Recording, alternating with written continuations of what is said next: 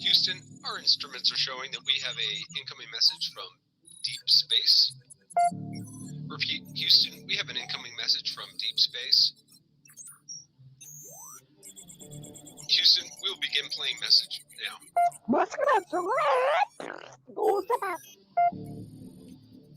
Houston, we're going to try and translate that up here. Hold for translation. Translation complete. We'll begin playing message now. Hey, it's me, Melissa. What do you do when the aliens invade? Take a shot of MK Ultra and watch Melissa Jade. Put on your tinfoil hat and tune right in. We got that crime spree, flat earth theories, government conspiracies, a complex Mandela effects, unidentified objects, a mind expanding, fake moon landing, what it all bends understanding. It's me, Melissa. It's me, Melissa. Aliens is on the sun or in Area 51. Time travels, unravels, haunted castles, cops are baffled, potential experimental thoughts that make you transcendental. It's me, Melissa. It's me, Melissa. Crime sprees, flat earth theories, government conspiracies, complex Mandela effects, unidentified objects, a mind expanding, fake moon landing, what it all bends understanding. It's me, Melissa. It's me, Melissa.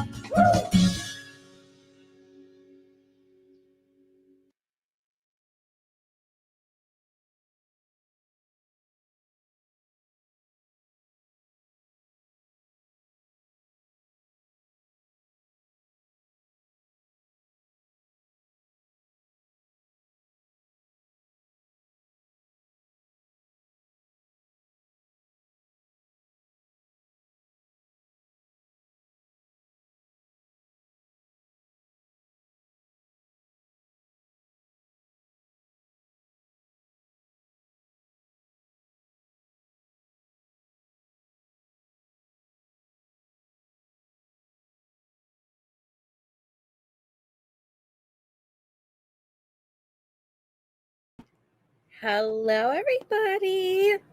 Hey, Heather. Hey, ATS News, Bryn, Blue, Nana Banana, Truth Hurts, Pointer Lover, Destination, Riley, Tony, Cutie Pie. We have Shay. Hi, Shay. We have Angel D, Bama Girl. We have Joe Lookin', Poor Linda, V. Oakley, did I say Harlot already? I don't know. Harlot People May, definitely worthy of two hellos. Punksy, Shakto, Poor Linda, my fellow Melissa. We have, let me see. I forget whose names I already said already. LSU Nancy Drew. Hi, guys. Envision, Christina. How is everybody? We're finally here. Shay, can you hear me? Perfect. Off to a great start. Hi, Kimberly Walls. Hello, my other Christina. Hello, Claus. For Gits and Shiggles, Solo Sock Chases on the case. Psst, Shay. I can't hear her. Up. Okay. Woo! You guys, we've had to push this live off. This live was scheduled for a day or two after the Cyber Sleuths live that we had Jules and Allie and Shay on. And, as you guys know, Shay got sick. So then we had to keep pushing it. And then I didn't want it to fall on yesterday because it was members only. So I pushed it again. But we're finally here. We're finally here and we're finally ready to do this live. And I'm so excited. And I apologize for any inconvenience for anybody who's been waiting, but we made it. Can you hear me, Shay? Well, we're halfway there, okay? We may not have made it yet until I can hear Shay, but we're halfway there. Yes, Carrie. On my screen is the photo. It's a still shot of the Cyber Sleuths Paramount series that was released, and an interview with WSU Mom Kim. No, ATS, we had to keep pushing it. Hi, Paisley, Water Lovin' Zog. Oh, were you? We're going to be reviewing it. We're going to definitely be reviewing it. Hello, Zero Dark 30, Cool Gamer. Yes, Mother of Cycle Breakers. We're going to go back. Shay? Oh, she's muted. At least that solves that, right? She's muted, so I shouldn't hear her anyway. Hi, Gray Pearl. You guys, so this on my screen is the reveal of WSU Mom Kim. So this is kind of like fast forward to the end currently where we're at. For the first time ever, we got to put a face to the name and to the voice of WSU Kim, as she is commonly known as. She used a variety. My conspiracy steak was the best. What'd you marinate it in? Flat Earth teriyaki? My conspiracy steak was the best. I didn't know I had. Is it ribeye? I hope it's bone-in ribeye. What? I didn't know I put out conspiracy steak. Hi, Maui girl, Daylene. Aloha. I always want to say aloha when I see Maui girl. What? I don't trust this other Shay. It's me. Did I do a whippet? Hi. Hi. We're off to a great start. I know. This thing is just sorry. It's giving me hell. So I'm going to have to like come into StreamYard twice. You're fine. And mute Download one. the StreamYard. Well, not if you're using the computer, but if you're using the phone, I was going to say download the StreamYard guest. Oh, stream. Okay. Stream. Pointer Lover told me I had the best conspiracy steak. And I'm like, what kind? I love steak. I don't remember what kind of steak I put out. Hi, Zeke Justice. Is she a robot for you guys, or is she good? Well, you got to speak Shy. Oh, I'm here. Yeah, but we're trying to figure out if you're a robot or not. It shouldn't be. I hope not. Yeah. She's not robot for me. Okay.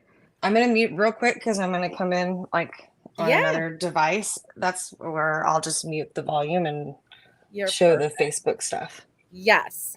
Okay, hold on. Okay. So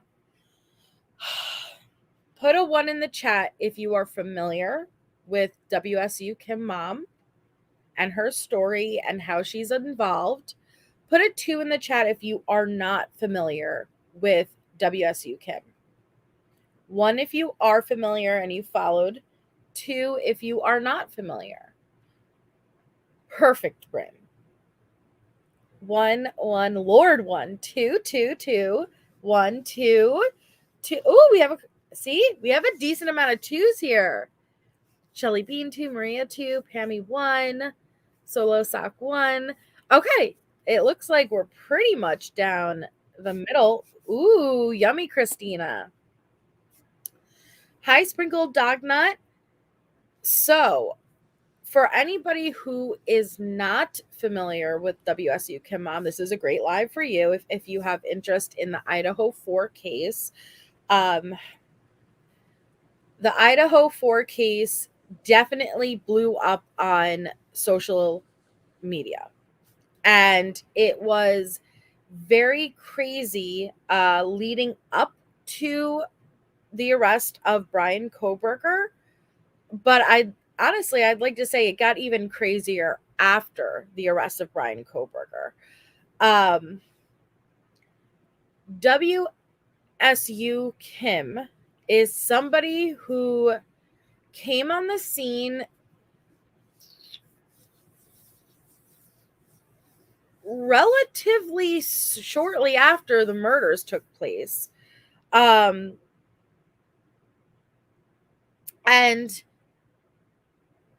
she claims she has children who go to the school local to the Moscow, and her children run in the same circles with these sororities and fraternities. But I'm trying to think of how to word it. She immediately came out with some inside information. And she made a lot of claims and allegations surrounding the victims, the surviving roommates, Brian Kohberger's innocent and or guilt, others involved, drug rings. It's a lot. It's so much I can't even just lightly throw out there what it consists of, because we're gonna show it all. But as time went on, she went panel to panel to panel, yet her story continued to evolve and it continued to change. Now, while a bunch of creators, as you're covering a current active case, information is going to come out in time. Hi, Anyanka. Information kind of comes out in time. You learn it. And as more information started to come out, Kim's story started to evolve and intertwine the new information. So as more and more information came out, it always seemed to intertwine with Kim's story. It doesn't matter who you mentioned, what name, she knew who they were, and it now kind of snowballed into her next narrative. Most of the claims she has made are very sensitive in nature. So I'm going to give you guys a trigger warning now, that the topics that we are going to be discussing tonight are definitely of sensitive nature, and it may be triggering for some. So, viewer discretion is advised. And I also just want to start with saying this stream is more a focus on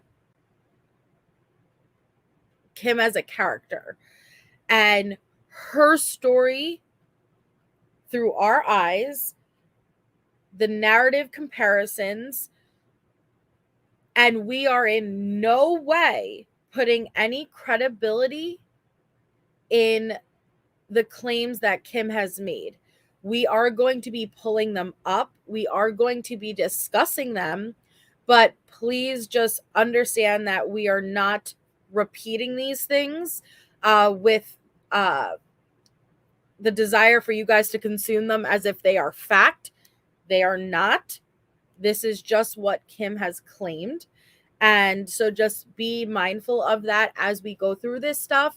And some of the things that we will go through are very graphic, like I said, sensitive, and we're not trying to focus too much on the details of the crime versus what Kim said. Okay? Now, Shay, are you there? I'm here. Okay, do you have anything to say before we start? No, I think that's perfectly stated. I appreciate that, because I definitely don't want to distract about the crime and the victims, just the character. Yes. So, Kim first made her debut on the Drunk Turkey show January 14th, 2023. But most people remember her coming on the scene from the Chronicles of Olivia video that was put out.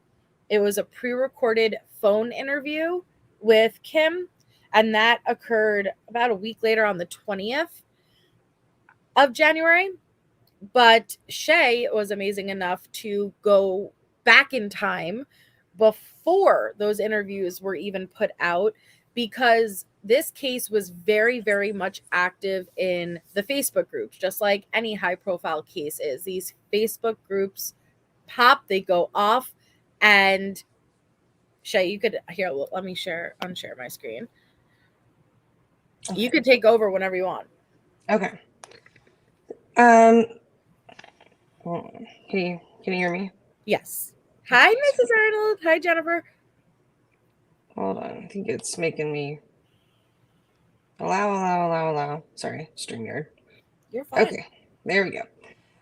Okay, so let me just kind of take this back a little bit to like my thought process was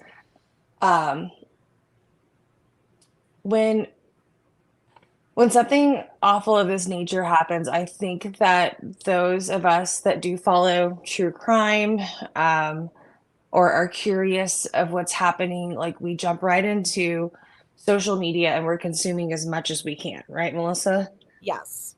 And sometimes when we're in that, in my opinion, the state of mind, we're absorbing a lot of information, not knowing what is fact or fiction. And I think this case just kind of like rocket launched. And I always think it's kind of interesting to look back at like where my thoughts were when this case first, this horrific crime happened versus now. And this is my thoughts on it was that I consumed a lot of content. I mean, things that I might not even say are part of like my working theory on this case. I wanted to know more. And with that, I probably went over into sides of listening to different kind of creators' content that may not be, how do you say it?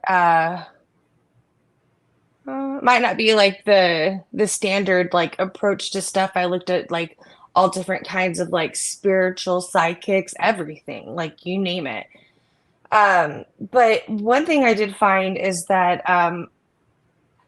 with the Kim story is a lot of people kept saying that they verified her.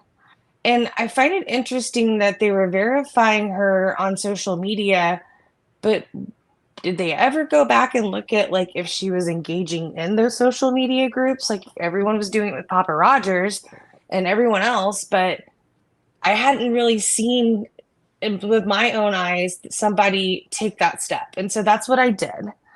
And that's the approach that we're going to take. So I am personally subscribed, not to share my screen.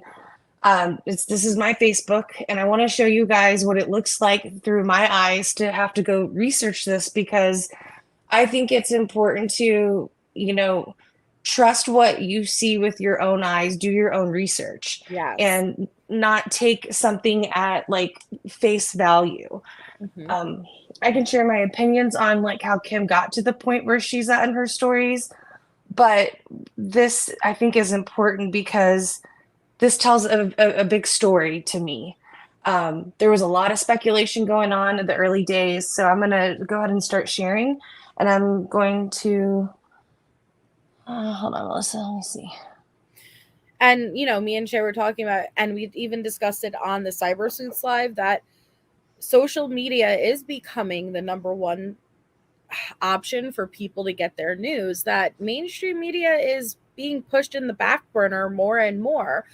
But as amazing as social media can be, it also comes with a lot of faults also. And Shay was just saying how subscribers put a lot of faith in the creators that they follow. But we are human. Number one, we're going to make mistakes. But number two, then there are also creators that don't have the best intentions. And I'm not referring to any creator that Kim may have been on a panel with. I'm just talking in general. And you always need to do your own research, just like Shay was saying. Don't take anybody's word for it. Don't take my word for it. Any other channel. You need to vet the information and go do the research for yourself. And don't just vet the research, vet the creator too, because if the creator themselves have a history with having issues and deceiving, that's you gotta just be mindful of that. Am I good to share it? Yeah. Okay. All right, can y'all see this? Let me see. Which way should we do this? Which way should I do this? Okay, I guess that works. Okay. Yes, we can see it. This is the infamous University of Idaho Murders case discussion group. This is the main one. Yes. So her Kim's name is out there. She's in these groups. I don't feel like I'm doing a dox of any sort, but I want to just show you guys. So this is my Facebook. This is the groups. I typed in a name and I want to look at group post. So this pulls up, so you guys know, you'll see things that aren't related. And I already have some saved posts in here, but I wanted to show you guys how I got to this. There's a lot of different posts in here and groups I'm in. Yes, I'm in Animal Crossing. I play a bunch of games and things like that.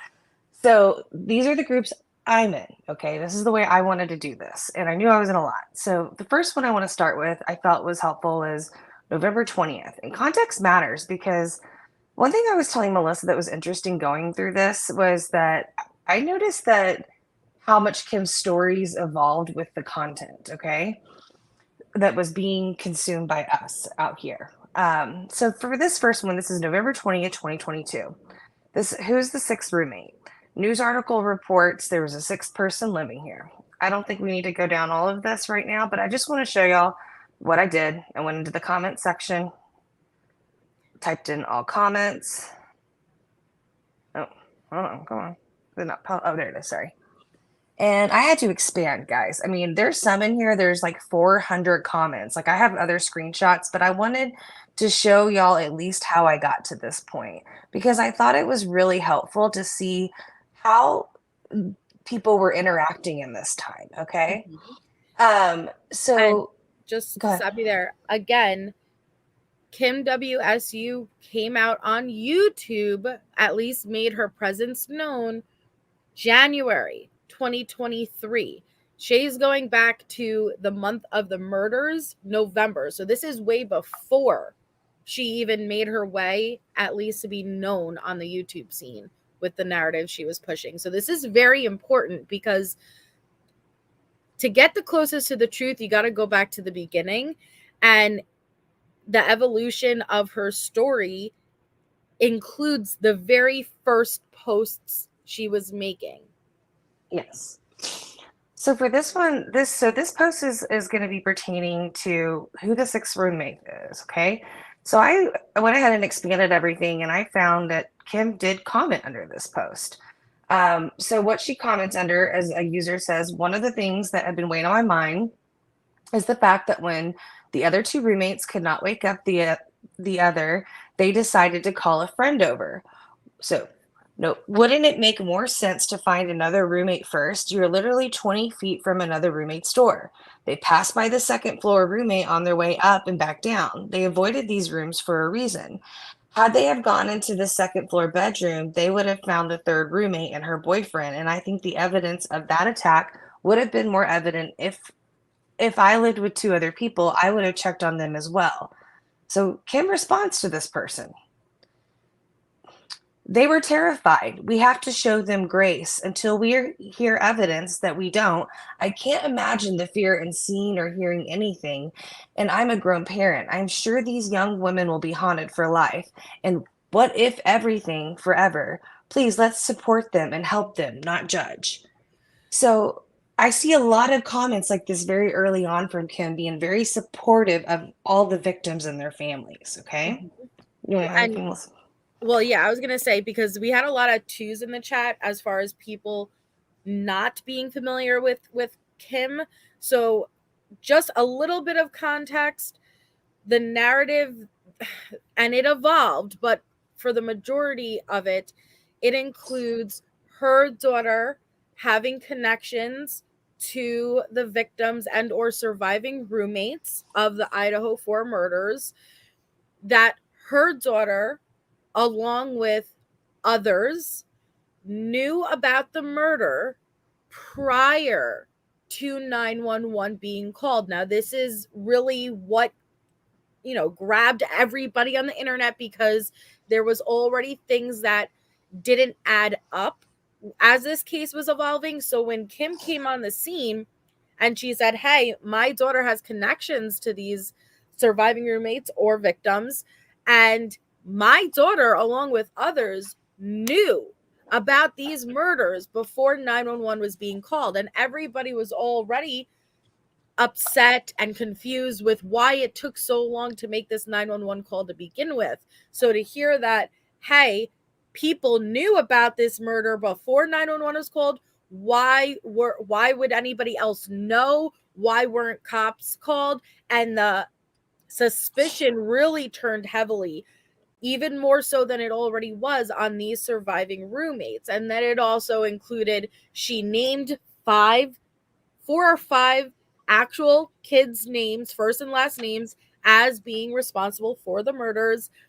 There's the theory of drugs. So just keep that in mind for anybody who isn't fully familiar, and we will get to that because we're going chronological order. But keep that in mind as we're going back and reading these posts, because while she's reading the post, read them as you know the information that she would ultimately put out. Do these posts align with somebody who already knows this information, allegedly? Sorry if that was really confusing. No, I think that's a great point. And that's why I wanted to go. You're right. That's why I wanted to go back to the first days of what did we really know then? Okay. Mm-hmm. So this next one, this is December 7th. This isn't a real big one, so it'll be easy to find. So did anyone else notice that the house was blurred? I think we all remember the house being blurred eventually on Google. Okay. Yeah. So here's Kim right away. I just make sure I have all comments because I like to get in there and see it all. Okay, so Kim's commenting on somebody. And the dates, guys. Oh, oops. For the dates, sorry guys, 1 second.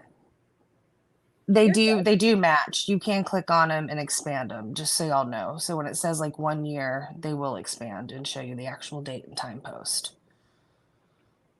Where did it go? I was scrolling. I'm sorry, guys. You're fine. And oh no, I deleted it. Never mind. There it is. December 7th. There it is. Okay. I will tell y'all when I started to see a shift in Kim in a little bit. Okay, here we go. So somebody just says there's no reason to blur it. So Kim jumps in here and says, well, people likely heard the girls' belongings were being moved today, and some may try to go there. Also, it's time to remove the image. Honestly, will any of us ever forget? I have 2 students. They're transferring. It's terrifying. Quite frankly, the entire town is terrifying. The Christchurch ideology, acquisition of real estate, and eviction of tenants who do not publicly prescribe to their ideology is beyond terrifying. YouTube Christchurch Moscow. Look for the unsolved murder sermon, but do it quick before they delete it. So that's December 7th. December 7th. So a little over a month before she makes that Drunk Turkey show debut. But what I pull out from that is I have 2 students. They are transferring. It's terrifying, which I do believe if you do have students, children who are students in that area, I'm sure it was terrifying for every parent out there. But she said they were transferring. She did. She says that her student, she's going to transfer him to Arizona State University. That'll be later on, and I'll tell you when that happens. You ready? Mm-hmm. Okay, so Kim starts talking a little bit more. It's purposeful, out of respect for the girls and their families. It's to allow privacy while the girls' belongings are removed to return to their families. So she's just kind of being pro a little bit of surviving roommates. Yeah, a little bit more pro surviving roommates, pro family. There's a lot that happens after Kim comes out, so I'm going to wait to get to that. Snapchat. This is one I thought was interesting. So I always felt that Kim's Snapchat thing, we'll talk about it later, has completely just, snowballed into something. But guys, people were having these theories in these groups, and I think she picks up these theories and these contents. My biggest one we'll talk about later is Donna Serafina. I do really appreciate her, but it is a big perpetuant of Kim's stories. But yeah, guys, I mean, you could go in here yourselves and look if you were in these groups and see that like they're talking about this. So she's having questions about the Snapchats. Look, I've asked the same question. This is what date did this say? December 15th. Snaps go away if open, but can be retrieved if unread. I believe there is a ping that can trace the snaps. I did contact several people telling them that likely all communication these kids had or mostly had was through Snap. And from Kaylee's body language, that being similar to my daughter, it appeared she would be snapping, not texting. Yet Kim would later come out and say that her daughter, among others, knew about the murders via texts and then Snapchat.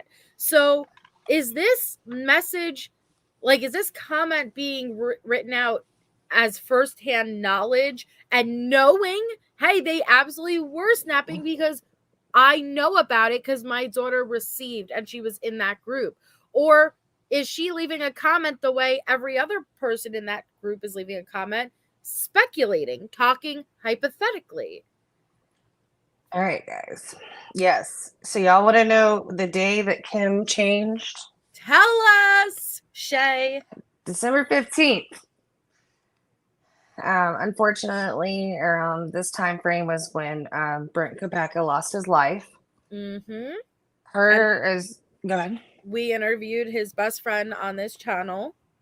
We did, and I'm not going to say anything ugly about him at all. I am complete respect of military, and I just keep my mouth shut. So I think this is my thoughts, guys. I think that I've told Melissa this. I think Kim is a scared mother.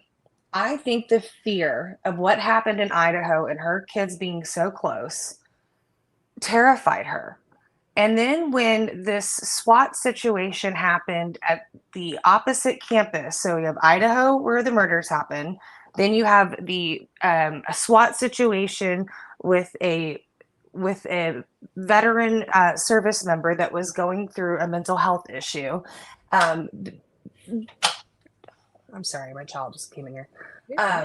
They had that. This happened December 15th, and it ruffled feathers. If everybody remembers this, people were like, did they catch the guy? And they were trying to link Brian to him. I don't think that they're linked, but I think Kim, it set off fear in her, because this is when she starts, you'll see a different tone in the way of her responses in these groups. She's transferring her kids. Why? My kids attend WSU. They're transferring. They're home now. SWAT is swarming my son's dorm. That's right. Ineptness of Moscow PD has placed WSU students at risk. WSU has a shelter in place. My kids are transferring. I mean, this stuff continues. Like, okay, so wait. Okay, scroll up for a second. Mm-hmm. So she says, my kids attend WSU. They will be transferring. They are home now. And this was December, for December 15th. They are home now, but currently SWAT is swarming my son's dorm. Yes, that's right. The ineptness of Moscow PD has placed WSU students at risk. WSU has a shelter in place. My kids are transferring. Now, when she says the ineptness of Moscow PD, is she referring to this specific situation, or is she referring to the murders? But is it possible that maybe this was the personal connection and this was true, and she got so angry that she then applied it to the Idaho murders themselves, but really she didn't have a direct connection to that versus the Brent Kopacka situation? Yes, and I am going to point something out, and I don't know if she flubbed on this, because I do believe as a mother of a college student, I would be scared too, okay? I have children. I understand this completely in my heart. But the problem I have here that makes me upset is, guys, if you know anything about the Brent Kopacka story, it was not a dorm room. It was an apartment complex. Mm-hmm. So that statement right there, SWAT swarming, no, the dorms, that's not true. In the middle of the night, they were trying to transfer the students that lived at that apartment complex to another another shelter for them to stay so they could assess and handle the issue with Brent that was at hand. So this was not on campus. This was an apartment, not a dorm. So I think that fear really may have drawn Kim into some of these theories, and also like consuming a lot of the content that's here in social media and put out here in the atmosphere. I'm not giving her a pass on some stuff because we'll talk about some things that are like very disturbing, and Melissa and I were kind of discussing how to go about that respectfully. But I just wanted to show y'all kind of the evolvement of what I was seeing online that you guys could see yourselves too. It went from appearing like a concerned mom who did have children close in the area. It shook her up, but the comments appear to be just like any other member of the group, commenting with speculation and, well, I think this, and now there's more developments. Well, how about this? But she was very much in defense of these surviving roommates. Now you have to again remind yourself, and I know it's hard, but think about where she ended up going with the narrative she pushed, and she would have known that at this time of the post. So why did her energy change so much? Why would her story change so much if she knew that information from day one? Right. Okay, I'm gonna get another one. Okay, this is another one that was early on. Okay, this had can y'all see this one? Okay. Yes, ma'am. Okay, this one had so this talks about the frats, guys, November 26th.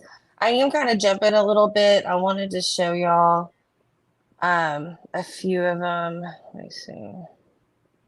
I might have to just go grab my screenshot so I don't have to get into that nitty gritty. Let me do that. Let me. Okay. I'm gonna grab. So, hold on. How do I stop? Okay, let me grab my screenshots real quick, Melissa, so I don't have to like keep toggling, and we can get to the meat and potatoes. But I just wanted to. I hope that helps everybody who wants to go see for themselves how they can look some stuff up. Yes, and I appreciate that, Shay. Shay is literally giving you guys the directions of how you can go and see these posts for yourself. You can verify them for yourself. She just walked you through the process, and we very much appreciate you doing that. And it's hard not to like jump ahead. I feel you, Shay, because like there's so many stories, and we're gonna be going over. Listen, there's lots of panels Kim went on, but we're definitely going to go over the Chronicles of Olivia, one of the first places she went, and we're going to play what she said on that panel, or on that pre-recorded video, because that was more of her debut on YouTube. And then we're going to focus towards the end and when she came on my panel and what her narrative was and how it evolved, how it changed, why we think it evolved. And so you'll be able to hear in her own words what she thinks or what she is stating as fact happened. That's also one of the biggest issues I've had with Kim is she's never stating things as her opinion or she believes. She's always stated it as fact. And my biggest issue with her was coming out and literally naming these young students first and last names and saying that they were responsible for the murder. And I thought that was extremely irresponsible, dangerous, and unacceptable. I completely agree. All right, I'm about to show a few more. Let me go. Get you, yeah. Sorry. Okay. It's ready whenever you are. Can y'all see? Yep. And I think you could just zoom in if you wanted to, like with your mouse pad maybe. But we could see. Well, I think because these were screenshots originally, they're not letting me. Oh, okay, yeah. But we could see it anyway. You can't? Okay. Okay. So this is November 26th. I actually wanted to show some that I thought were interesting myself, just being kind of, this case.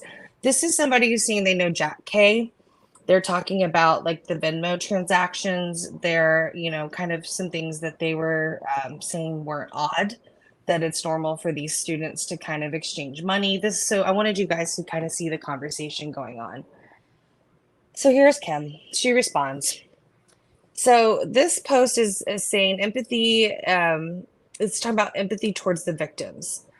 November 26th. So Kim says these young women were petrified. They don't have cars. The killers likely didn't know they were there. They hid behind locked doors. They are victims.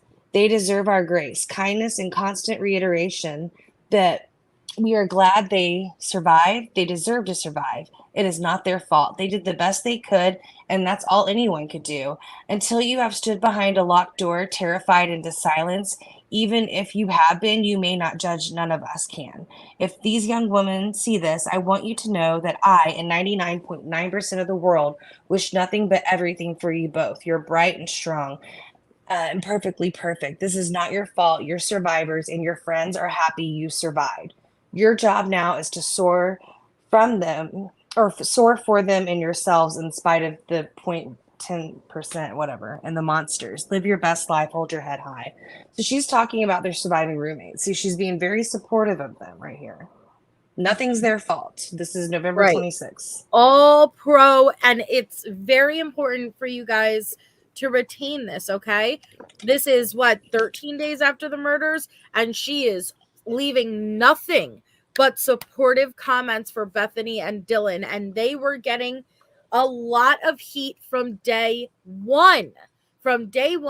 Because naturally we're like, wait a second, there were 6 of them in the house, 4 of them were murdered, over 8 hours it took to call police. We all had questions. And so they got some heat and side eye from day one, but Kim was absolutely pro the surviving roommates, and you do not even pay any attention to the 0.10% of the monsters out there who will side eye you. And she's not even bringing up any affiliation of her kids knowing these students, okay? Right. Nowhere in here. All right, next one. Oh my gosh. I have to bring this one up because, I told you I was going to, and I want to make this bigger. You could go out and look at the plus sign right there. Top. I am. Look, top. The plus sign. No, down. I just did that. Does that not work, that thingy? I don't know. Anyways, okay. I could share them with whoever wants them, but anyways. So, guys, y'all remember the stupid shoes on the telephone wire, right? Mm-hmm. Okay, this is when I was saying I thought it was funny. So they're commenting about the shoes on the telephone wire. This is back in the early, November, December. Kim says shoes on the telephone wire is a tradition at WSU too. Greek students throw their frat shoes when they graduate and sometimes when they get new ones. It's a Greek thing, guys. And there's even a Idaho alum in here who said she did it as well in the same comment thread, okay?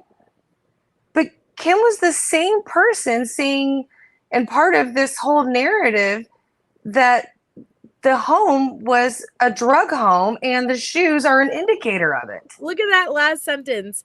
It's not a drug thing. Kim would eventually be one of the biggest freaking voices out there for that home being, I quote, a drug hub. You have to realize when she's making these posts, according to what she says, she's already privy to all the information that she would later release. She's saying right here, it's not a drug thing. Wow, why are you conspiracy theorists going so crazy? This is normal. This is a normal tradition that they do. It's not a damn drug thing. Mm-hmm. Okay, yeah, here. I am putting it out there that the shoes on the telephone wires do not signify this. I lived on the street in this college. I have friends who threw their shoes on the telephone wires. It's a tradition. They do it at the end of the senior year. It's not a sign of drugs being there. So I guess I don't know, guys. I mean, this is just some crazy stuff you'll see in here. Let's see what else. She is SWAT. Okay. Liar. I'm gonna have to go back this way. Sorry. I'm just curious. Okay, this one is. Okay, this one also pertains to. This was December 15th. This was the SWAT one we talked about. Mm-hmm. This is another comment in here. So she's in multiple Idaho groups, not just the big one, guys. This is March 23rd. I believe that she's talking about the home, how the school wants. The school Okay, no. gone. Yeah. The school wants it gone, the crime to be in the past, and their numbers, which were very low before, now to be even lower. I also believe with reliable evidence that there are many people who do not want this crime and the crimes that caused it to be exposed. This involves a Greek, business owners. This involves a community, student, singular, authorities, Greek, and business owners. This was not one man. I have no idea if Brian is guilty, but if he goes down for this alone, more students will die. These 4 students were not the first to die at the hands of monsters. The brutality shows a level of escalation and sends a message. Snitches get stitches. Not my words, the students. Now, what was the date of this, Shay? That's March 23rd, 2023. What a shift. Yeah, okay. Hold on. This is targeted. I'm in Scotland. That was my Scotland accent. Okay, December 19th. This is also relating to the SWAT one again, guys. So, have you contacted the tip line? Hold on.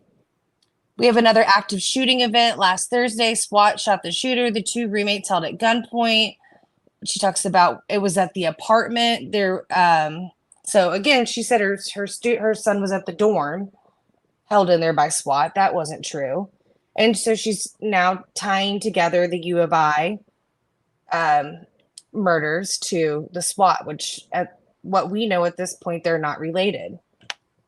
So, I mean, she continues. Hold on. I got more. Sorry. I just wanted. You're good. I was taking pictures of anything I could because I just thought it was interesting, like how all over the place she was. That was the Snapchat one we went over. It's talking about respecting the girls and their families.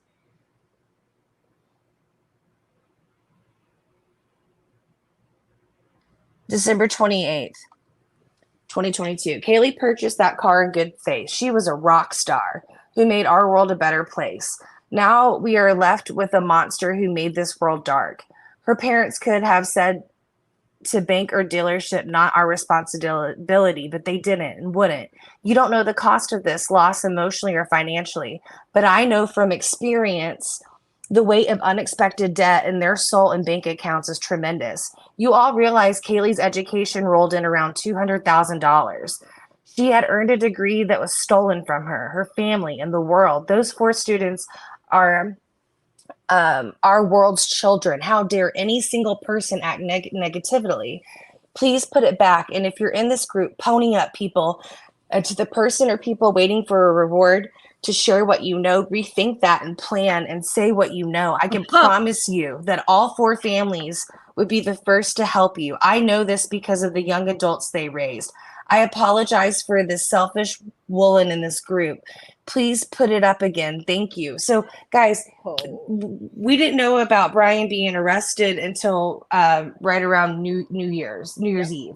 So this is several days before the arrest. Again, she's not saying she knows them. And she's urging anybody who does know anything to come forward. I just want you guys to pay attention how pro she was for the families, for the victims, for the surviving roommates. And then when we get back and we play my panel that me and Shay were on when Kim WSU came up, and I asked her, if the victims' families asked you to stop, would you? Do you remember that, Shay? And I'll wait for you guys to hear her answer, because this is a sharp contrast, urging people who know anything. But allegedly, according to what you've stated, Kim, you know everything. You know everything at the time that you're typing out this comment. Yeah, and I don't want to read much on this next one, but I want you guys to know that, like, thank you, Nicole. Thank you, Nicole, for being a member for 29 months. Heart, MJ, glad I was able to catch you while you're live streaming. I love you, Heart. Thank you so much. 29 months is so long. Here's the 30. Thank you so much for your very long support, Nicole, and it's lovely seeing you.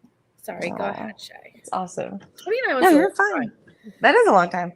I just had my 1 year anniversary with you. Yeah, and many more. Yay! Okay, so, like, I think we're all adults here that we can understand that there can be an awful event that happens, and there can also be separate things going on in towns that people may be indifferent of, whether it's political, church, community associations. You know what I mean? It doesn't mean that they're all tangled together. And so what I noticed is that, like, right after this SWAT incident kind of happened, Kim really started pushing the church theology kind of stuff with, like, that was going on in Moscow in these groups, which I don't feel like they're related. I mean, it could still be very true in their community, but, like, I feel like this is kind of just stirring up more conspiracy, if you know what I mean. And so these are kind of what some of these comments, if you guys look them up, you'll see, like, she talks about the church organizations and things like that, which, I mean, I don't, like, no, come on. Thank you, friend. Did you push? Did you me? Me? Yes. Oh no, I'm sorry. No. I said thank you, Bryn. Who heard that? I said thank you, Bryn, and you went. I didn't mean to. I'm so sorry. Hey, Bryn. It was perfect timing. It was perfect timing. Someone had to have heard that, because I was like, what? Oh my God, I'm so sorry. No, I'm really not on my A game today. I'm trying. No, I love it. It was funny. It was funny. J Lord said Kim was a player, in my personal opinion. Oh, we'll get to the theories, but honestly, what Shay was a little kitty cat. That was Whoopi's cat. Can I show Whoopi's cat? Kevin. Well, the duck's the cat. There's Kevin. See, he's everywhere, man. He's into my screenshots. I can't get away from the damn cat, man. All right. Okay. I did that. Whoopi put it in there just for you. Oh Lord. Okay. This kind of goes in. She's telling someone. Wait. Okay. Hold on. Go back. You want to see that one? Okay. Yeah. She's like, oh wow, I feel like that's very harsh. I would love to know what she's responding to, because the things that she said, and we're gonna get to a specific email which me and Shay had to speak about, because it is so graphic that I struggled whether or not I should even read it to you guys, but I feel like it's very important to do to understand how far Kim went with what she was claiming and alleging. But for her to say, oh wow, I feel like that's harsh to anybody else after hearing what she's claiming is just mind-blowing to me. Mm-hmm. Yeah. Yes, Joe looking.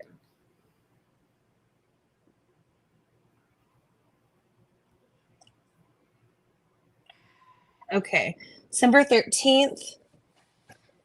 This is Kim commenting. She said, seriously, if News Nation leaves Moscow, this case goes cold. Brian Ninton is diligent, honest, and actually cares. I love News Daddy, too. That's just my thoughts. He's invested and he's exhausting every avenue. I'm pretty sure there are 100 things he would rather do than deal with inept law enforcement spokespeople who lack transparency and the ability or willingness to stand up to a community that has other plans. I have 2 students. I want answers. And yes, Arizona, here they go. The coverage is a blessing, but I know transparency is uncomfortable for you. There have been 9 student deaths since May. You good with that? Why don't you send your kid there? Let me guess. They go elsewhere. So you'll also see that she's kind of picking up whenever we had found out about the deaths of these children. You know, a lot of people were looking into like what other deaths had happened around there.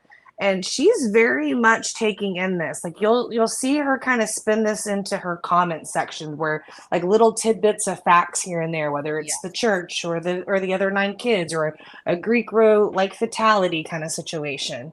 And she has a big issue with the Greek, which I really hope we can play that one recording we were talking about earlier, because I think that's really, there's an agenda.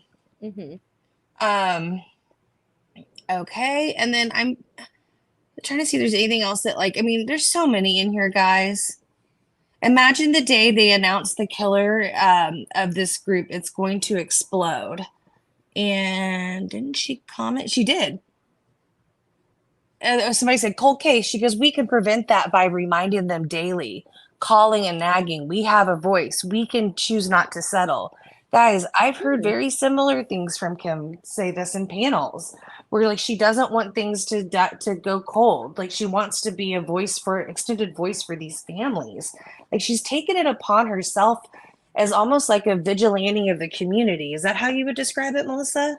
Right. But not fighting for, like, you're doing more harm. You're not doing good.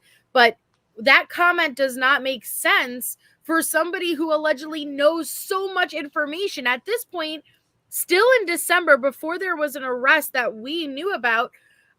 She's making a post that we don't need this to happen to lead into a cold case. We just need a call. We just need to keep our voice. We need to keep this in the spotlight. Nowhere is she saying, I am privy to inside information. My child knew about these murders beforehand. Bethany and Dylan were texting one another. There were 4 people standing outside. She gets into detail. You will, again, after this, we're going to go through her own words, but she gets into great detail. These messages, these comments are not being written out by somebody who allegedly is aware of all of that information she would later come to say. You want to read this one? This is December 16th. Sure. This one shook me. He's so basic. What date? December 16th? Okay. He's so basic and stupid, he wouldn't get it. He doesn't even realize that we know who he is. Him and the other little loser butches? What is that? I guess. Bitches, baby. Him and the other little loser butches, they are owned by their drug habit, pinky parts, and the big man that they bend over for. These losers aren't worth shit now. Can't even get it up. Now they're mommies. I can't wait to meet the ignorant woman who failed terribly. When God blesses you with children, failure is not an option. The losers killers are dirtbags. They're going to prison shortly, and their peers will handle them. I want the parents of these things they raised in a men's prison, both of them, with a bar of soap and broom attached to their bodies. Damn! Oh, no, wait till you read Kelly's comment below. Read it. So Kelly's responds, this woman blamed my mother for the murders. Sadly, she has serious mental issues.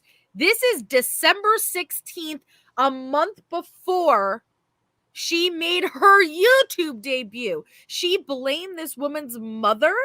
Yeah. For being the murderer? Yeah, right here. Look, right here. Look, this is what she's saying.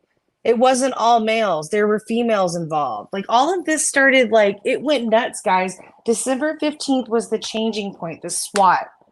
Like that's what I saw, the big change in her. And like and this is the same account all throughout. I double checked. And I just want to pause real quick. Thank you so much, Jack. Jack just gifted 5 memberships. That is very kind and generous of you. Congratulations to anybody who received one. Please make sure you thank Jack in the chat if you are a lucky recipient. So thank you so much. So, and this is, you can see the dates. That's why thank you so much, Shay, for taking the time and walking everyone through that. You could go and verify it yourself. It's not like somebody went back and then left the comment, like after the whole Kim stuff blew up. No, it shows that Kim started in the groups. She started in the groups and she already was pushing narratives and making accusations before she even came to YouTube. Yeah, I mean, and it's sad, guys. Like this one right here. Like she's talking to this Kelly lady. She's like, they have no life. This is their glory moment. They're clowns trying to bait, thinking they matter. They don't, and the police know who they are.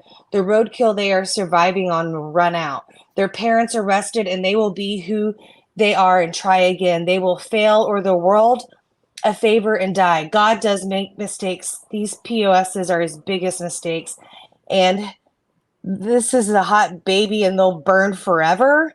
I do not forgive you if you are if you are reading you are nothing. Does your insane ass remember this? But you were speaking of your mother. Kaylee's not your mother.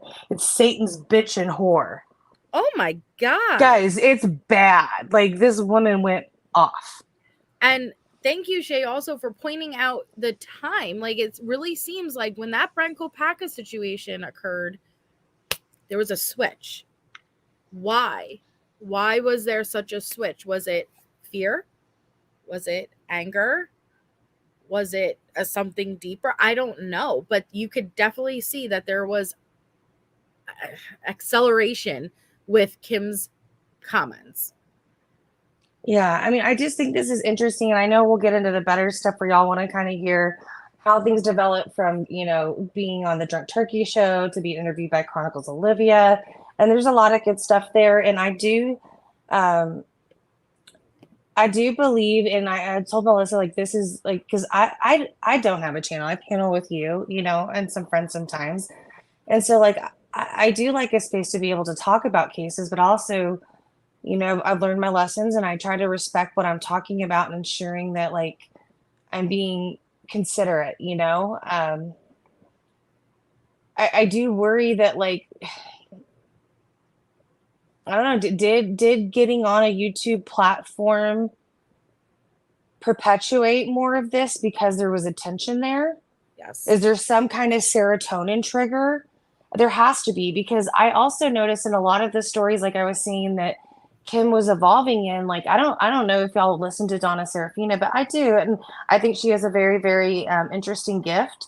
I can't say how I feel about things 100%, but I very much respect her. And I understand she's also a victim of crime herself from family. And so I do think she tries to be sensitive to that. But I could see somebody like Kim who's saying these things. She's all over the place, guys, within 1 month. November 13th to December 16th, we're seeing how wonderful these kids are, to all this crazy shit talking in these chats. And then these drug stuff starts perpetuating. And if you listen to Donna, there was this one part where Dylan didn't know what to do with the box and she had to hide it. And a lot of people thought it was drugs. And there's a lot of things that kind of perpetuated off that. And I don't blame Donna for, like, sharing her visions, but I think also it comes down to the person who's interpreting it, right? Yes. And so I'm looking at this as we're consumers and we're interpreting this. And this is interesting to see, like, this is happening in the Idaho groups. These are the things that Kim is talking about. Mm-hmm. And it's heartbreaking to me. I mean, so she's again talking about, you're Satan's bitch whore and you're the product. And then Kelly said, I have a hard time with this scene, but if you're ready, I'll be right there. Like, I mean, they're talking to her like she was losing her shit. So then Kim says they had 8 hours. Oh, you mean now? Of course they do. They're hiding under their mommy's skirts like impotent little imps. Whoa, wait. That's about the surviving roommates? Mm-hmm. Whoa, okay. So you guys heard just a couple of screenshots ago. Before you read this, I have to remind you guys. She was saying 90% of us will uplift you. We have your back. Do not pay attention to that 0.10% of monsters. You guys remember that, right? The 0.10% of monsters. We have you. You guys have no idea the trauma these girls went through. The families have you. The victims have you. We have you. We will uplift you in spirit. Everyone needs to back off and respect these girls. Now go ahead and read that comment from, what was the date now? December 16th. Yeah. December 16th. Go ahead, read the comment. Okay. And I also want to state this too. I am not a licensed professional and I am not trying to, like, diagnose anyone. I am just reading this as a consumer like you guys and thinking something's off here. Okay. So I think something's off. Something set this woman off, in my opinion. They had 8 hours. Oh, you mean now? Of course they do. They are hiding under their mommy's skirts like impotent little imps. All they will ever be able to do is watch from the outside. But they were never good enough to matter. No one will miss them, except maybe their big prison daddy. But you know what happens to boy bitches who kill women and can't even close the deal. I give them 4 weeks in prison, and I hope their mamas hear them scream, and I hope their mamas look over their shoulders forever.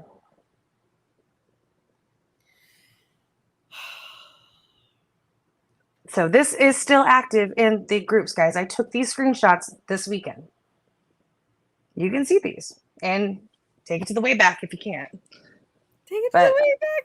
I mean, I'm just saying, like, guys, this is very concerning to me. Like, yes. In an open forum. Yep. And this is all before she even got to YouTube. Everything that we know of Kim, this is before it. Yeah.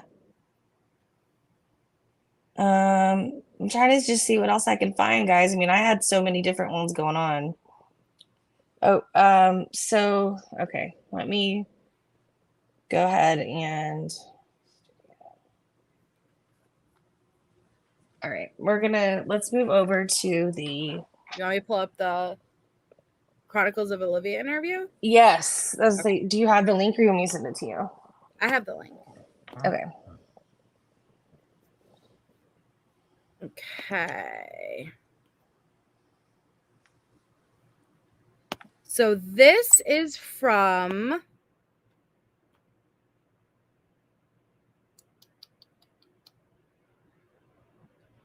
January 20th, 2023. So a month after that last comment that we were just watching.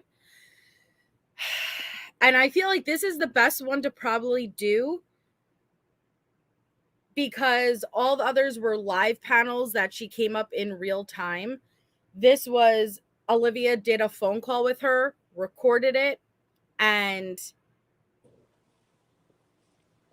it was just, I don't know, like Olivia, even though I don't personally agree with a lot of things, she's very good at video like her presentation and making the videos themselves.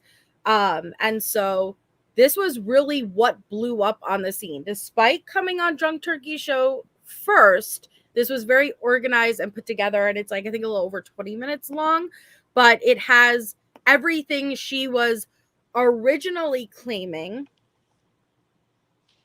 Can we also point out too, so what we will show you is hold on. This one was done after the PCA, right? Mm-hmm. Wait, yeah. Yeah, I think so. Okay. Pretty What sure. happened the morning of November 3rd? Yeah. Listen to the details, guys, especially if you know the PCA well and you know where the girls were, like separate rooms, locations, things like that. She catches herself in lies, right, Liza? Yeah, sorry, I'm trying to figure out which is the best thing to share my screen with. It happens like within 2 minutes, guys. I was really shocked. It was at the beginning, like she'll say that the girls were locked in their rooms. And then she mentions they were together. So they're in their rooms, but then they're together, like the singular to plurals. You'll notice.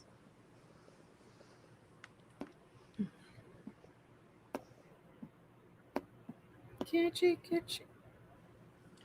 Oh wait. I don't want to give you a trouble for that. Left. No acapella singing. Center. 2. Enhance.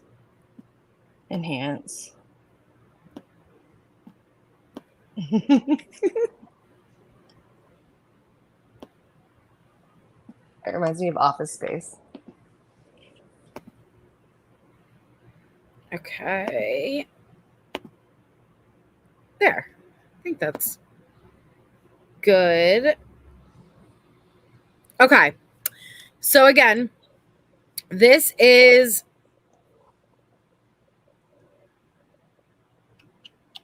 January 20th, 2023.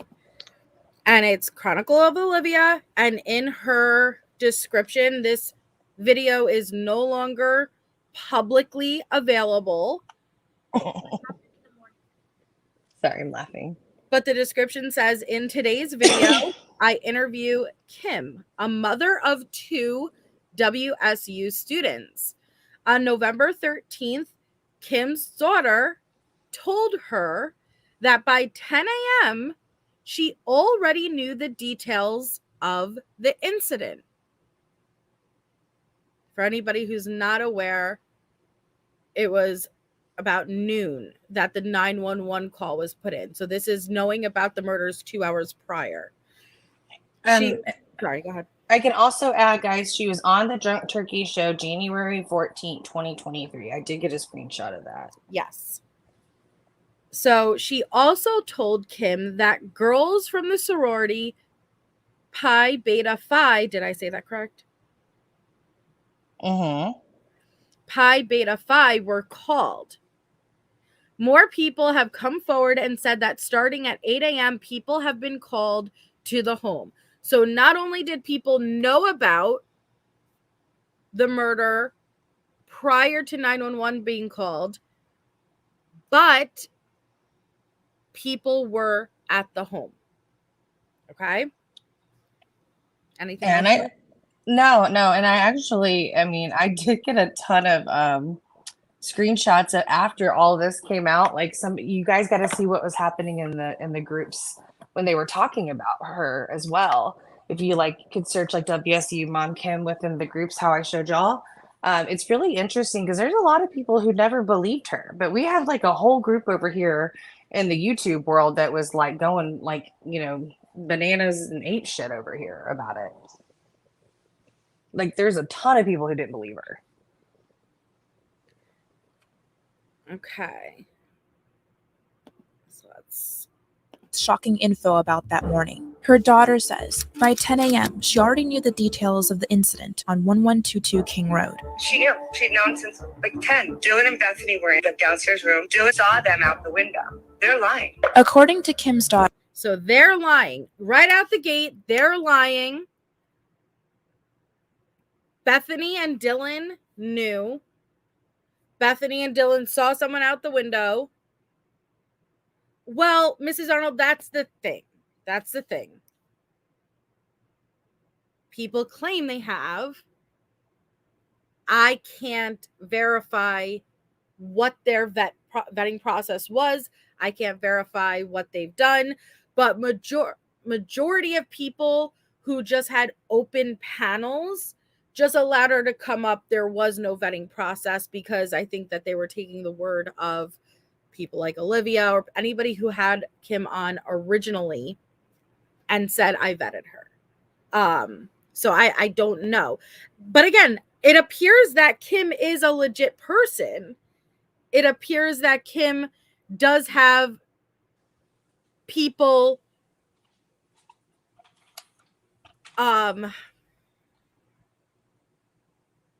So she is real, guys. And I looked at the picture that we used on the thumbnail. That does tie to this account, and it has for a long time. The one I was looking at on Facebook, I think she's real, but I think she's inserted herself in this out of fear. That is my opinion on the matter.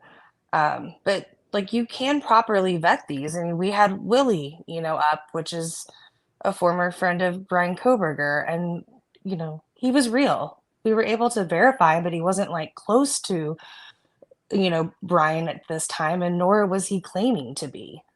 And I think that's the problem. Would you agree? Yeah.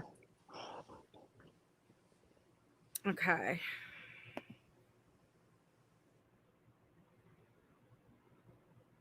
Butter. Multiple people from Pi Beta Phi were called. These phone calls were made 2 to 3 hours before the first 911 call, and news spread like wildfire.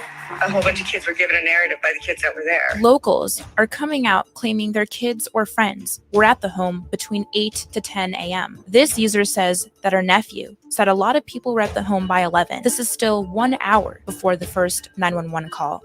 So hours before a 911 call being made, kids at the home, kids know about the murders. This blew up, okay? Even spoke with a student at U of I who also knew people got called. But when it comes to speaking with anyone who received a phone call or immediate friends of those who did, it's kind of hard to get people to talk. Why? Kim originally called into the Drunk Turkey show, and they did a good job of vetting her. There was certain validation that needed to be done. Now, the person that called us in stated that she had a daughter and a son that attended WSU, and they had friends and a roommate that were close to the situation. I called the FBI on the 13th, actually. Okay, but do you see how she said that? I just want you to notice she said they vetted her. And I'm not putting that on Drunk Turkey Show. I'm just saying that, does that mean that she didn't take any process to vet Kim? I know I said it before, but I think Kim's a real person. There is a Kim that aligns with everything she's saying. It's just whether or not her story is legit.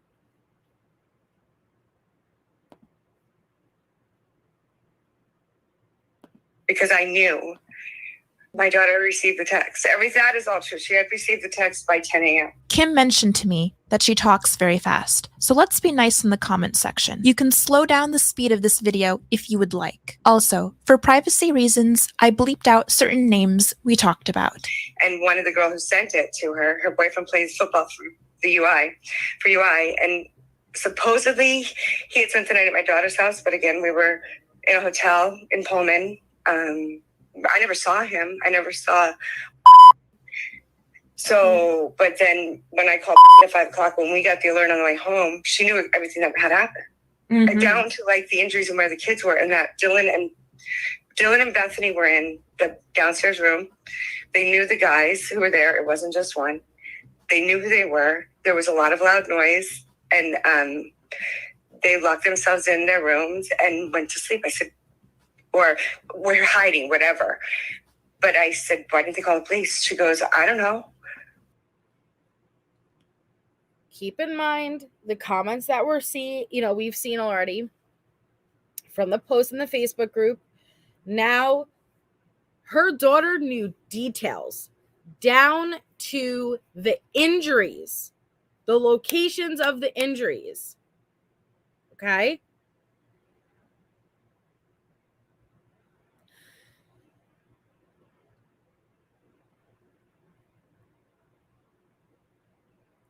They know who the murderers were. Does that seem like the same person who was posting in the Facebook group a month before this? And she's even quoting the media that she's consuming. Mm-hmm. Like, man, you go from please urging anybody who knows something, say something. Say something. I know, Eric. I know. We showed it when we started the live. But then, damn, her daughter knew down to the injuries. First of all, even if, and this is always the issue I had with her, even when she first came out and this story came out, even if that were what you were saying is true, and people knew prior, how the hell do they know down to the location of the injuries? That's up close and personal. That's more than, I heard something.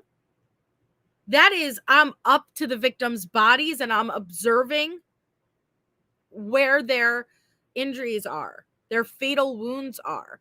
And then Dylan and Bethany were downstairs. They saw everything. They're lying. So how does it go from the woman who was preaching in support of these surviving roommates to now they're liars?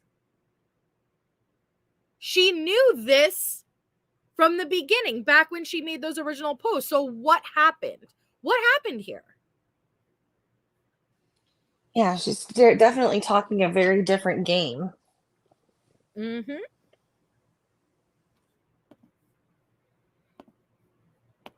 And like, I just really still can't get my head around that. And I know you're frightened, but they were not terrified. Like what the police report said at the probable cause warnings is not what these kids were all told. Yeah. It's not. And one of the girls, even on 2020, said, I think it was a girl, I'm not sure, in the black sweater, blue sweater, said, I texted Xana in the morning and I didn't hear back. Police weren't called till noon. Wow. They were there, and they were there early on. And what I've been told by the FBI is that they're aggressively investigating everything I've told them. So I do think they do know. I do think they're going to make more arrests. But I do think that Kaylee's, at least her father, should know.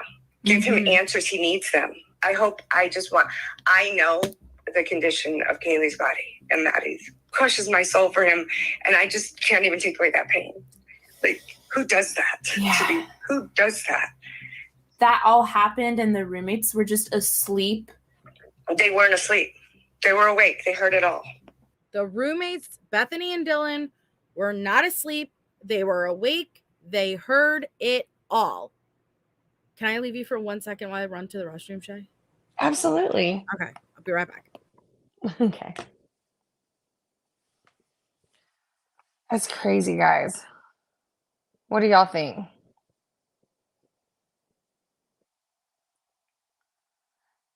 How would you know their injuries? I know. It's just interesting to see it develop. Like, I think that's kind of what I'm most like curious about is like that's why I didn't want to make like, we were intentional not to make this about the crime itself, but more like the character and how they got involved.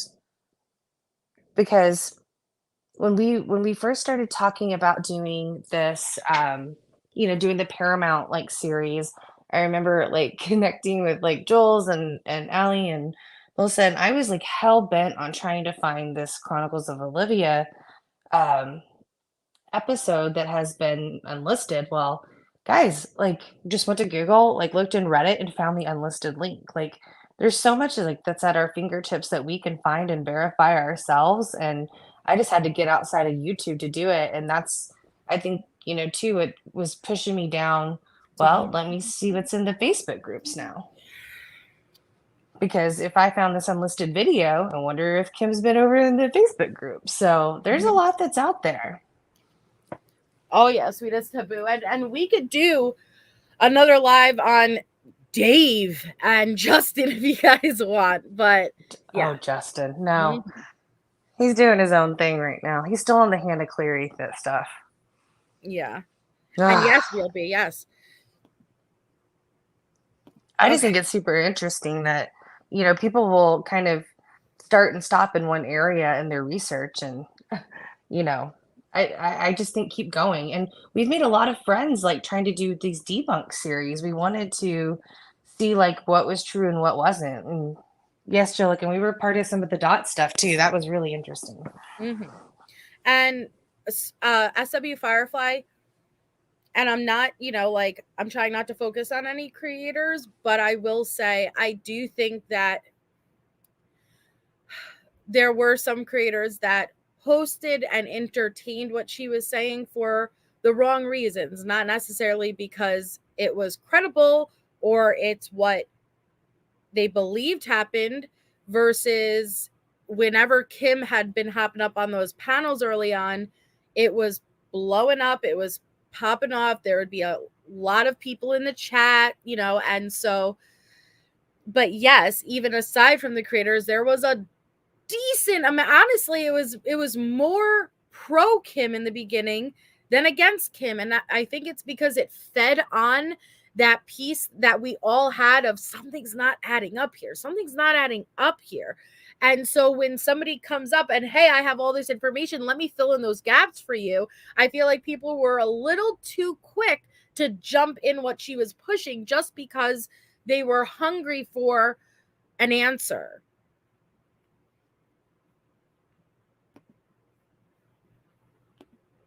They knew who it was.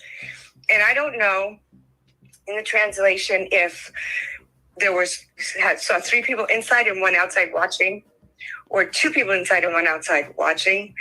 So from what I've been able to boil down and get pieces together from what I know, and I think Wazoo's involved too. Don't get me wrong here. I'm not just saying U of I. I mean, both schools are involved. And not just because he was a teacher there. How did he get vetted? Who is vetting him to be a teacher in classroom 12 and my kids sitting in classroom 13? Who's doing that? And I stand behind everything I say, and I've said everything to the FBI immediately. When I discovered a lie, I called the FBI and I told them. Immediately? You contacted the FBI immediately because your posts do not reflect that. Now, granted, could she have been keeping it to herself and intentionally trying to throw people off? Sure, but I don't think it's likely. I don't think it's plausible. I just think it's so wild how she entangled herself in this. Mm-hmm. I'm sorry. I know people are probably, I don't know, their ship has sailed on this. They've seen things debunked. But for me, it's like an enigma. Why get so involved? This is so personal, guys. The things that she says, I really hope we read the T-Rev letter later. Because, okay, because I don't know. I mean, this is something out of the world to me. Dot was nuts, but I think Kim has inserted herself way more. Yeah. And I'll read the T-Rev letter after this and before we dissect when she came on my panel, because it's brought up on my panel with her. I wish I was prepared for that panel. She just showed up and then came up. So it's not you handled it like a champ. I didn't have my questions organized or prepared because I wasn't planning on having her up, but there's a lot of things I wish I could have asked her. No, you're naked. Now you're naked. I am? Yeah, you went out and came back in real quickly. I'm not naked. Yep. All right, let me go get my clothes on. Hold on. Yeah, go put some clothes on. But I addressed that email with her, and again, everything that we're going over, I just want to remind you guys, I am not trying to put you're not naked anymore. You're good. I'm not trying to put any validity into what she's saying. I am not at all trying to continue to push this out into the universe and attach it to this case. That is not my intent behind this. I know that's not Shay's intent behind it, but there's no possible way to discuss Kim without discussing what she put out there. But why I think this is important, okay, guys, what I want you to take away from this, why are we doing this stream? For me, at least, it's 2 reasons. One, me and Shay covered this case every single day. We followed every development. I'm very invested in this case, and Kim is somebody who had a very big presence attached to this case, and she still is around. And I think people need to be aware of at least the entire situation. So if you do hear these things moving forward, because it's not over, Brian is heading to trial, everything will pick back up again because it's simmered down. I think you need to be aware of who you're listening to if there are future panels. Number 2, why is the reason I'm doing this? Because I think it's really important as viewers, like we said earlier, mainstream media is taking a back seat. Social media is becoming the number 1 avenue for getting your news and updates for cases. I think there's a big difference between mainstream media and social media. And there are many creators who will truly take pride in their work and will do their absolute best to vet information before putting it out there. There are other creators that not so much. Anybody in this chat can create a channel tomorrow. You could put out what you want tomorrow. Doesn't make it legitimate. If what I struggled with is that people kind of held creators to a high standard and believed whatever that they were putting out there. that's a problem. Like, you need to question everything and research it for yourself. But I want you guys to be aware, people will lie. And I think a lot of people struggled with the idea that how could a woman, you're naked again. What the heck is going on? Sorry. Why do you keep getting me naked? One second. You out and then pops back in. Oh, but Lord. I think people struggle when they hear Kim. Why would somebody lie about something like that? Such a heinous, horrific murders. Why? I can't fathom the idea that anybody would lie about that, especially for no financial profit, for this, for that. They do. And I need you guys to be aware of that you cannot just take somebody's word for it.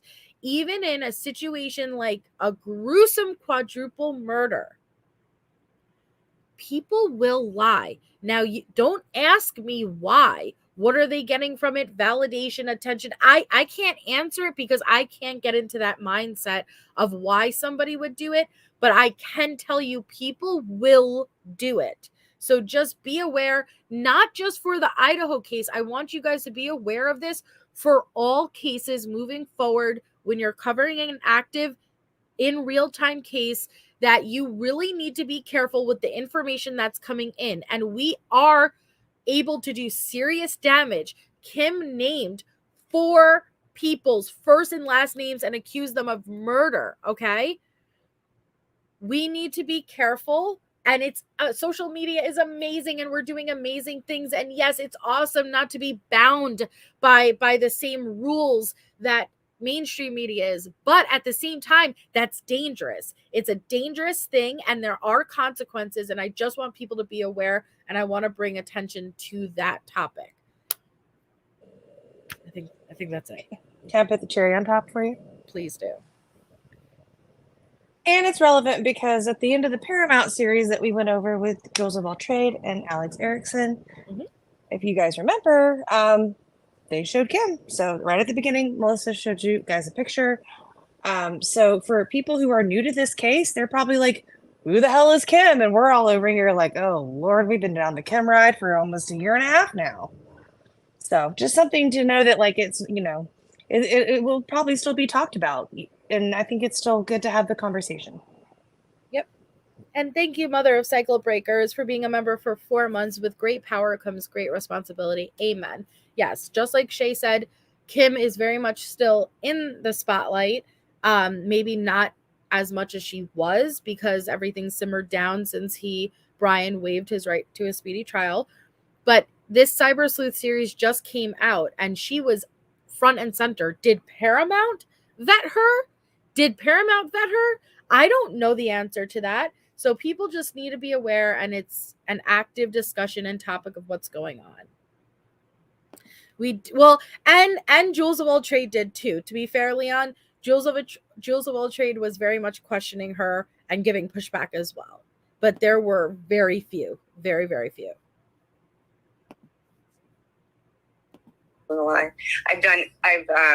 I have called the schools. I'm working right now on having Greek Girl suspended. My kid loves Greek Girl. She loves it. But it is so out of control. Well, 10 kids have died since last, February? 10? That I know of. At which At U of I. After San Martinez died, they made sure the kids were very, very aware of the Good Samaritan rule, which means we don't care what state you're in of inebriation or whatever you're doing. You are calling in on somebody who's in real peril. We're not even going to look at you. We're going to say thank you and not even take your name. Right? That's what the Good Sam was. I thought Moscow had it too, but I don't know about that. Mm-hmm. So I don't know why the kids aren't. I mean, no, I feel like they were just trying to exercise their power in the beginning of the school year. And you're right. Likely they put a block. Yes. Mm-hmm. That could have been. I want to believe that Dylan did and Bethany did everything they possibly could. And none of these kids did anything wrong.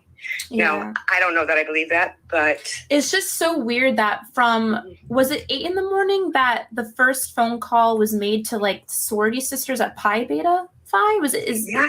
So from Now she's saying it's 8 in the morning. I thought it was 10 in the morning. I thought it was 2 hours before. Now it's 4 hours before. This is something that you guys are going to notice in the evolution of Kim's stories. It changes depending on who she's talking to. And then it goes from text to calls to Snapchat. If there was a Snapchat group and people, students were aware of these murders prior to 911 being called, you bet your bottom dollar screenshots would have circulated already. I am shocked that not even fake screenshots have been circulating yet. But we also saw in the Cyber Sleuths episode with Dave, Olivia's interview with Dave, when it comes time for him to pull up the Snapchat metadata, poof, it's gone. It's deleted. And then you had Jennifer Coffindaffer there. Oh, is it possible for the FBI to wipe that data? Yeah, sure, it's possible. Listen, it is possible. I'm not going to say it's not, but it's not even so much, hey, do you, all of these students who were part of these Snapchat groups, not one of them have a screenshot, but you know what you would have if they deleted that metadata? You would have texts to your other friends saying, yo, what the hell, man? Like, what's going on? Like, hours ago in that group, that this is what whoever said, and now there's old cops outside King Road. Like, what the fuck's going on? You bet your bottom dollar when they figured out what was actually happening, there would be messages between other people talking about what's going on outside of that Snapchat group. Show me those. Show me those. Yet not a single one has been out so far. And sorry, I'm loud. No, you're fine. I feel it too. And I think that, like, I'm glad you're pointing this out because, guys, you're seeing in one interview the lies happen. So imagine this woman went like panel to panel night after night. And I do think that there were some creators that responsibly would give a disclaimer, like if she would come up and say, hey, there's a lot of speculation that Kim will say. But I think for us that are the consumers that are taking this in, and you're looking for answers, you could possibly believe anything. And I always feel like if you're telling the truth, then your story doesn't fucking change. Excuse my language. But it changes too much here. Mm-hmm. Agreed. From 8 o'clock till 11:58, that's literally 4 hours of time that goes by. Right. And if she was awake, like she says, that was 8 hours, and she heard all of that. So with the do you know for sure that is what the phone calls were about when the roommates called at 8 a.m.? And I think what I heard, and I'm not sure which of the girls said it, was they were getting rid of everything in the house. They were cleaning the house, which would explain the van shoe print. Because I'm almost 100% sure that TA guy doesn't wear Vans. College kids, frat kids wear Vans. Like, come on, right? And then just say that. Stop van gating, okay? Anybody of any age can wear Vans. Stop saying that it has to only be a college student who wears Vans. That's ludicrous. Murphy was found in the bedroom with Kaylee, but didn't have a speck of blood on him. Murphy was found in the bedroom with Kaylee. Oh, that's right. Because it didn't come out yet that Kaylee and Maddie were in the same bed, did it? When did that come out? I mean, I think so what? Did we get the PCA like this first or second week of January? I'm not. And it was Steve who said it. Yeah, he did. But the deal is I'm still stuck on the part where she thinks the roommates are downstairs together. You know, I mean, it's like there's a lot that's out of whack here. So for somebody who says that they have insider information, from what we can read of a legal document, there are some things that are severely off. I understand that's only a small percentage of what we know to be the truth and the facts thus far in this case, but it's still, there's a lot of inconsistencies here. What day was the memorial? It December was 5th, right? excuse me. December 5th.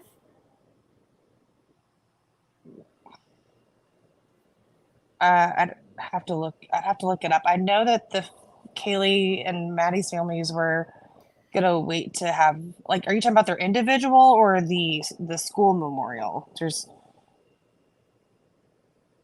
So, like, are you meaning like the Idaho, like, University Well, memorial? they're saying Because when we first found out Maddie and Kaylee were sleeping in the same bed together,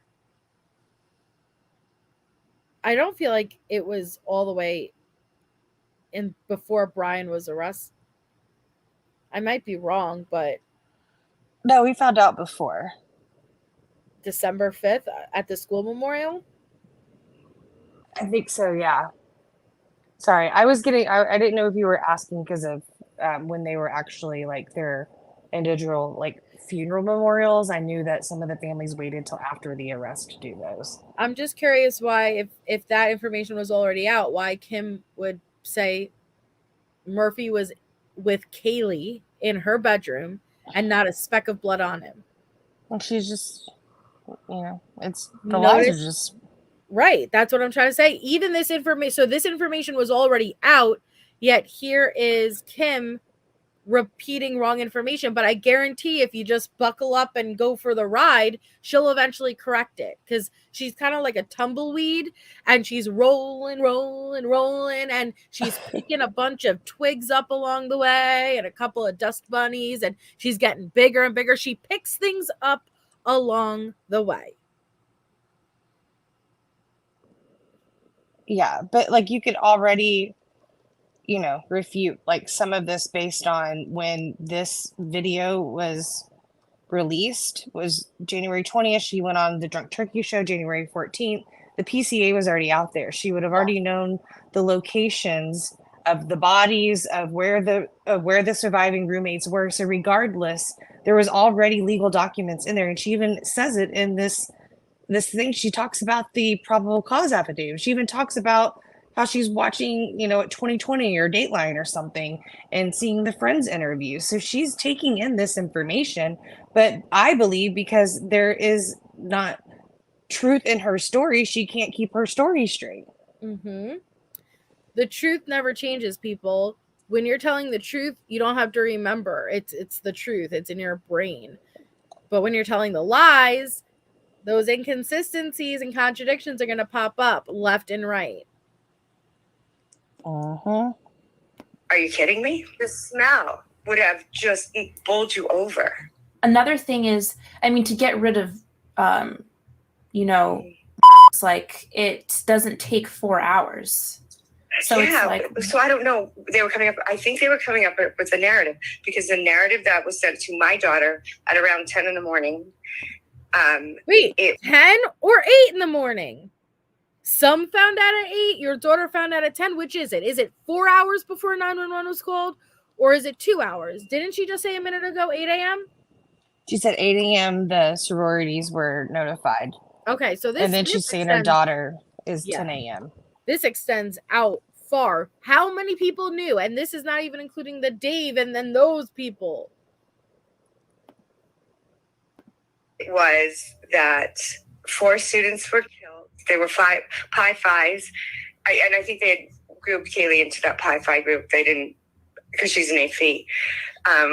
Because I remember the girls saying, that's weird that an AFI and a Pi Phi is living together. And I said, well, those were different. I don't know. Maybe one of them dropped or something. I don't know. And I don't know Greek. I went to Central Washington University. We didn't have Greek there. But so anyways, they said that they were stabbed to death. And they said about Bethany's injuries. And then...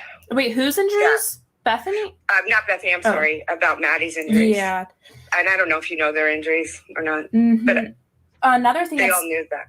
That's interesting, because all of these students knew specifically about the injuries.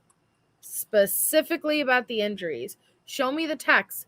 If you can't recover the actual Snapchat group that contained being notified prior to 911 being called, show me any messages from that day talking about the injuries, because they would be there. Trust, they would be there. And Harlot confirmed November 30th is whenever that was released about the girls being in bed together. Wow, that was early on. Why does it feel like it wasn't that early on? Thank you, Harlot, though. Harlot's been a superstar, and she's helped out so much, so thank you so much, Harlot. Yes, and she helped us a lot, too, with some of the Brent stuff, too, in those interviews. And the other thing, too, I don't know if you guys are kind of, like, picking up on as well, and I don't know why this is, like, just bugging me so much, is I keep going back to those damn Facebook messages before the PCA, and like she has no connections at all, but is all knowing in these interviews. It is mind-boggling to me, guys. Yep. And it's so concerning. Like this, I feel like can be very obviously reckless. And I think it's a learning lesson, right? Like for anybody who is a consumer of this content, and, you know, does follow true crime and court and, you know, victim advocacy, like just slow the hell down and get the facts. Like, cause this stuff was coming out so fast. I don't think some people were, you know, I think they had their blinders on. I think they were just jumping on the bandwagon. This is nuts to me. Sorry. Agreed. No, agreed. I don't know if she was paid for any of her interviews, Christina. I don't think so, but I can't say for certain.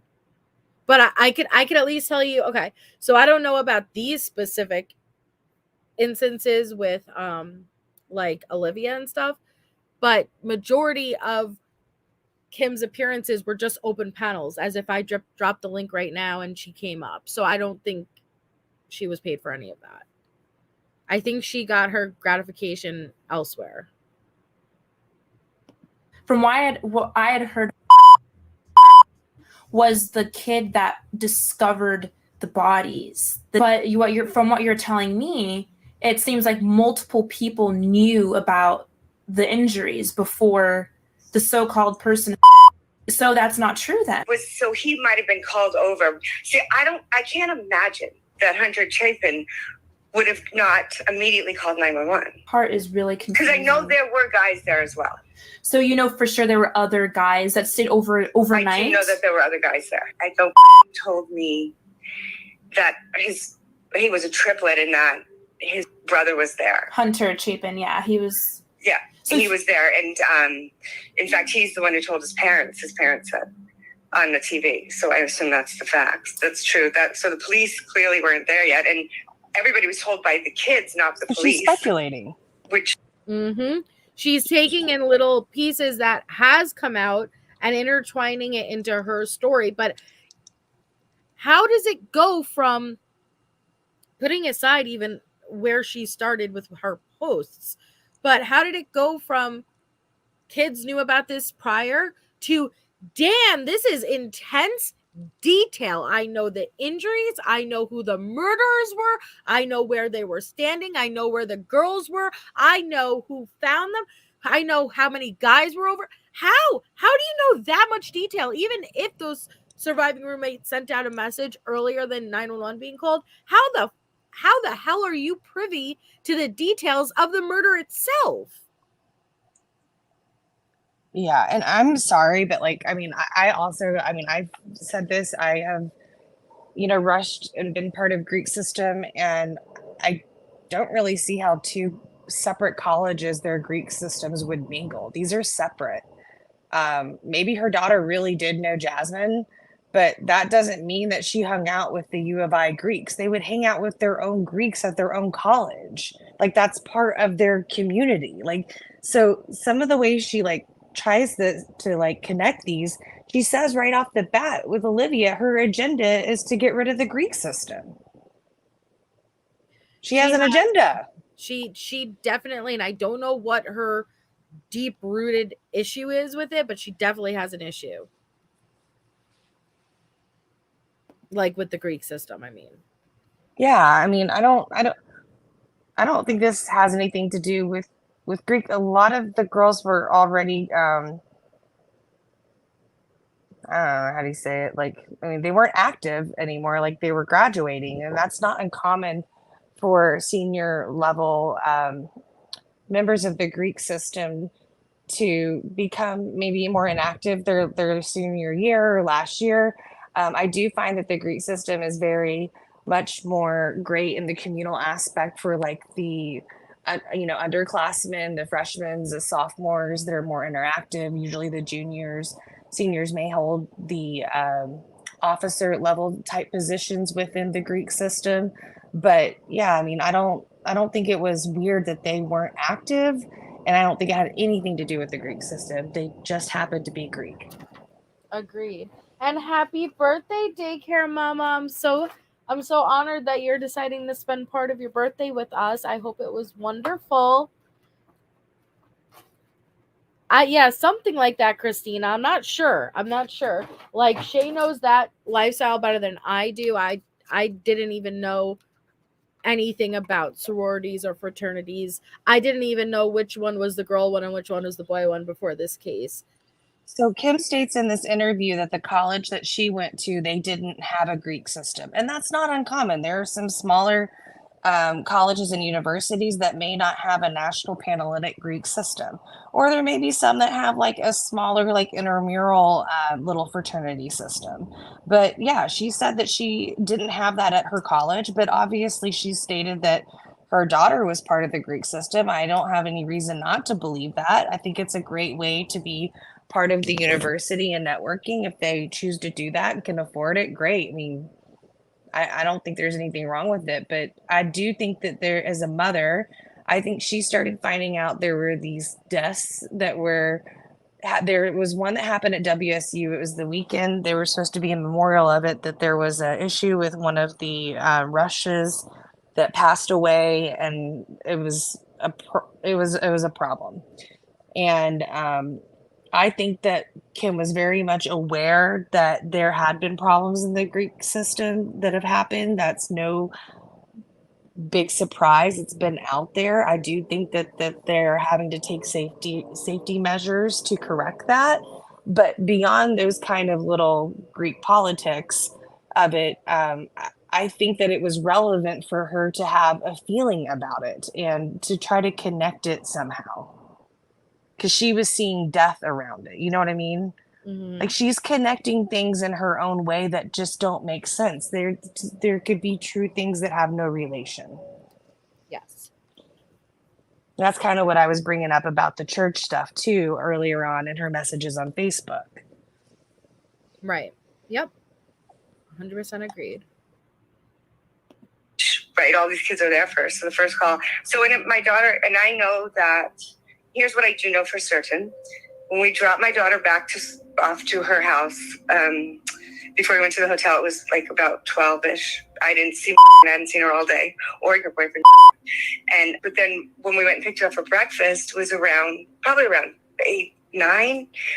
Still wasn't there. We went in. At some point, she was either there or she wasn't. Mm-hmm. The girls, and I kept saying again, why didn't they call the police? She's like, I don't know, Mom, because it's a party house. I don't know why. I think that's why. And that's kind of where that feedback comes from. I mean, and I said, have you been there? And she goes, well, no, Mom, I haven't been there, but a lot of people do. I mean, they're cool. Like, and I said, how do you know? Do you even know them? She goes, well, she knows Xana's sister, Jasmine, goes to school at WSU. So she, and Xana's sister Jasmine is Greek too. I don't know how she's in though, but she's friends on social media with. I don't even know if she is. Oh, and at one point, Kim eventually explains how her daughter was an alibi for one of them, and they lied. Do you remember that, Shay? Yep. Her daughter and her home was a fake alibi for one of them. She really intertwined legit people. Not, oh, I think it was this boogie monster. No, actual people. If I were her child, I would probably be like, Mom, shut the hell up. Yep. With the kids over there. But really good friends with Pi-Fi's, and really good friends with she's a sorority sister. So, and that's where it came from. And then when charging documents or whatever came out here, she came down from, she woken up and I said, look at what they said and showed her. She says, that's not what happened. And it was so absolutely organic that I have no reason not to believe that's what she truly believes. And that's the weekend was the following weekend after the murders, right? The what? The parents' weekend was the following weekend right after the murders, right? So the weekend prior was University of Idaho's, and the weekend of the murders was Wazoo's, because that's, remember why Xana's dad was visiting Jasmine, and that's why he had to turn around and come back. Yes. You remember that? Mm-hmm. But I'm saying, so Kim, we're talking about days. Well, not even a week. Let's say a week. Okay. So if we're saying like Sunday to Sunday, a week. She knew all this information after a week. So think back and hold that in your mind when you're looking back at those Facebook posts. She would have known this that following weekend. Narrative she knew. So they were given a narrative. You know, a whole bunch of kids were given a narrative by the kids that were there. Maybe received the text, wasn't present, but received the text from somebody in Pi Phi. Text. It started with texts that were sent out, and it eventually evolved into Snapchat messages. You want to know why? Because texts are in black and white and stay there. Snapchat messages conveniently, poof, disappear. And I can't produce the screenshots. And then she distributed it, and other people did as well. That's why all the kids know it's a different story. The importance is that she got a phone call from Pi Beta Phi. Yes, that's exactly right. I don't know what format the communication was in. I believe it was Snapchats. The problem, a lot of the problems with this investigation is Snapchats. We just had three different. But if you weave your way back through the Venmo, text, phone call, and now Snapchat? What is it, Kim? Texts, phone calls. Oh, she got a phone call. I believe so. And then Snapchats. No, it's in the Snapchat. Which one is it? Text, call, or Snapchat? Hi, Michelle. Bish, why you lying? Bish. Which one is it? Come on. Okay, what the? Okay, what the? I had it on a loop, sorry. But come on.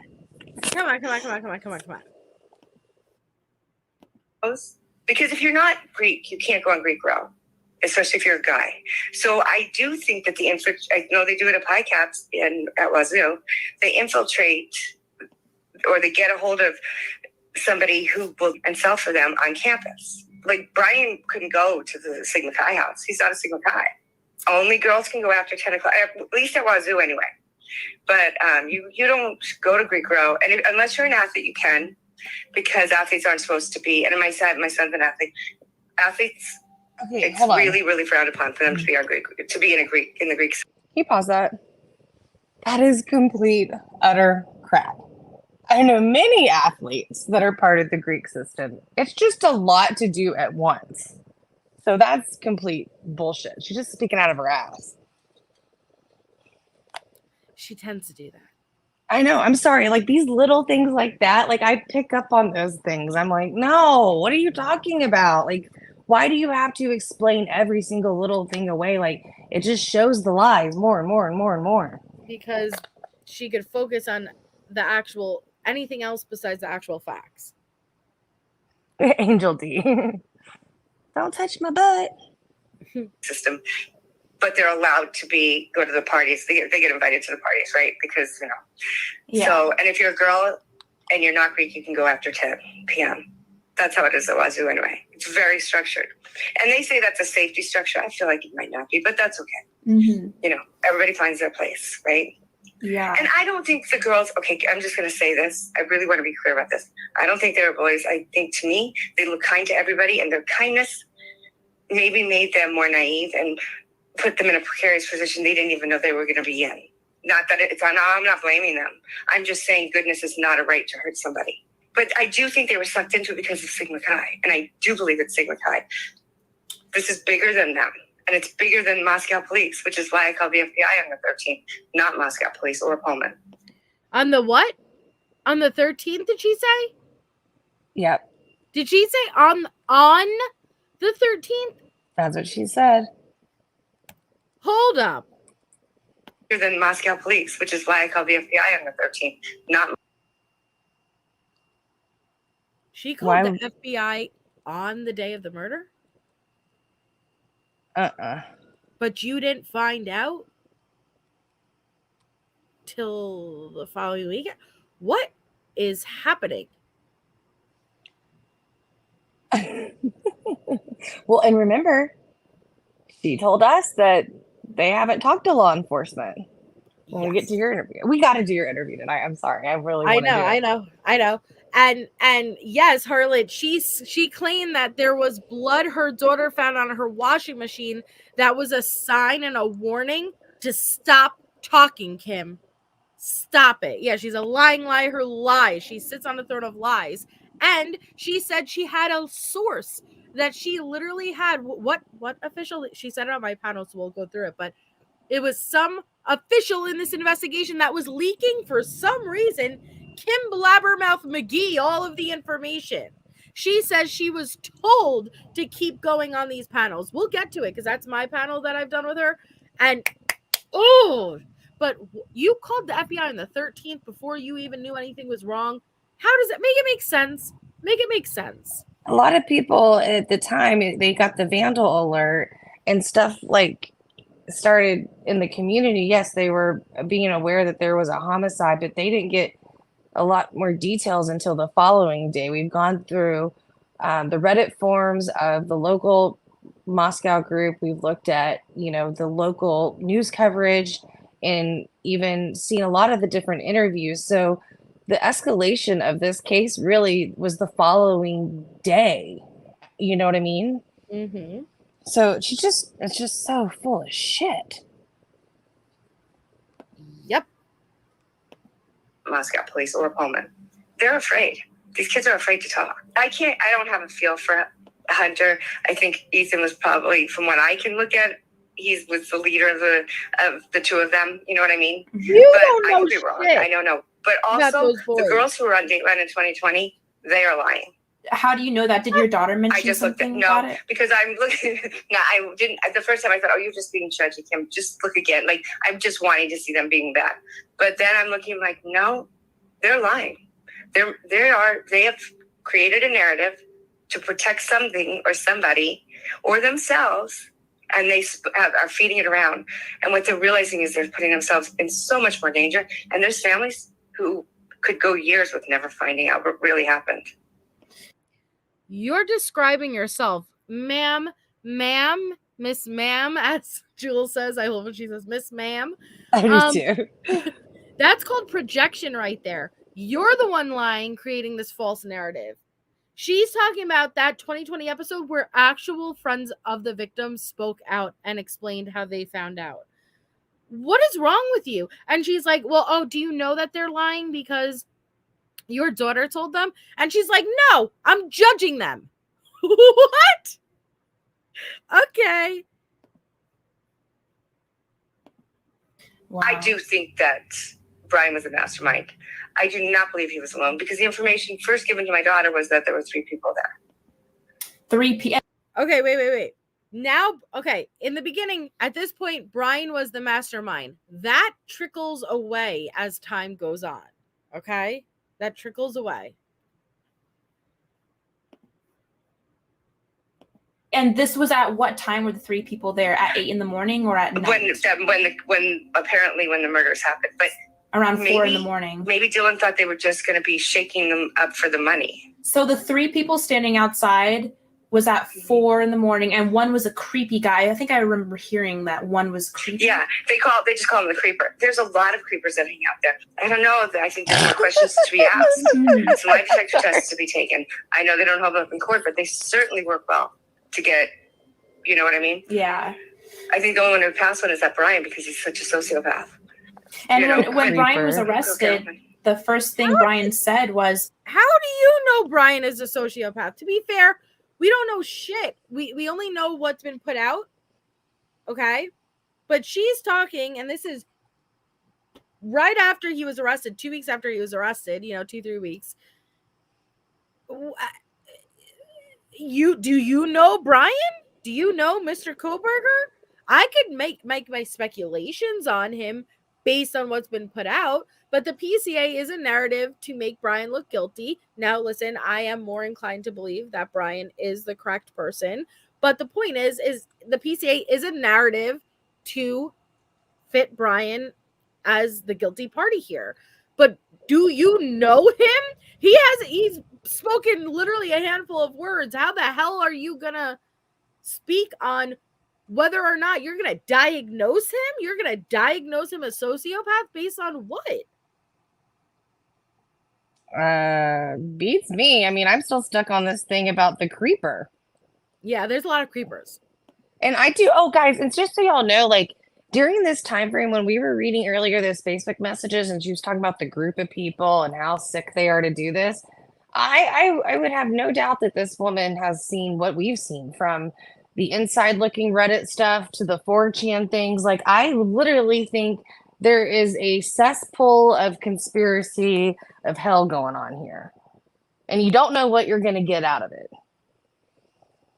Yeah, it's not Forrest Gump either. It's not like a good surprise in that chocolate box. The creeper. Sorry. But she's mentioned nothing about the creeper before. Yeah, Yeah. Oh yeah, and there's multiple creepers. There's actually a creeper on every 4th house. Yeah, you didn't hear about that? Oh God. Yeah. Oh, was anyone else arrested? Well, what I do think is the reason he wanted to be extradited so quickly is because he's got something. He knows every single thing that these kids have done. When they felt like they were being watched, stalked, they were being watched. They were being watched diligently. Listen. I was able to actually see through the eyes of the stalkers. So when they thought they were being watched, I know for certain they were being watched because I had the ability to look through the watcher's eyes. Okay? How the fuck would you know this? How would you know? Listen, they felt like they were being they were. I was there. It was me. Because I think at this time, this is my opinion, and I told you I followed Donna's stuff. I think she followed a lot of Donna's narrative and her visions and interpreted things the way she wanted. I really feel this way. Yeah, well, that's my opinion. How do you know unless it was you? Unless it was you, nobody can say that. Even with like the FBI, they can't say unless they have proof that they were being followed or watched. How do you know unless you're the watcher? Lordy. Jailer, that's just my opinion. I just because I followed a lot of Donna's stuff and her site and things she says, I noticed there's things that in correlation that parallel a lot with what Kim says. That's just, and I was looking at the timing of things as well. I mean, it is a rabbit hole to kind of go down, but I just, suggest anybody to kind of like check it out if you want. I believe he's been in that house before. I think my understanding is he had been in the house, but it was a creeper and they kicked him to the curb and wasn't allowed to come back. That is what I think happened like a few weeks prior. And I've told the police that. And that is because I've gotten that from the girls, because if they're not partying there and they're just getting this narrative from, but it's still really, the towns are pretty small together, if that makes sense. Yeah. I mean, it's pretty connected. So it's like being on the same campus. It's just 5 miles apart, right? Mm-hmm. So your daughter mentioned that a few weeks prior, someone was kicked out. That was a creeper. Like, is that just something you heard from your daughter? She just thinks she doesn't. She was told it was the creeper, and people would come to buy there, and they were like this 30-year-old. It's like they're like 25 to 30-year-olds that don't belong in college that have record. And it took me forever to get the police. I called every day for almost a month. And I do know a mom tried every day for 15 days. She had spoken with Ethan at 2, or her son had texted Ethan at 2 in the morning. He was at Ethan's memorial service. They were good friends. Ethan had texted him at 2 in the morning. She knew. That was in the Facebook groups, remember? Mm-hmm. That was circulating around. That's where she got that from. Do y'all remember that about about a friend of Ethan's, like the mom saying that she talked to her son and he was where he was and things like that? She got that from the Facebook groups, guys. She picks things up along the way and builds. She's a fucking tumbleweed. Sorry. She's like rolling. She's like, I'll pick that up. Thank you very much. You know, and just keeps rolling and yeah, I'll grab that. You know, give me that twig, and it just adds to her tumble. And she's just like, fuck yeah. And she just picks it up and keeps going. So this kid knew where he was at 2 a.m. And it took like 15 days, she said, to get somebody to call them back. They were so buried. And so I just called every day. And when I called the president of UI, because I thought I'm just going to call him because I'm not hearing back and I need to know he's heard my information. I don't need to know what's going on. I need you to know what I know because I do believe it. I think it's relevant. And why would I make it up? I mean, or why would my kid make it up? Yeah, no. And the fact that there's multiple kids who experience that, it's not just your daughter making this up. There's like multiple kids that got the phone call. It's a rabbit hole sometimes when so you're not is getting it a phone call? You see how like they just it's easy to miss if you're too focused on the extravagant bombshell she's trying to put out. Is it a phone call? Or is it Snapchat messages? Hello, Joyce. Sorry. Which one is it? Is it a phone call? Is it Snapchat messages? Is it text? Is it Joyce? What is it? Sorry. I really feel like she just flips and alternates. Excuse me, miss, ma'am. The truth always remains the same. And little flips like that should not be happening. Yeah. And I think we're doing a very high level dissection. Like, I'm sure if we had Jules up here, she'd have this charted out too. Like, there's so many panels, but I think this is probably the best one to do, Why it's are nuts. you popping a caps lock, that pretty mess? You could just explain what you're trying to communicate to me, please.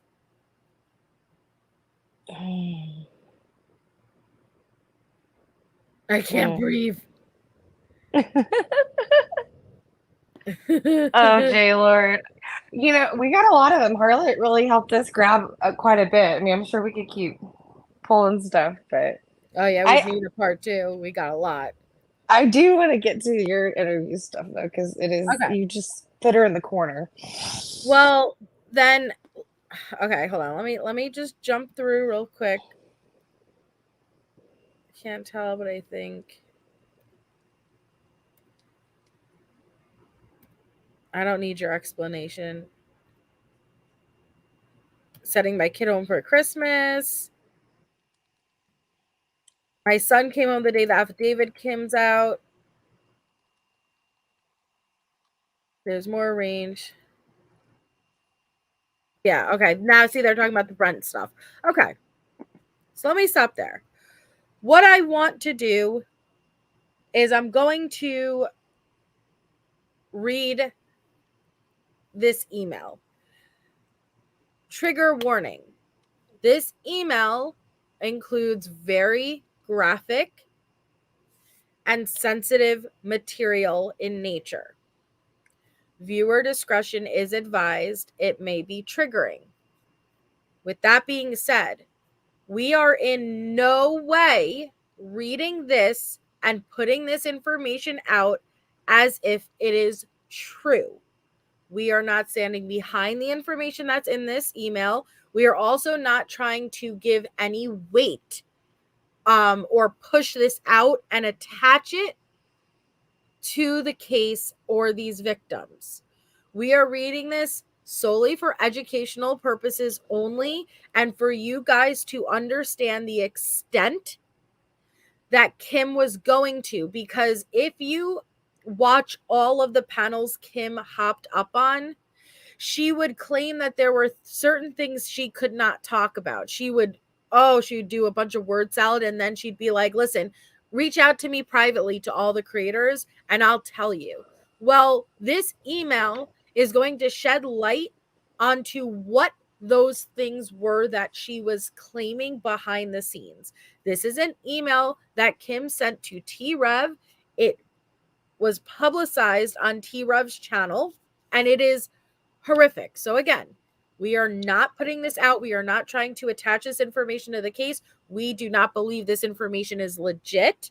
It is just to understand how far Kim was willing to go. Okay. Mm-hmm. And T-Rev has debunked Kim and his team in their own way as well. Okay. Oof. Trigger warning. Yeah, I have to let it be known. And Michelle, you could get rid of him. All right. Trent's like a tumbleweed.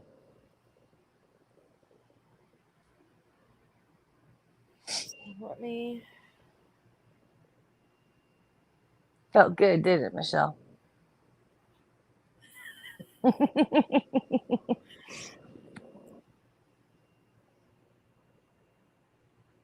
Okay.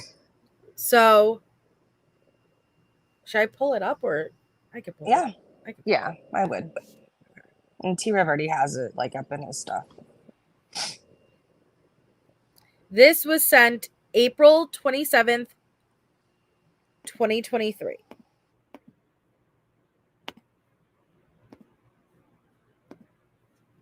And it reads,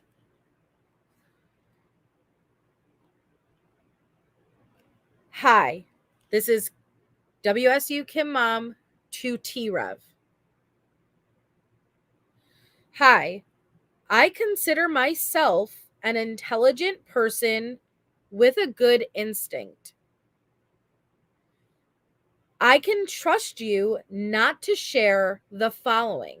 Again, there were many panels she went on, but she always said that there was certain information that she could not share, and she would urge the creators to reach out to her privately in an email, and she would share it. This is what she was putting out.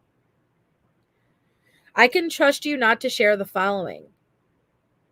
I cannot and will not provide receipts. I think that was an interesting choice of words. I cannot and will not. You can't because they don't exist. So it's all bullshit. I cannot and will not provide receipts. Well, that started it off great. They are not mine to share. They are the family's. And by the way, I have a stream scheduled for 2 nights from now, and we're going to be going through all of the leaked messages between Steve Gonsalves and Brat Norton, and there's a lot in there. And so if you are interested, it's already scheduled. Just set the reminder. I have shared them with Drunk Turkey Show and others, and they have fully vetted me before I was made dark on social media. So they vetted me, and then I went dark. I pulled all of my profiles. I'm the WSU Mom Kim, the one that was on Drunk Turkeys. I actually reached out to you first, T-Rev, but your line was busy, and I think I connected at one point, but I'm not a tech person, so I'm not sure what happened. T-Rev has open panels, open line call-ins. She tried to call in to T-Rev's first before Drunk Turkey shows. When I discovered that other parents with relevant information were struggling to confirm information that had been received by law enforcement, or we were waiting for callbacks, I started calling the schools, the governors, the FBI in Virginia. And when the president's secretary at UI told me to call everywhere, everyone, every day, I did. She also told me about YouTube and sleuthing, so I did that too. Olivia, with Steve's blessing, did that piece. So pause right there. She is talking as if she has had communications with the Gonsalveses, okay? And to our understanding, I believe Olivia has stated as much that she was the connection with the Gonsalveses and Kim would report information to her. Correct. I find out anything and I tell Olivia, and she decides if she tells Steve. I promise him through Olivia, until it's solved, I will do it every day. I won't let this go cold. Remember that comment? We don't have to let this case go cold, guys. We just have to call every day, remember? Yep. I won't let this go cold. It could have been my daughter. Her name, redacted. I'm trusting you to never tell anyone that. Honey, you put your daughter's name out there countless times. My phone number is a 123 Liar McGee.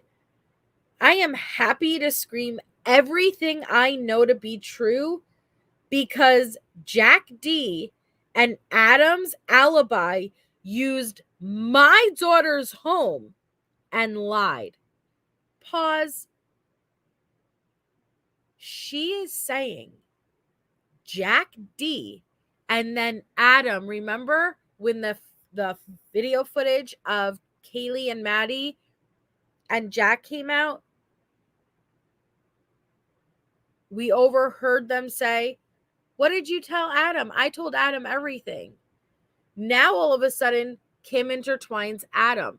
She is saying Jack D's and Adam's alibi was her daughter and her daughter's home.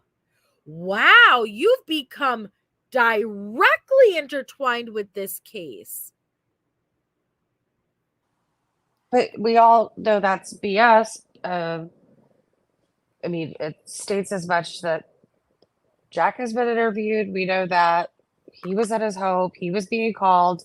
The families talked to him. Like, I don't think Jack tried to say he was anywhere else but his house asleep. So this is why, like, it's an unneeded freaking lie. Yep. And you're putting innocent people. Adam is a person. Jack D is a person. And here's what's messed up, and this is going to be the focal point of Thursday's panel. You took a family. You took a dad. We all know Steve was really in the limelight, in the spotlight. He was struggling. He wanted to find out what happened to his daughter. And you were feeding the victim's family this while they're vulnerable. So not only did they declothe Jack and take pictures of his body to see if it was marked up, as if that wasn't hard enough, you're in their ear relaying information that your daughter and her home was a fake alibi for them. Shame on you.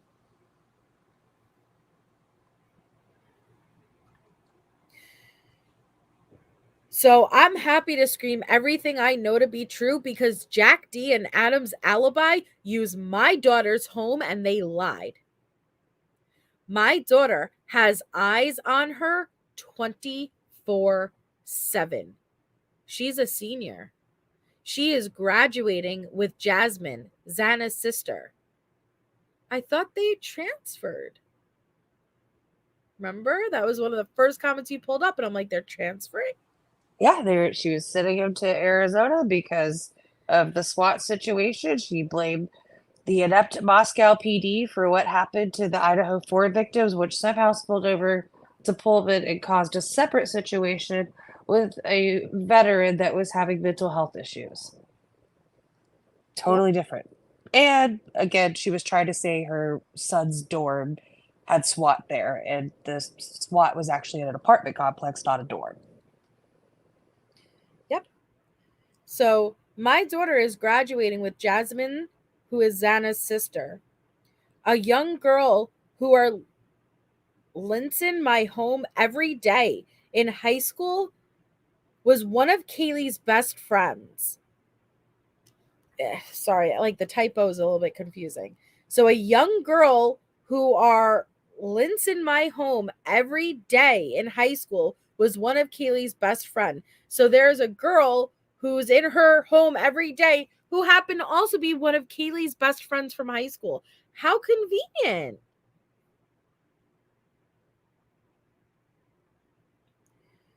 In high school, she was one of Kaylee's best friends. I am not the family, nor do I know them. I'm a parent at a sister school who is terrified and heartbroken, and 6 more kids are dead since the 4th. I believe you have a social responsibility to the community by way of your platform to consider that law enforcement, the landlord, the jacks, the college, attorney general, they are all involved. Naming specific people. Jack, how can you lay your head down at night? What you're doing, what you've done could put him in legitimate danger. All it takes is one of those victims' family members to be so vulnerable, to be so distraught, to be filled with revenge, and to just take your word for it and act on it. What is wrong with you?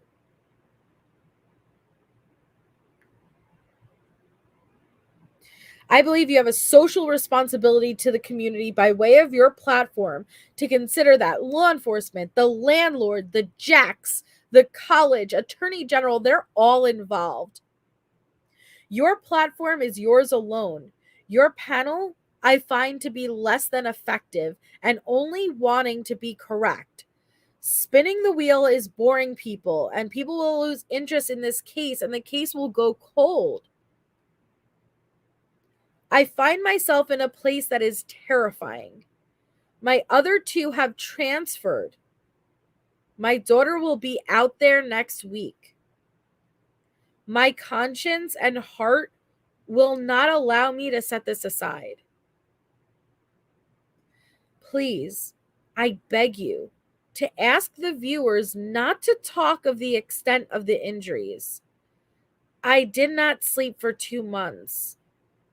In fact, I went to my doctor. It was so awful. It's better now. But I know Kaylee's mom doesn't know. Or Maddie's family. Pause.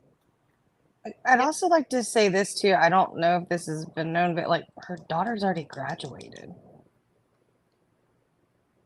So was she was she trying to transfer her for like a graduate program? It's a great question. I dropped out. Because I've seen the picture. She's got like her whole WSU like graduation stuff, just like Jasmine did. Like they're graduated. Yep. But she's begging this creator not to talk about the extent of these victims' injuries because she's saying the family doesn't even know yet. Then what are you? What? Oh. I can't imagine what these families were going through. And then if you guys don't think this played such a massive role into their mental state, like and tugging at them and already having so many questions and not having the answers and losing faith in the system, and this is what they're getting. It must have fucked with them so badly. So please don't talk to your viewers about the extent of the injuries. Kaylee's mom, hold on. But I know Kaylee's mom doesn't know, or Maddie's family. My daughter is friends with Xana's sister. They will walk together next week. And right here, we're about to get into a lot of misinformation that Kim pushed. I just want, again, let you guys know, absolutely nothing I am reading is true. Nothing I am reading has been vetted or verified. These are Kim's allegations and Kim's alone. Please do not take what I'm about to read and put any credibility into it. This is only to show how far Kim was willing to go, because you need to take yourself back a year and understand that this information she was putting out was really getting a lot of airtime, and it was really making an impact in the case and the coverage of the case. Well, yes, and I'd like to point out she did say a truth there. She just said her daughter was walking with Jasmine. Yep. So, I mean, we're catching just the lies, like, here and there, too. Like, I'm going to transfer my kids here, there. Maybe she's got other kids there. I don't know, but, like, now she's graduating with her. So, what is it, Kim? I thought she always had two that went there. The girl and yeah, the boy. but she said she was transferring both of them. But then she's saying she's walking with Jasmine next week. This makes no sense. Nope. Okay. She said Xana was pregnant, which will come out in time. I hope, at least, because 5 people died. She's saying 5 people died because Xana was pregnant.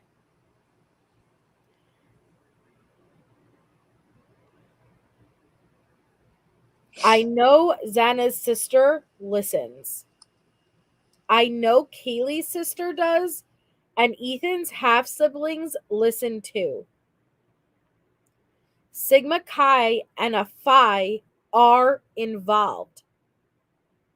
My daughter received the call at 10 a.m. that morning. Pause. Right there in black and white. My daughter received the call.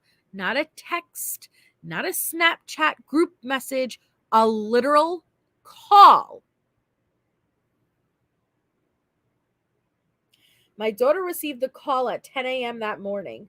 When I say I did it to protect her and to warn people to be careful, I am not looking for notoriety.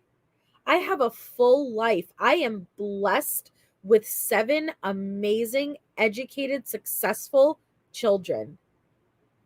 I can't wait to never look at true crime again. Although I now feel we need to ignore and look away, we can't do that when we can help. I have refused to be gagged.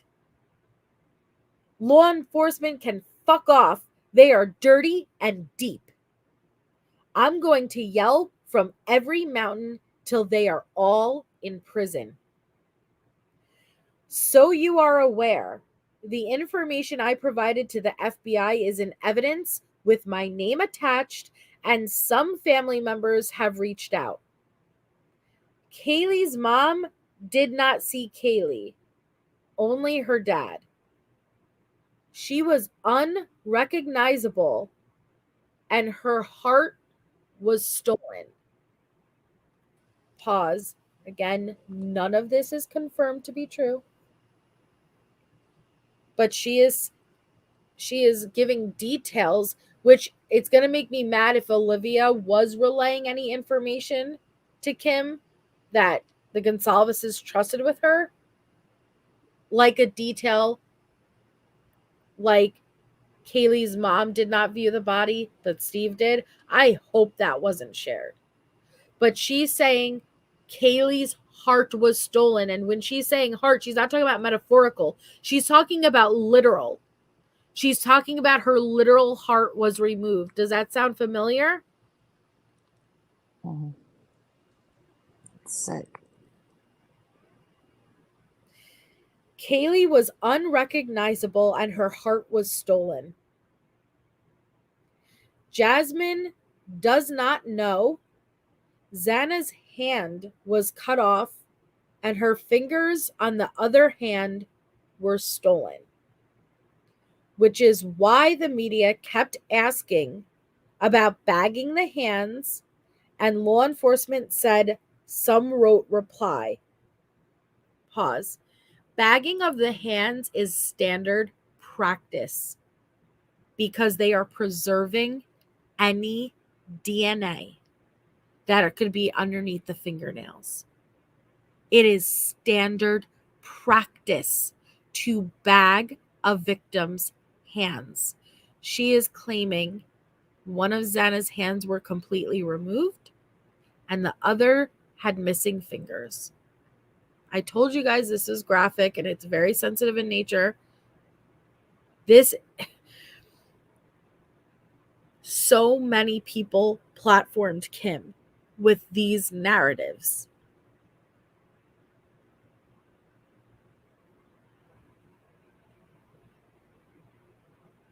Maddie was beheaded, but for a vein.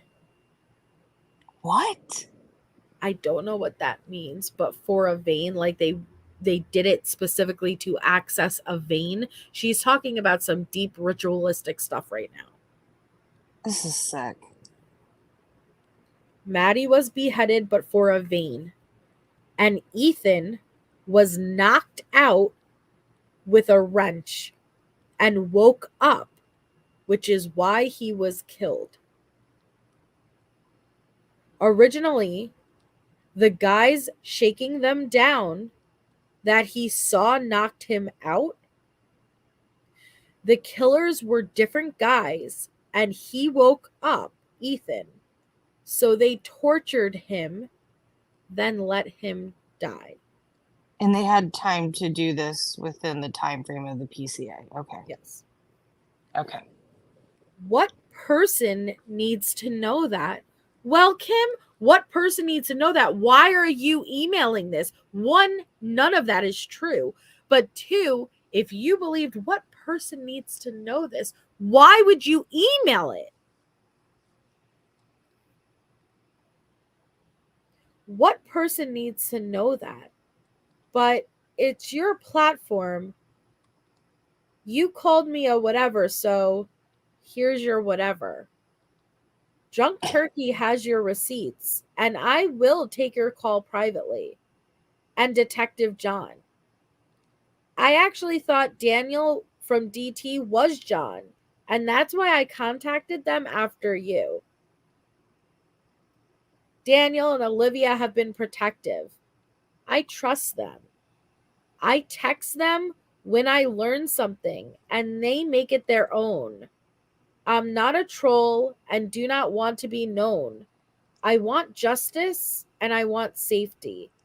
I'm furious with you, but I respect you. I'm furious with you, woman. Kim. That is the email, and those are the types of things Kim was pushing. Now think back to the Facebook group Shay showed at the beginning of this live and those comments. Does it seem like Kim knew all of this information? Beheading, hands missing, fingers missing, organs stolen. What the Oh, sit the fuck down, bitch. This is gross. Sorry. It is. Ooh.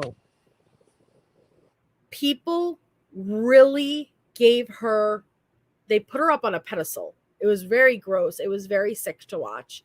And they were willingly looking the other way with the contradictions. Yes, Clarity, I know. And that's why it's like with that email, I really struggled. You know, me and Shay spoke about should we even read it or not. I didn't want to give it more life. But you really can't understand the impact and what, you guys, she was willing to let the families believe that. You get that, right? These families who were going through something that nobody should ever even have to imagine. And this, as if they weren't confused enough, as if they weren't struggling enough. Like, let's be honest, Moscow PD, there wasn't a line of communication going on. They had questions, and this is what they're being fed. And people struggle with, well, why would she lie? How could somebody lie about something? Trust me, all of that was a lie. You're telling me all of these kids knew that much information and there hasn't been one fucking message? Not one screenshot?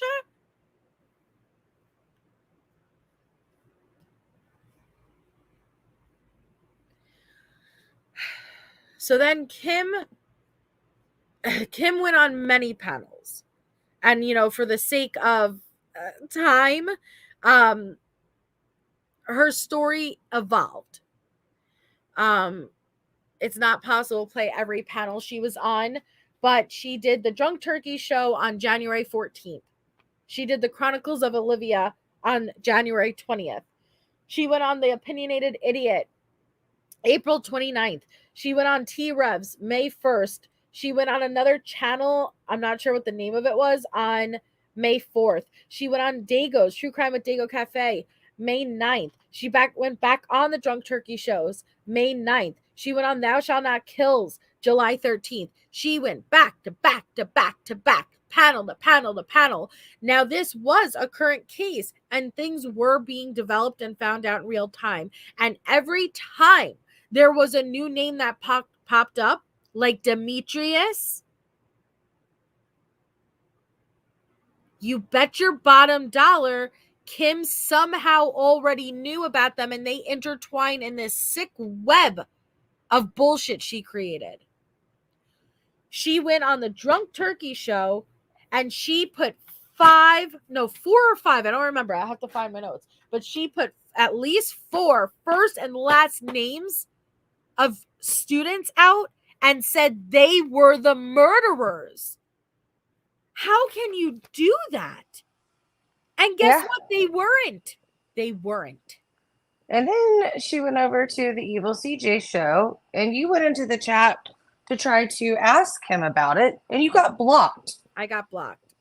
Just for asking why she gave 4 names of some random ass people. Yep. Yep, ma'am. Yes, ma'am. Sure was. Thank you, Pickle. So Lisa and I got a lot of shit for debunking stuff, and I have no regrets in it because it wasn't a personal attack to creators. It's about putting the truth out there. The truth.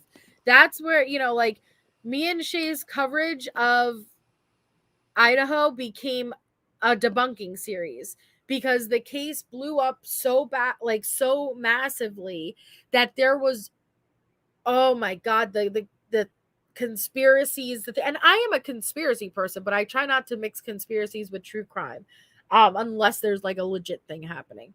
But what was coming out, people were so starving for some answers that they were willing to take anything. And we ended up every day coming on and debunking. It was the debunkable series. A lot of you were here for it, if you guys remember it. And we got a lot of heat for calling out Kim's crap. And we got a lot of heat for just pointing out what everybody else could see.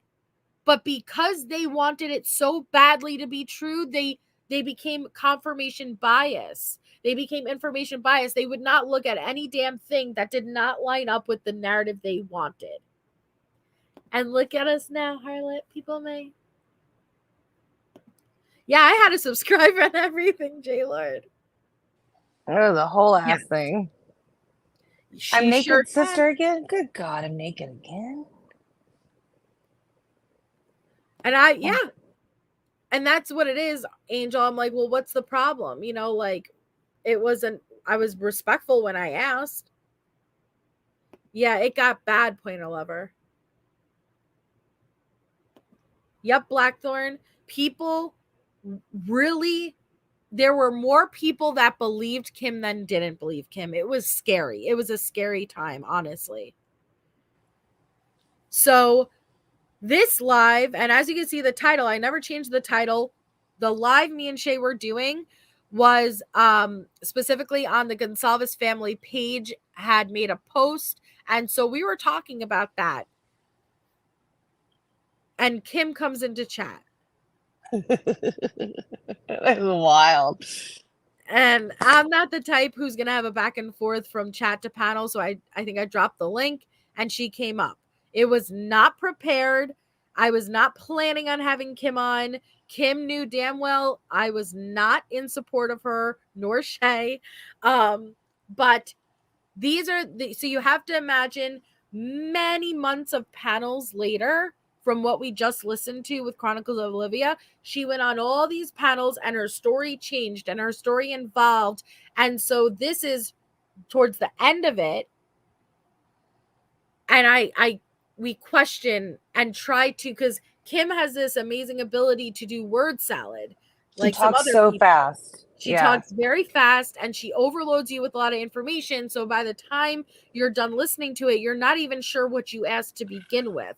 So I tried to stop her from doing that because every other panel allowed her to just run and never stopped and asked, hey, wait, didn't you say this though the other day? Like now you're saying this. They just let her run with it. So I really tried to just slow down, answer my exact questions. And this is what we got. So I want you guys, let's see, we got to get up to JK. And I'm just still shocked she was on the Paramount series. Like, yeah, why? Like, it's so many different creators and subscribers and people have seen through the bullshit. Why? I didn't know. He's a tumbleweed salad. Pickle, I didn't know he had his own following now, but yes, I remember Rolo. Do you know how like bad you have to be to get blocked in my chat? Rolo got blocked in my chat. He was out of control and he threatened to come to my house. Okay, when I tell you guys this stuff got deep, it got deep. It got bad. Like people were angry at me and Shay for debunking things, and I didn't understand why, because I have just as many questions. Shay has just as many questions. But why would you rather believe a lie? Like if we can debunk something, debunk it. Yes, it sucks because you're still left without the answer, but would you rather believe a lie? Let me tell you, ladies and gentlemen, a lot of people would. A lot of people don't care if it doesn't add up. They're just angry and they're willing to jump on board with anything. And that's dangerous. Oh my God, Amy says, I have rewatched this live and I would write down the question and I would see if Kim ever answered. And I think she answered one. Dear Lord. All right, let's take a listen. Okay, hi. Hi. I'm first, and I don't want to get into a screaming match with you because neither do I. Okay. So I first of all, you have so many words where I can type what I have to say and I got a full paragraph. It's way more than that many letters. So, and I understand chat goes fast. And if I haven't answered you, I apologize. I've always apologized to everybody. It goes fast. People have questions. I want you to. I'm here to keep this on the front page. Yeah. I'm here because my daughter was there. And I let my daughter stay there because she was 21 years old. Her senior in high school, she had brain surgery. She's fine, but she's happy. She loves school. So how am I going to... Senior in high school? Is this the same one who was just graduating and walking with Xana's sister? I don't know. Don't ask. Can't keep up. Take her away her senior year. It was terrifying. So that attack against me, I get it. Many sleepless nights. You, Jessica. Many. But there was no drama involved. I didn't even know what YouTube was except for to fix my dryer, which was 12 years ago the last time I looked at it. Literally the president, not the president of the country, but I'd call him if I thought it would help. I would do that. I promise you. The president secretary at U of I said, get on YouTube and don't stop talking every day until some. She said the president of U of I told her specifically, Jesse, it was a crazy time back then. But she said the president of UI told her specifically, Miss Kim, Miss WSU Mom, I lay this responsibility on your shoulders. You get out there and you paddle hop your little ass off. And I want you to scream from the rooftops. Are you kidding me? Do you have something to add? I saw you on mute. Sorry. Oh, no, I actually had to switch over my headphones because my other ones died. Okay. I just had to reconnect them. Sorry. I probably drained them with my voice. No, you're fine. I'm enjoying this. Something. That to me is terrifying alone, that message. Wait, why so aren't you who doing said that to you? The secretary of the dean of students or the president? Because I called everybody every day for months.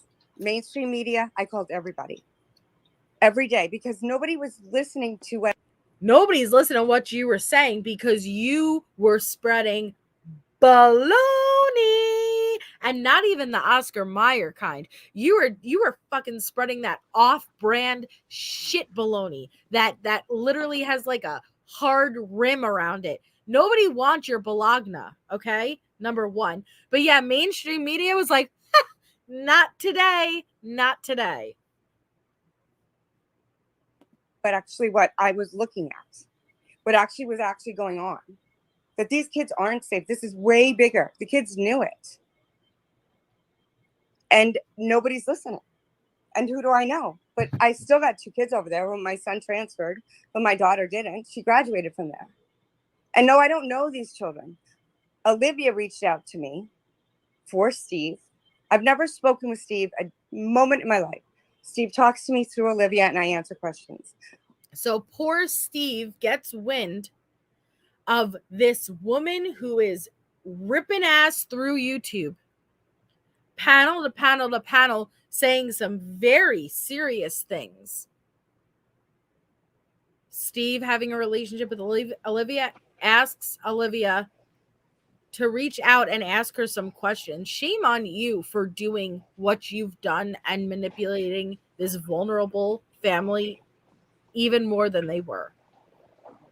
Your ripping ass comments makes me think she's a fart and tumbleweed now. That's how I imagine. That tumbleweed is just, boo! It's you know what? I'll show you what it is.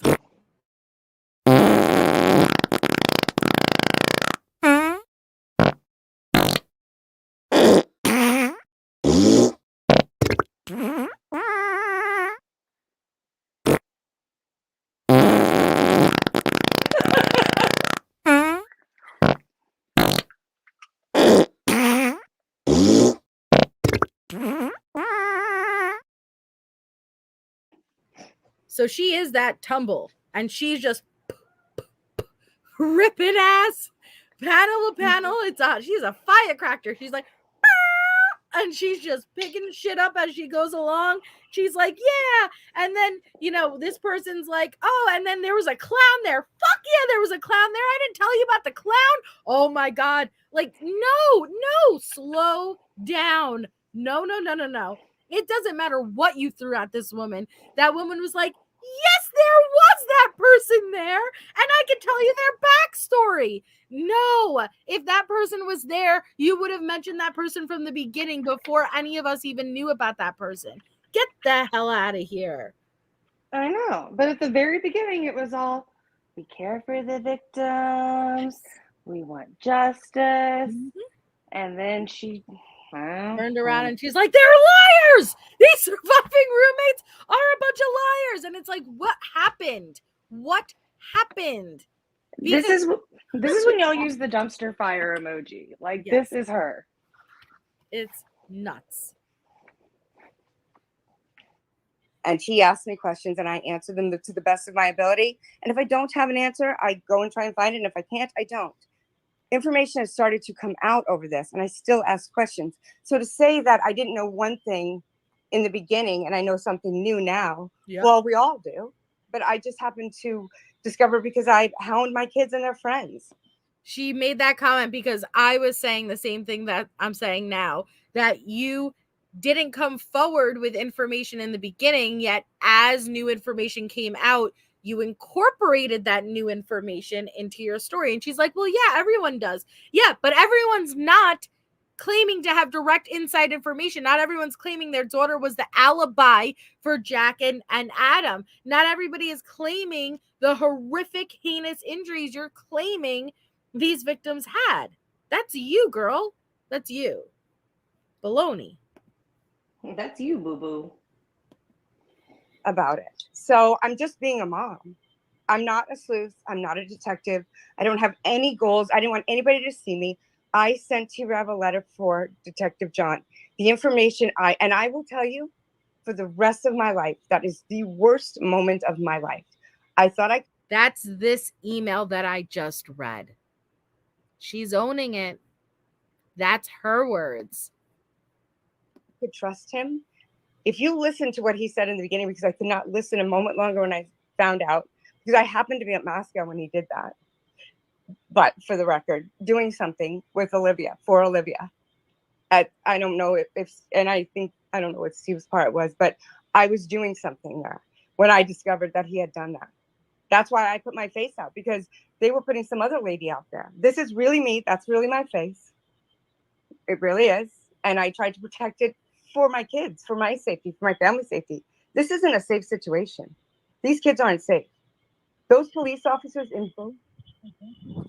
I'm telling you right now, if you're sending your kid back there, really think long and hard. Ask for more from these schools. Ask for more. Ask for transparency. Ask for truth. You know? I mean, Brian Koberger, and I don't know if he did it. I don't. He's an orange. He did something. I'd say to my kid, what'd you do wrong? Because you're in an orange jumpsuit and you're in handcuffs. So what did you do? Nothing happens like that. It's not, they didn't just decide they didn't like you because you were a mean TA, which for the record, he was a mean TA. I've never met, I have 7 children. Not one of them has ever liked a TA. Oh, wait. Did I forget to mention that she also had another spawn who wasn't in Brian Koberger's class, but is in the classroom next to where Brian Koberger was a TA? Did I forget to mention that connection too? No, never heard yes, that you don't one. remember? She's like, now my son happened to be the room that Brian Koberger taught was 312. My son was in 311. Yeah. Every fucking thing she was connected to. Every damn thing. My spawn, my blood of my blood passed him in the hallway. He shared a wall with him. Yes, that's what she was saying. Not in those exact words, but yeah.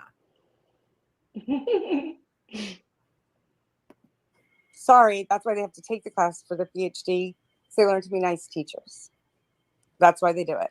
He got in trouble. He was on probation. They usually are. And he gave everybody an A. I don't know that makes him guilty. I don't know that it doesn't. I don't know what he did. I do know because that there's Greek row is involved. And my kid is Greek. So I know these things. And my son was the top recruit for Greek row his freshman year and opted just to play basketball and not even to go there because he was offered cocaine on his bid day. And I called. Oh, yeah, I forgot about this. She called. What was it? She called like the FBI because her son was offered cocaine. Cocaine! The coca! I'm not trying to minimize, but it's a college town, you know, like it's not so crazy that some drugs are on the scene, ma'am. But she said I don't know if it's this panel, but she said she called the FBI. And why would her son tell her? I was in college. I had my fun with those hills. Like, I would not be telling my mom about that.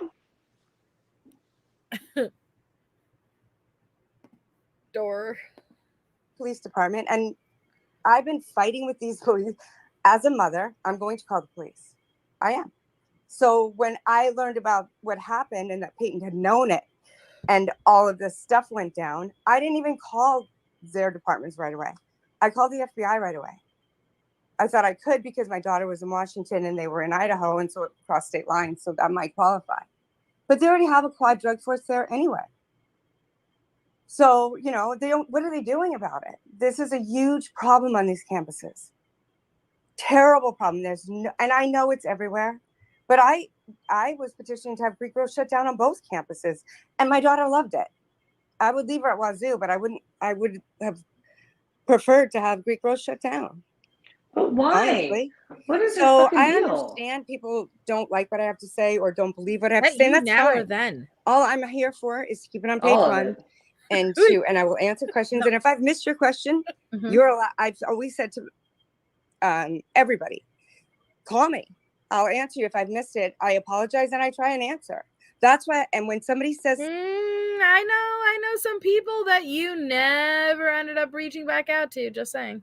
something or misstates what I I've think we said, should I'm clip getting that. on your panel. Yeah. And when you have numbers, I'm getting on your panel if I feel like there's been a lull. It's purposeful. My actions are purposeful here. Yeah, I know. And it's the same paragraph I keep telling and correcting. And as I learn more information as it comes out, then I correct it. I also have, I guess, local information that is helpful. Moscow is better shopping. For Brian Koberger to say that isn't weird. But you wouldn't know that if you weren't from there. Are you from there? I don't think you have spawns who attend there, but are you from there? I don't know.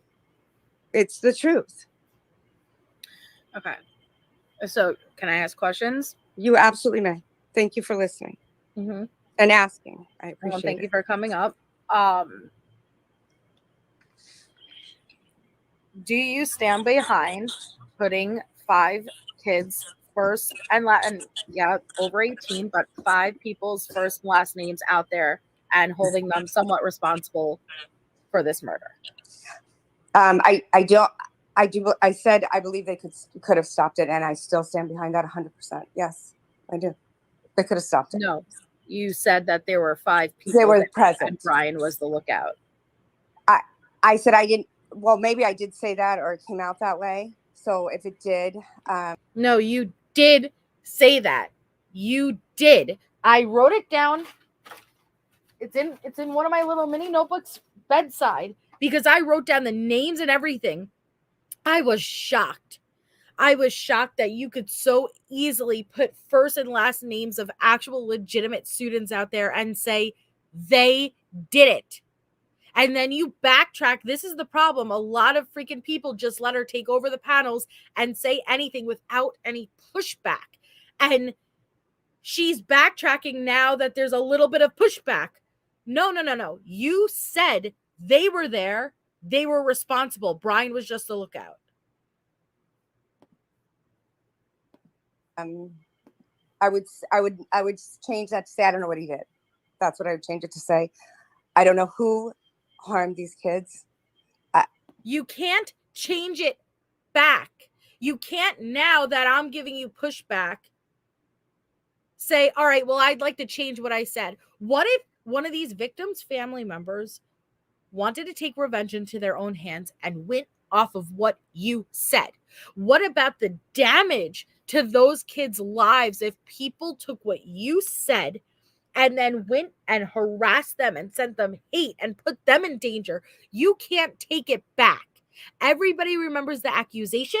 Nobody remembers the retraction. Be careful with the words you speak. No take-backs. This isn't no take-backs. Mic drop, bitch. Sitting at court. Okay, well, I take it back. You can't suck the words back in. They're already out there. Just me asked if we're doing commentary on ourselves. Now we are. No, we're doing it on Kim.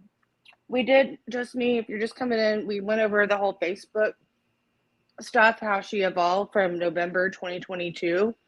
Then we listened to the Chronicles of Olivia, and now we're going over where Melissa's questioning her because all the lies. It's like a freaking tumbleweed. Mm-hmm. And I forgot that, Angel. Yes. See, I don't remember a lot of this stuff. Tumbleweed. But I do know that I stand behind what I said. I do, yes. But you don't think it's dangerous at all to put those people's information out there and holding them accountable and then risking a family member distraught, not in their right mental state, obviously, naturally, and maybe taking revenge into their own hands based off the information you are stating? So I guess where I stand with that is these and they are kids, but they're young adults. My daughter came to me with information. A lot of kids went to their parents with information. These people, these young adults, these kids who went there and did that and didn't come up and say what they did and what happened to these kids, these other 4 people, well, that's on them. I'm sorry, but you put yourself there, and these kids are still in danger because this is, and I know they're afraid. They need to come out. They need to start speaking because they're in far more danger being quiet than they are not coming out. This is so much bigger than these kids are. And I don't think people are hearing that. And the police don't want to hear that. And the school definitely, neither school wants to hear it. They want to bury this. Nothing to see here. Just write your checks. That's what, it's a business, right? I get whatever. These kids are in harm's way and they know something. Come out and say something. No, yes, I stand behind it. And I apologize if that's not how you would do it, but what chance do these kids have if they don't, 4 kids were annihilated because they knew information. Can you pause it? It was to shut them up. What information? So if you guys are just listen to how she tries to emotionally manipulate and capture people to believe her. She pulls at the heartstrings, uses the mother nurturing care and protection kind of persona as listen to me. This is why I'm doing this. This is why I'm doing this. And I could understand that emotion, but it's everything else that comes out of your mouth that says otherwise. It's just lies. Yep.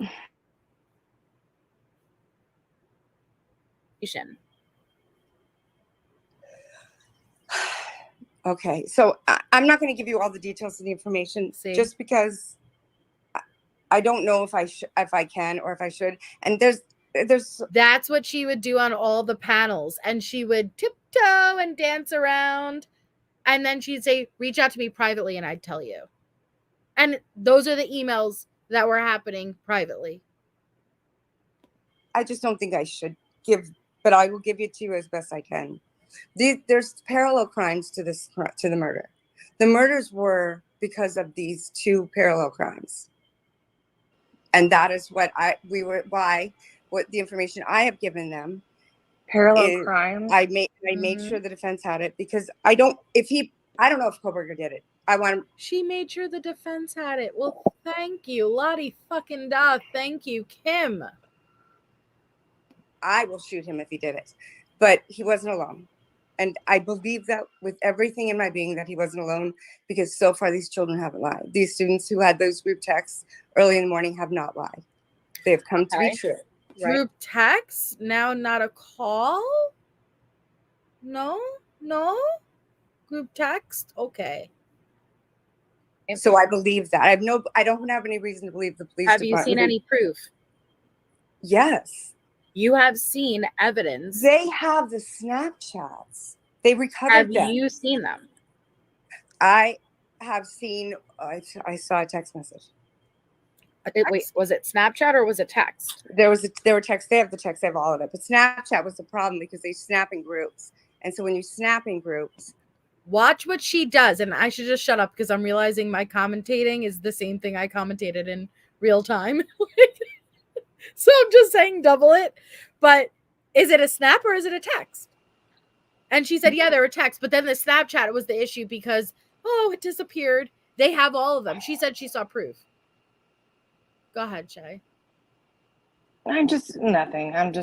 It infuriates me, I guess, just rewatching it.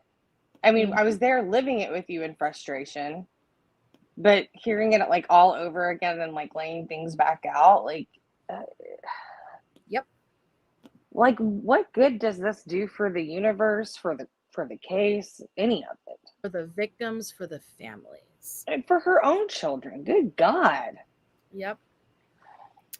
But listen to her, because I'm telling you guys, I'm not exaggerating.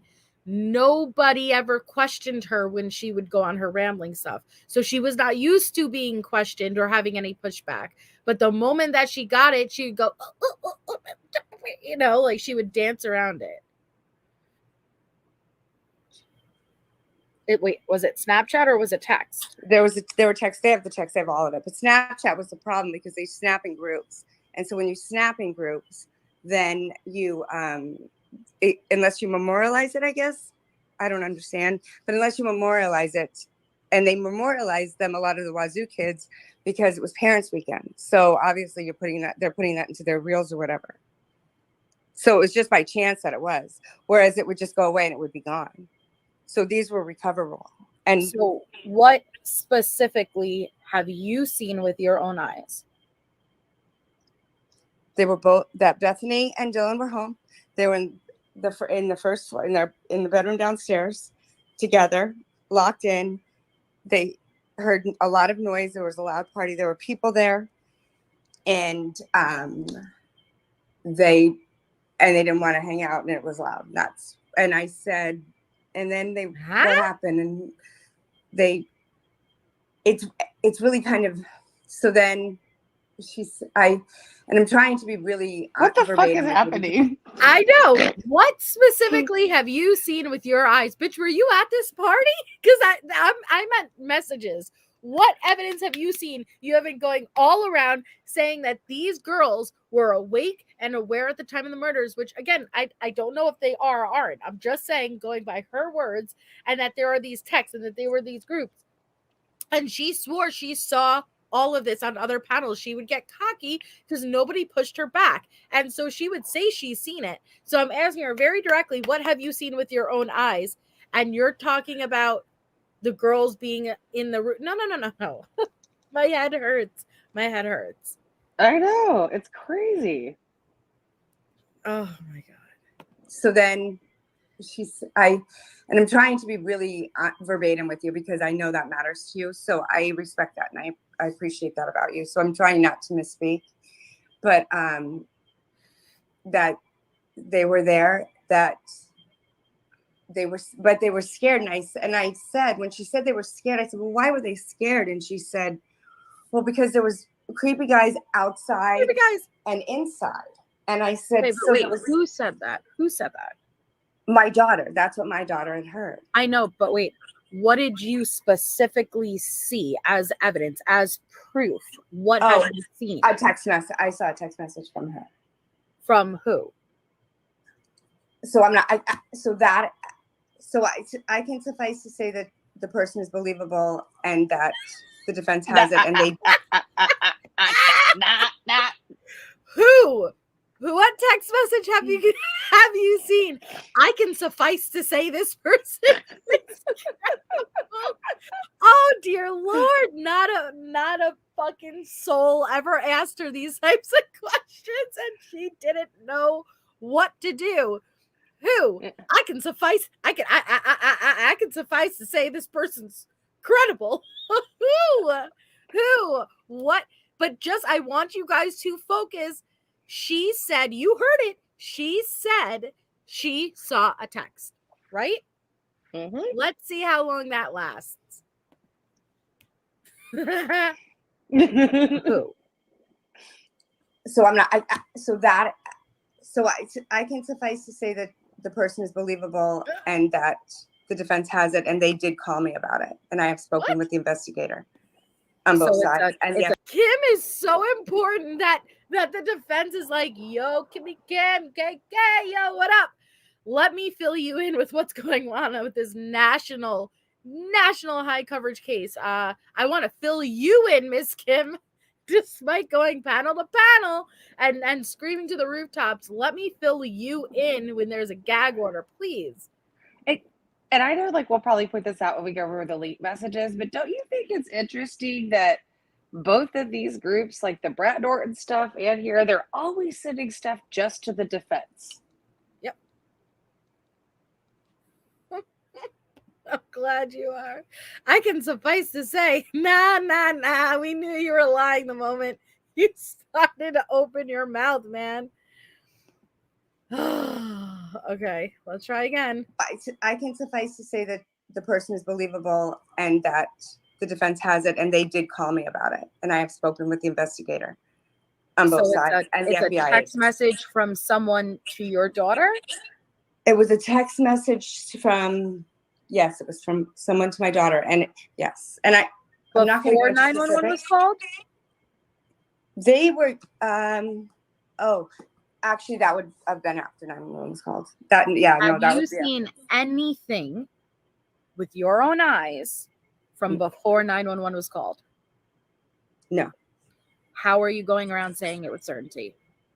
She was going around everywhere, every fucking where, saying all of these kids knew. You just listened to the Chronicles, Olivia.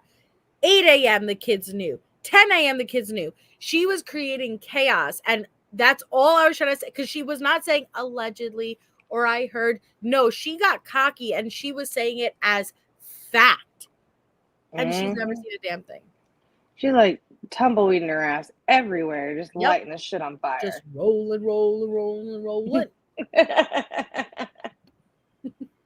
No. How are you going around saying it with certainty? How? Because why would they call me and say that they have the Snapchat records if Why would they tell you that? That does not, honestly, Kim. It doesn't matter why I may from the think FBI someone may or not do something. I'm asking you, what evidence have you seen for you to be, no offense, but for you to be speaking as fact, and you haven't seen any proof with your own eyes? Well, didn't expect that question. Okay, I mean, and that's fair enough. That's a fair enough question to ask, and fair enough for you to ask me and to question me, which is fine. I'm fine with that, right? I understand what you're saying. Hey, I believe my daughter, because why would she lie to me? Yep. Didn't we find that during this interview that some other creators were trying to signal her to get down off the panel because you were walking her into the corner? Yes, we did find that out. They were like, "Get down! Stop, Kim! You're gonna Get blow up our down!" conspiracies." That's sad. That's really sad, though, honestly. Because she wants to stay at school. I mean, it was a huge deal with us. It was a huge deal. I wanted her home. It was unsafe. Purposely, she did not tell us while we were still there. And she didn't tell us because she knew I'd put them in the car and take them home. She did. That's a fact. She did know that. None of the kids said anything to their parents. We didn't know until 5 o'clock that evening.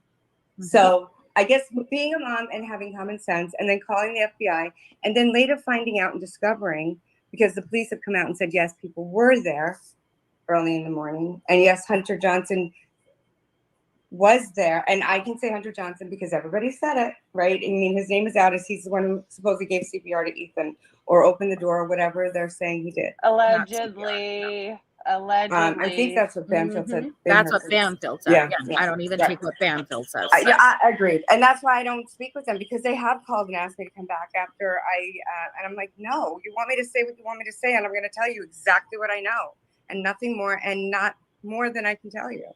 So I understand why you question what I'm saying to you. All I'm saying to you is my message is that there's way more going on here. But how are you able to say specifically what's going on? Because you're saying that this is what my message is, right? There's more going on. Yet you are saying in grave detail what occurred. How do you know that? So, okay. So I will, and I don't really even, so we were assigned an Idaho State Patrolman. I'm not going to give you his name, but we were, and I called about something specific, and he gave me a plethora of information, which is where most of that information came. Why would I not believe him? And why do I not trust him now, or any of them now? Because they're pretty good.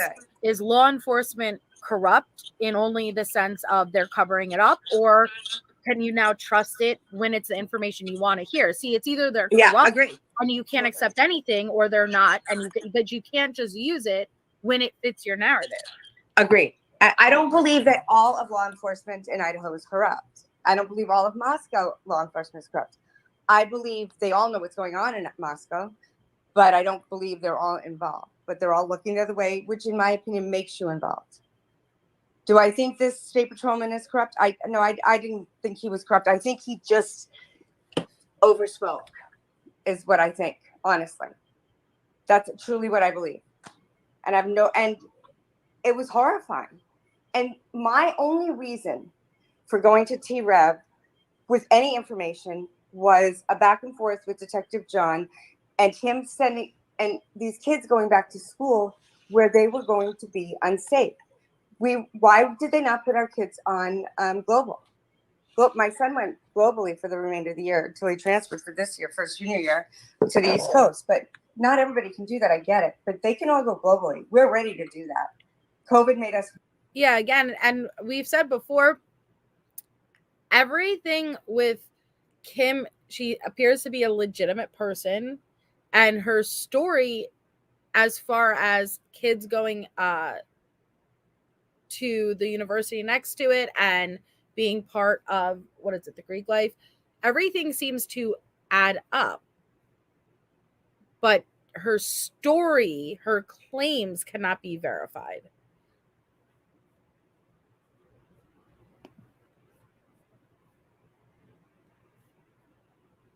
Very prepared. And they didn't want to lose the revenue. And it became about that for both schools.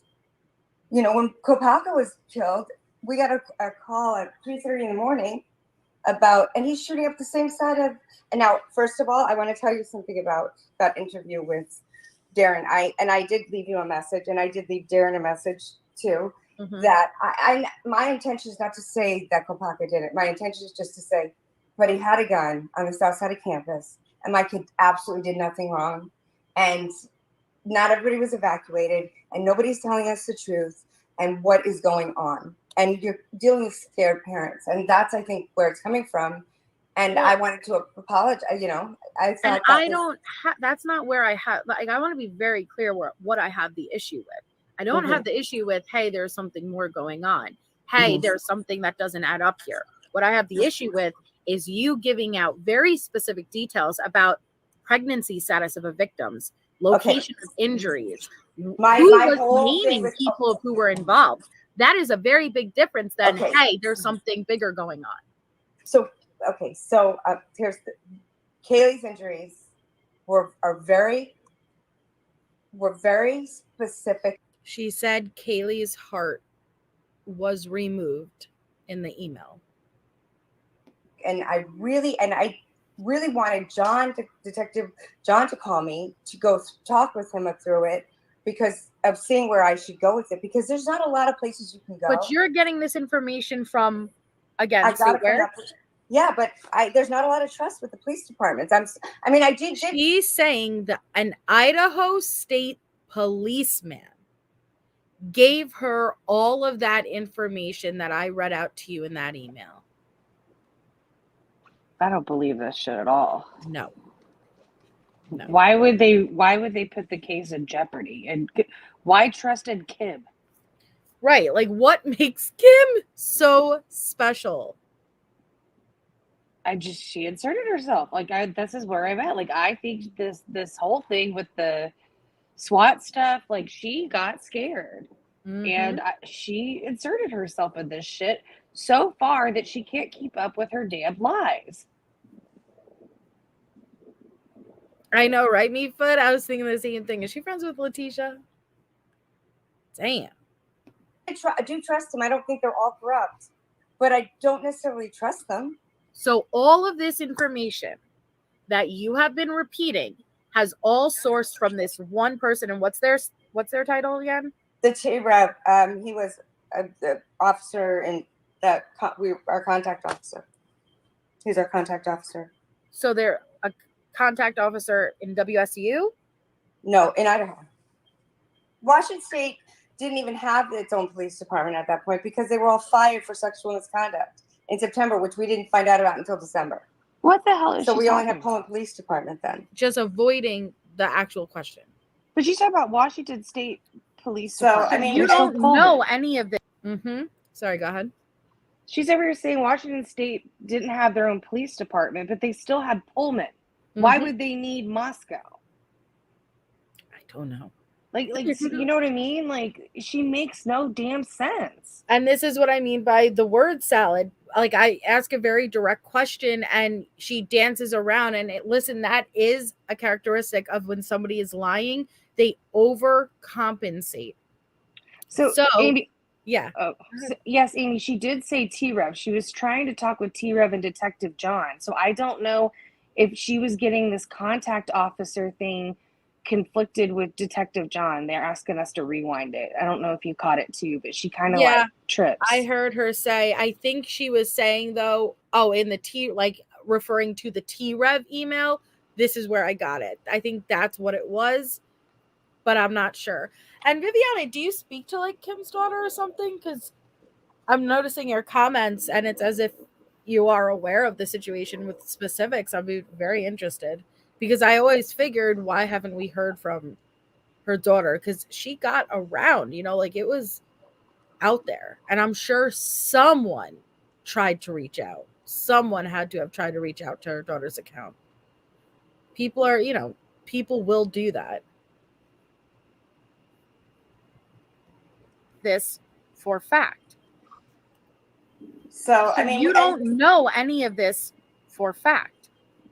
Well, I know it. So here's the thing. I'd rather be wrong, because I hope I'm wrong. I really hope I'm wrong. And have you all hate me, but no other kids die. That's what I'd rather happen. But that's what I'm looking at a lot of people. I'm not looking to hate anyone. Again, what I have an issue with is you naming people based on. I stand behind the names I named. I stand behind those names. Damn. And I did not get that from the police department. That came from the students. I'm not going to tell you how. I can't tell you how. But do you not think that that's very irresponsible for you to do? And also, if you are going to claim fear, do you know where most of those students are now? It's not my business. I don't look into it that. It is if they were there and they're saying nothing. I but you're basing that off what? Again, you're basing that off of what? Okay. How do you know who was there the night of the murder? That I can't. And I'm fortunate. And here's the thing.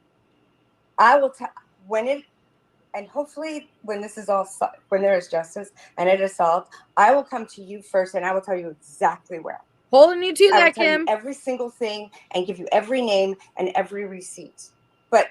And you don't know me from Adam. And you don't owe me anything. All I'm saying is that I think the parents that are over there need to really, really think long and hard. First of all, about sending them over there, your kids. And then about getting into the school and asking for answers. Real answers. The truth. What's going on over there is beyond the path. Like, it's like you can't. Based on what you hear. Right? I'm not doing it to be annoying. I know, trying to make it very clear. So I have had students. So since I have come forward and said things, Dave's Lana has come out, but other people have come out from other states, from other places. Dave is just, to be fair, how the heck I could be Dave with a voice changer and a bad narrative. I can't verify Dave. Okay. And fair enough. But I can tell you that he is, and you don't have to believe me. And I did not vet him. I did not do any of that background. I didn't do any of it. But I will tell you that he is not lying, and he is terrified. I didn't vet him. I didn't look into him or anything, but I can tell you he is not lying. He is terrified. Have you spoken to Dave? Dave is another student, allegedly, who came and spoke out. I think he went on the Drunk Turkeys. I think he went on Olivia, and he was in the Paramount series, who claims he knew about the 911. He knew about the murder before the 911 call happened. Yet, also, I remember Daniel from the Drunk Turkey show started explaining it, like when he tried to look into it, when Dave said he was at work, his work wasn't even open yet. It was all weird. It cannot verify Dave. And then conveniently in the Cyber Sleuth episode, when it came time to pull out his Snapchat, nothing was there for the morning. So it is what it is. And here's the other thing. So this Linda Lane footage, So you're very right about this group of people with this Linda Lane footage. So when I get a phone call, I make a phone call to the FBI and I just give it to them because there's a lot of, out there that I don't know, that I'm not going to bring up. But I will tell you that I don't know what I think about that Linda Lane footage, but I believe that the person who put it out there called me, but I believe they may be they have an affair. You're right. I think all of your instincts about that footage and the people who are putting it out there is correct. And Rory did disentangle himself with it. I do know that because I've had several conversations with him about it and I spoke with the proper authorities about it. So can I ask, she spoke to the proper authorities about the Linda Lane footage? Damn, Kim has some connections, y'all. She has some connections. Has your story evolved? When you first came on, right, it was my daughter had heard, and correct, I don't know verbatim what you said, but it was something along the lines of your daughter had heard, she was like, Mom, I already know. You're like, what? How do you know? And it's, she had heard. Right, and then it turned into your daughter was used as an alibi. Is that correct? Her home was used as an alibi, yes. Can you get into that a little bit more and explain it? You know what? I really cannot, because I don't know if hold on. Sorry. That pretty mess. With all due respect, what is she right about? Because I don't know. Let me be clear. I don't know if students knew prior to 911 being called. I am not sitting here up on my panel saying that that's not possible. I don't know. There's a good chance that did happen. What Kim wrote in that email is 100% not accurate. And going on panels and naming somebody's first and last name, saying that they are the murderers, is not okay. So it's not so much that, hey, is there any parts to this theory that could be possible? Sure. But doing what Kim has done, claiming she has firsthand knowledge and repeating it as fact when she admits herself on this panel she's not seen anything. That is the issue.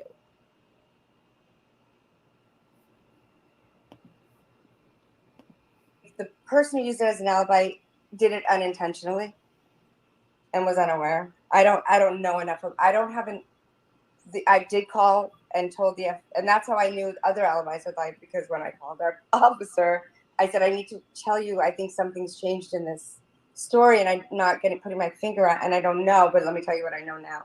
And let me correct that with you, because if it's wrong information, I'm going to correct it. Right. Mm-hmm. And so he said, we've discovered several alibis that have been lying. And, thank you. They don't give me answers. And it's rare for somebody. So they thanked Kim because several of their alibis were lies. Are you going to sit here and say, Mess, I'm sorry, I forgot. I have to scroll up to find your full name. That pretty mess. Are you going to sit here and say that, yeah, Jack D and Adam used her daughter's home as an alibi that night when everything's been aligned with Jack D from day one? Come on. Come on. Tell you anything. I don't call to get information. I don't call and ask. I call to report. I don't deserve information. You know what I'm saying? Can I ask you a question? Absolutely. I was about to pause. I thought that was you now, Shay. This is confusing me. My name is Shay. I know. Question for you. So when were you notified by LE that they had the Snapchat history that you're referring to? So I turned it over to them. I said, can have our cloud and everything, not knowing that I don't have to give permission. They can just take it. So I said, you're free to take anything. So there was never any information other than when I went to, I got an email from our cloud that had been entered. So then I called I called the Apple people, I guess.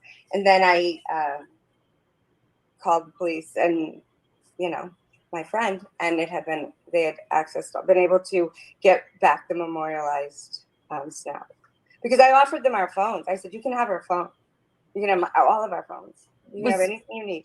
Was this like right after the crimes or in? It was what? Excuse me? Was it right after the crime or was it recently? It took a long. No, it was much longer than that. It was probably like in May. It was probably right before they got out of school, maybe, or maybe a little before that. It was not. It was definitely after they went back for spring semester. So can I tell you like what I have a hard time with, and this is what is a concern. And sure, I understand leaks happen, but like there's supposed to be a gag order. So I'm just wondering, like, why would they solicit that to you and put the case in jeopardy in general, right? Because you want it fair for both sides. So those are just correct. That's kind of one thing that like I teeter on. And to be fair, Melissa has said that there's truth in your story, but there had just been so much changing. So I don't want you to think that's an attack, but I understand that. We also don't like dragging innocent people. I agree with you. And I will tell you that it is fluid. I mean, things come out, and as they come out, yes, I can say that, yep, that's not, because there's so much misinformation and so many, there's two sides. There's no gray in here. There's black and there's white, and it just seems like there's no middle of the road. Like, to even consider that, yes, it's Koberger, but it's these people too. And then it doesn't solve the problem. It just it puts a Band-Aid on the crime. You know what I'm saying? It doesn't prevent it from happening again, which is where I'm in that gray, right? So, yes, you're right. You're right. But I suppose saying that the Snapchats are out there is a leak, but part of that leak was purposeful. It is purposeful. It's definitely purposeful, because these kids think if they have Snapchat, and I'll give you a perfect example. And there's a content creator out there who has made a connection with two fraternity boys who she has a tight connection with and believes them, and very much so. And I'm glad she worked with them, right? And so, but they don't know that their snaps are out. And the problem is their snaps are out. That puts them in harm's way. And I'm saying to these kids, you're in harm's way. Your snaps are not protected anymore. They've been memorialized. They're out? The police, law enforcement, and the prosecution the prosecution and defense have. So these Snapchat messages are out. Everyone has them. And not only do they have them, they called Kim to let Kim know we have them. Okay. Interesting, but they didn't confirm that on the Paramount series, huh? Oh, thank you, Summer. Hey, Punksy. Yes, they have that. I need snacks, man. I know that my daughters are, and she's in that 10 o'clock group. Who knew at 10? You're saying 10 o'clock is when they were known. 10 o'clock is when they were known. Do you know what context of a Snapchat message was? What was it? It was that. You're welcome, Bubbly. Waters here. That when I called, she said, "I know, Mom." And I said, "You know what?" She said, 4 students at UI were stabbed. And I said, "How do you know?" And she goes, "Because they were Pi Phis." And I said, "How do you know? You're not a Pi Phi and you're at Wazoo." And she said, "I know, but one of her sorority sisters' boyfriends goes to school there, and he's friends with them, so she's friends with them, and she told them." See, and me and Shay both never from the beginning, we weren't like 100% closed door to the possibility that there was talk among the students maybe prior to 9/11. There was always that question. So let me be clear. When I'm like, debunking Kim herself, that doesn't mean that there isn't a possibility that there might be a narrative within all this shit that is a possibility. Absolutely. Just in totality, Kim is no. Yeah, I mean, I think it's even well known in what we have seen of the PCA that there were kids that knew, early on, and they Friends were were gathering coming. out there. Yeah, exactly. But nobody's denied that. I think it's just the gravity of who all knew. We don't know those answers yet, and I don't believe Kim has those. Again, refer back to the email. This is the specific she was getting into is no, that's not true. And she texted them and she gave the group Snapchat and the snap. And I said, well, what happened? And she said, they were stabbed. And I said, well, who did it? And she goes, I don't know. And I said, well, and she said, and we got to somehow that 2 people survived. And I said, well, don't they know? Weren't they there? And she said, well, they were there, but it's a party house. And I said, qualified party house. And she said, drugs and stuff and dealing drugs. And I'm like, so you're telling me it was a drug house? Have you been there? And she said, no. And she goes, I don't even think they dealt drugs. That's never what I've never, and I want to just be very clear here. I think the house was the target, not the kids. I think they learned something. I think drugs was an underlying issue. And this was one of Kim's major narratives moving forward in her storytelling, that it was a drug hub. It was a trap house. But refer back to the comment Shay pulled up at the beginning of this live where she is debunking people in that Facebook group saying this isn't some conspiracy. Drugs were not involved. Remember that one? Yep. Damn, Kim. And she made it pretty clear. And I don't know. I feel like the whole word target has caused so much mayhem, but I don't think the house was a target. I think a person was the target. That's just my opinion on the case. I'm more inclined to believe the same. Was not the main issue that was going on with that house. And I think Kaylee had discovered what was going on and she was going to solve it. That's truly what I truly believe to this day, that they weren't involved. They just were caught up in it and taken advantage of. Because it's kind of cycles through is what I've learned over. Because but my daughter always knew I think we got a little off track though. I know. I can get off the rails. I'll promise you that. It's okay. Yeah. And I'm not trying to be repetitive, but if I don't have the answer, it's gonna bother me. So so I know, and I appreciate, and I appreciate you keeping me out of the rails. So no, it's okay.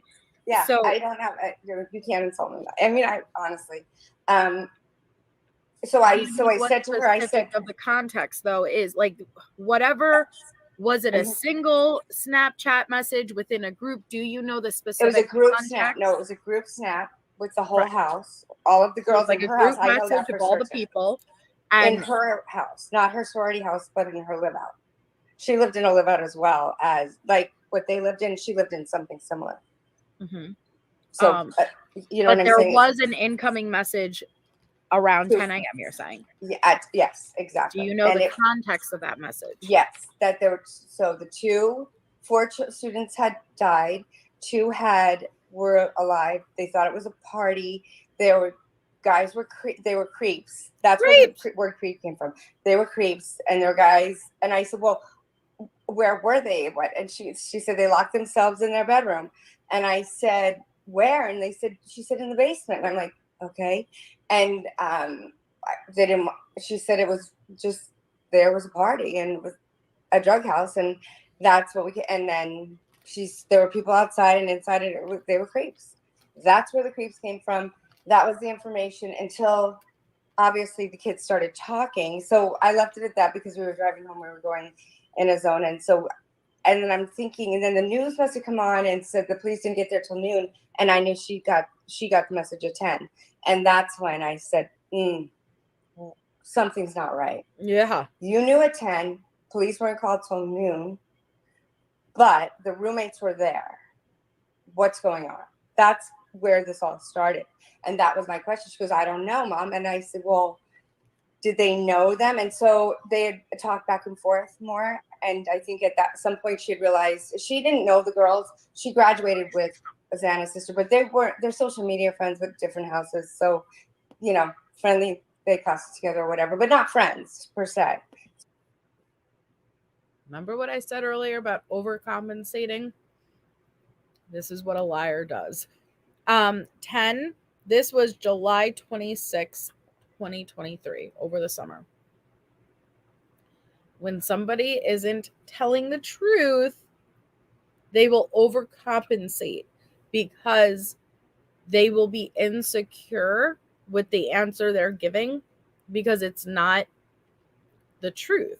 And so they won't just, I'm asking very direct questions. I am not getting direct answers. She's not even allowing me to ask the question without interrupting me. And then she does not feel content with what she's giving. So she keeps giving and giving and giving and explaining the answer. I don't need an explanation. I just want the answer. And so it's overcompensating and it's overloading information so that you get distracted and confused. It's a tactic. So there was no reason for her to, to have it from her. But then, of course, then the girls are talking and speaking because it's so gruesome. And they didn't even truly know that 911 hadn't been called. They just assumed 911 had been called and the parents had been called. And really, it didn't click for me that Dave also thought 911 had been called because they learn that when they go to preschool. They start active gun shooting drills when they're in preschool. That it's part of their DNA now with everything that's going on and what we teach our kids. So they just assumed that they had been called. It didn't even register. And then when Brian was arrested, and so I called the FBI and told them everything. And all of my phone records and such are with Daniel. And you're free to have them as well if you want to see them. You're free to them. They're not redacted. I'm not redacting anything if I give it to you. I mean, I hope you don't put it public, please. Can I say this? I don't need people chasing me down. I'm not. I know you're not, but yeah. Well, I don't. Was that you in real life? Yeah. Okay. I'm sorry. It's me. It's 2024 me. Help! Help! I need somebody. It's present me. Come on. Go ahead. Oh man. Okay, sorry. I was just gonna say though, I'm sorry. Like, technology is so easy. You can take a PDF of a bill and edit it and make it look any way. That bill was fake. You don't remember? Yeah, I know it was fake, but I'm just like, I don't trust any of this. It just makes me feel even more, I guess, upset hearing it all again as time has passed and you're able to soak in everything. It's astonishing to me. She's making my head hurt. It's snack time. Dude, I only had a couple of stale Cheez-Its next to me and I already ate them. Hey, Amber. We're talking about literal snacks, right? Yeah, literal snacks. Yeah. Okay. Yeah. I don't have anything good in arm's reach. What about that onion you lost? It's not in here. But I don't think I'd be eating an onion anyway. Just solo. Crunching on an onion. Shit. Why do people to do that? I don't not believe that you made calls to the tip lines and things like I have no again, the part that I am at a loss here for is how you managed to go from all these panels and relay specifics. If you're stating let's go back to the very first thing you said publicly, which was there's this Snapchat group, right? There was messages that went out, but you already said, and correct me if I'm wrong, you have never seen any of it with your actual eyes. So from that moment forward, all the other information coming out after, how am I supposed to take it? The very first thing you stated, everything after that is just hearsay, what you heard, right? And repeating what you heard, even if you genuinely believe, I trust this person. Sorry, I just have to pause real quickly because thank you, Pickle, a fellow carbonara. Okay, do you know how many times I say carbonara and my friends have no idea what I'm talking about? or linguine with white clam sauce. They're like, what? So I have so much respect for you, Pickle. Thank you for using carbonara as your example. And I love it. She's going to have a restaurant and name her menu items after true crime cases. The loaded Kim's word salad, K's carbonara. I fucking love it. Okay. BK's vegan pizza. Stop it. No shit. Maui, aloha. They make fun of me all the time because they're like, what's carbonara? I'm like, spaghetti carbonara. It's delicious. What are you talking about? But you make everything from like scratch and your bolognese and everything. It's well, insane. I lost my onion earlier, so my taco dip did not turn out as good. I had to use a red onion. So I'm not gonna lie, when you told me that and we got off the phone, I started singing that I lost my poor meatball, but I like replaced it with onion for you. I lost my poor meatball. Yeah, it was really sad. But I found my onion and I knew it would happen. I looked for like so long for my onion that I bought yesterday and I could not find it. And then once I finally gave in and cooked with the red onion, guess what? I found the fucking onion. It always works out like that. It was in the bag, 0 Dark 30, but I didn't associate. It sounds so bad right now. I didn't associate that bag with the bag though. Like it's a black bag. Okay, and I thought it was a clothes bag, but it wasn't. It was sitting right next to my fresh box of Cheez-Its too. It was. She was really having a dilemma today before we did this live. Like it was dependent on this onion. You can't have taco dip without a jumbo yellow onion, man. Okay. Shit.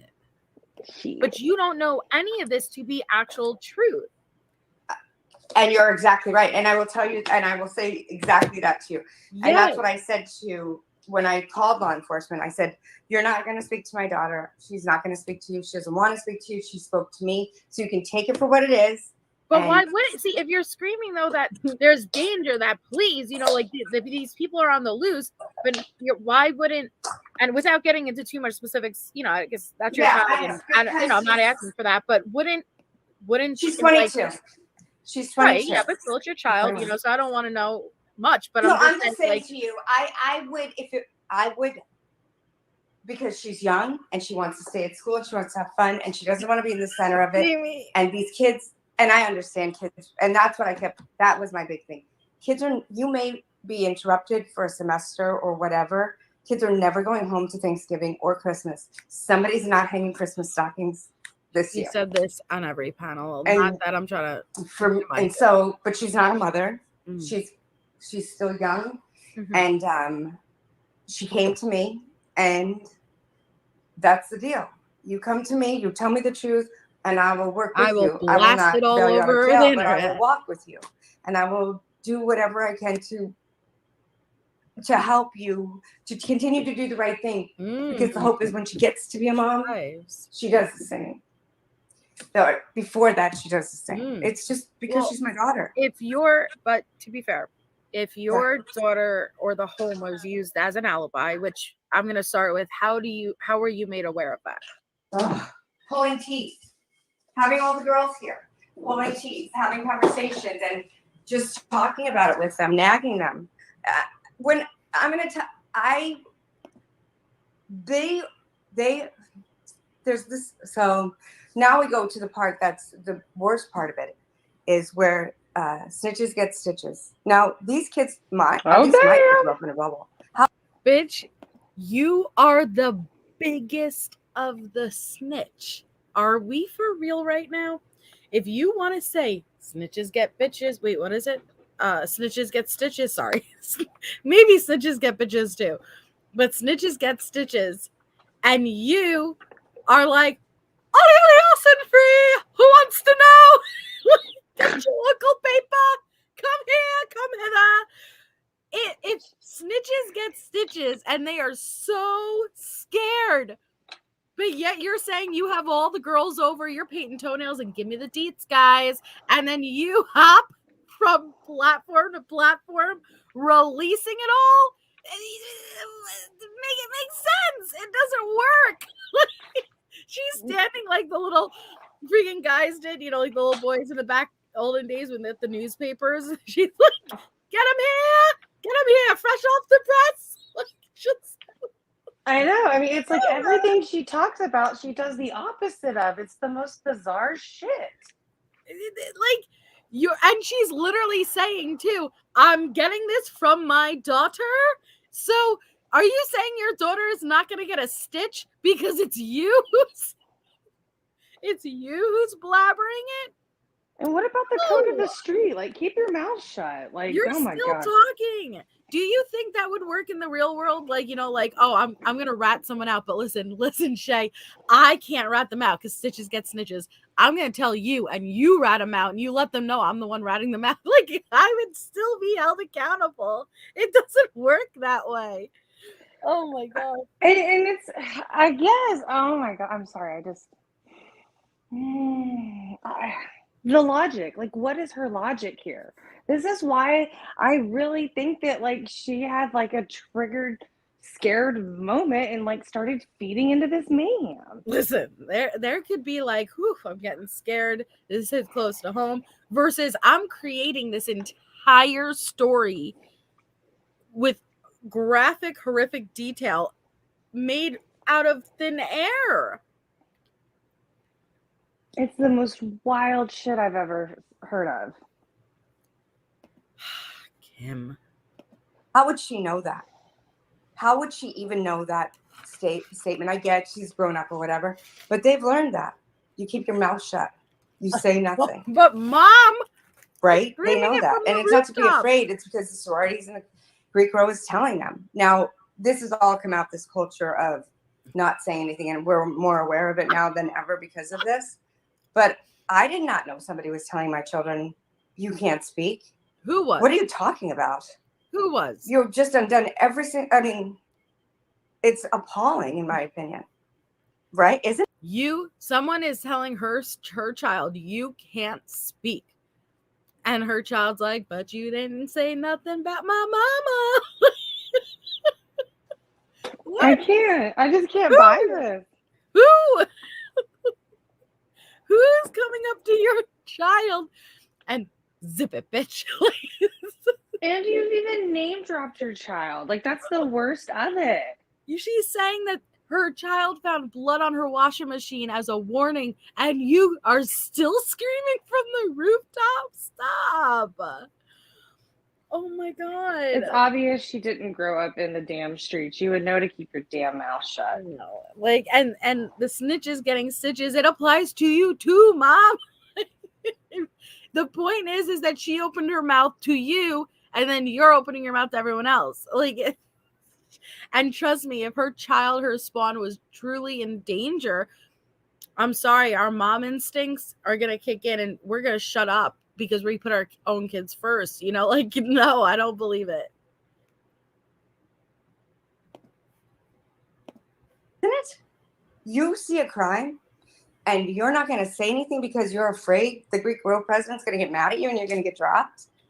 Like, that is appalling. I don't even have words for that. Mm-hmm. And so they don't speak. They keep quiet all the time. They don't talk about hazing. She'll never tell me what happened on her initiation.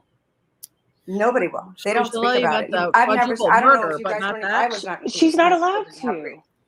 I wouldn't have. I don't think I would have been the personality to abide to that. But my son was like, no way. But my girls are a little different, and they did, and she did, and so that's the thing. She didn't want to be. She just wanted to continue her life, and I get that. And I'm not saying it's a great character trait. I'm not saying that it's not something that doesn't, No, but I'm saying, like, what you said was earlier on, you're like, people need to wake up, like, I was told to scream this from the rooftops, right? Get the attention, make people listen. Yeah. But then now you're saying, your daughter will not speak about it. She won't even communicate to law enforcement. You have to do that for her. So, but if she was used as the alibi and she was she a part of this Snapchat? Did she? As I guess we'll find out. She has. So law enforcement has no. I guess we'll find out. Tune in tomorrow for the next episode. Oh, she did go on after this. She went on and on and on. I guess I'm sorry, Miss Ma'am, what did you just say? Did you say I guess we'll find out? She hasn't finished creating that part of the storyline yet. No, and I I don't know if Jules is busy or she's listening, but she was cracking me up because she said when she listened to this live, she had like her notebook out, just like writing shit. Yeah. Like it was insane. And I know Amy was keeping track. I mean, it's hard to like process it when you're on panel and hearing it back again. It's wild. I guess we'll find out. I guess we'll find out. You keep moving her from like corner to corner, Melissa. What? She can't get out of the maze.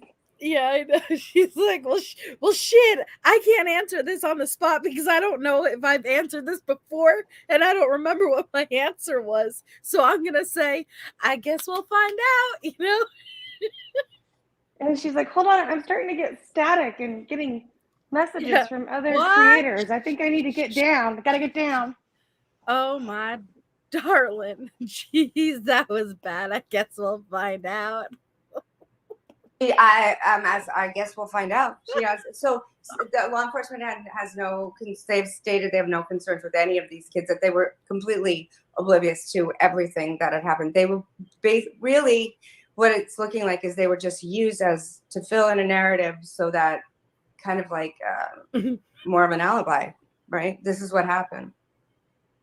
So they thought it was a party. I was so confused. So that then they could ask kids that, so they could. You know what? Know. Like, I mean, I do have an idea, but that's just my that's 2020 for you, right? This is 2020 for me. I think it's funny how it's like, instead of her finishing the sentence, she does these like, like she wants you to just assume what she's saying. Yes. It's a tactic, and it's, I just did it. You did it. No, you're getting Kim-fied. Yep, I'm getting Kim-fied.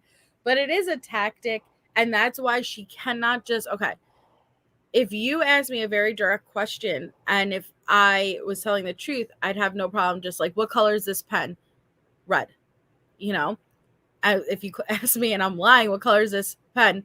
Well, I would personally say it's an off shade of blue, but like according to you, you might more classify this as a teal, and you're overcompensating. You're overcompensating, and you're filling in the gaps because you're so terrified that if you stop talking, people will see through the lies. It's, oh my God. Hey, actually, I did. I don't know. I signed up for like this, like it's like a CrimeCon like little app thing where you get to watch like all the different all the different events and stuff that they have. And I watched this one on Lying, Melissa, and it was really interesting to like hear from some of the experts of like their tactics on like basically just letting the victim have that dead airspace to talk it out, because they'll just keep going and going and going. And it's true that this is what happens. Oh, sometimes if you let someone just keep talking, they'll end up hanging themselves. Trust me. Yeah. Theory about, they don't want people in power have children at these schools, at that school anyway, and they don't want them showing up.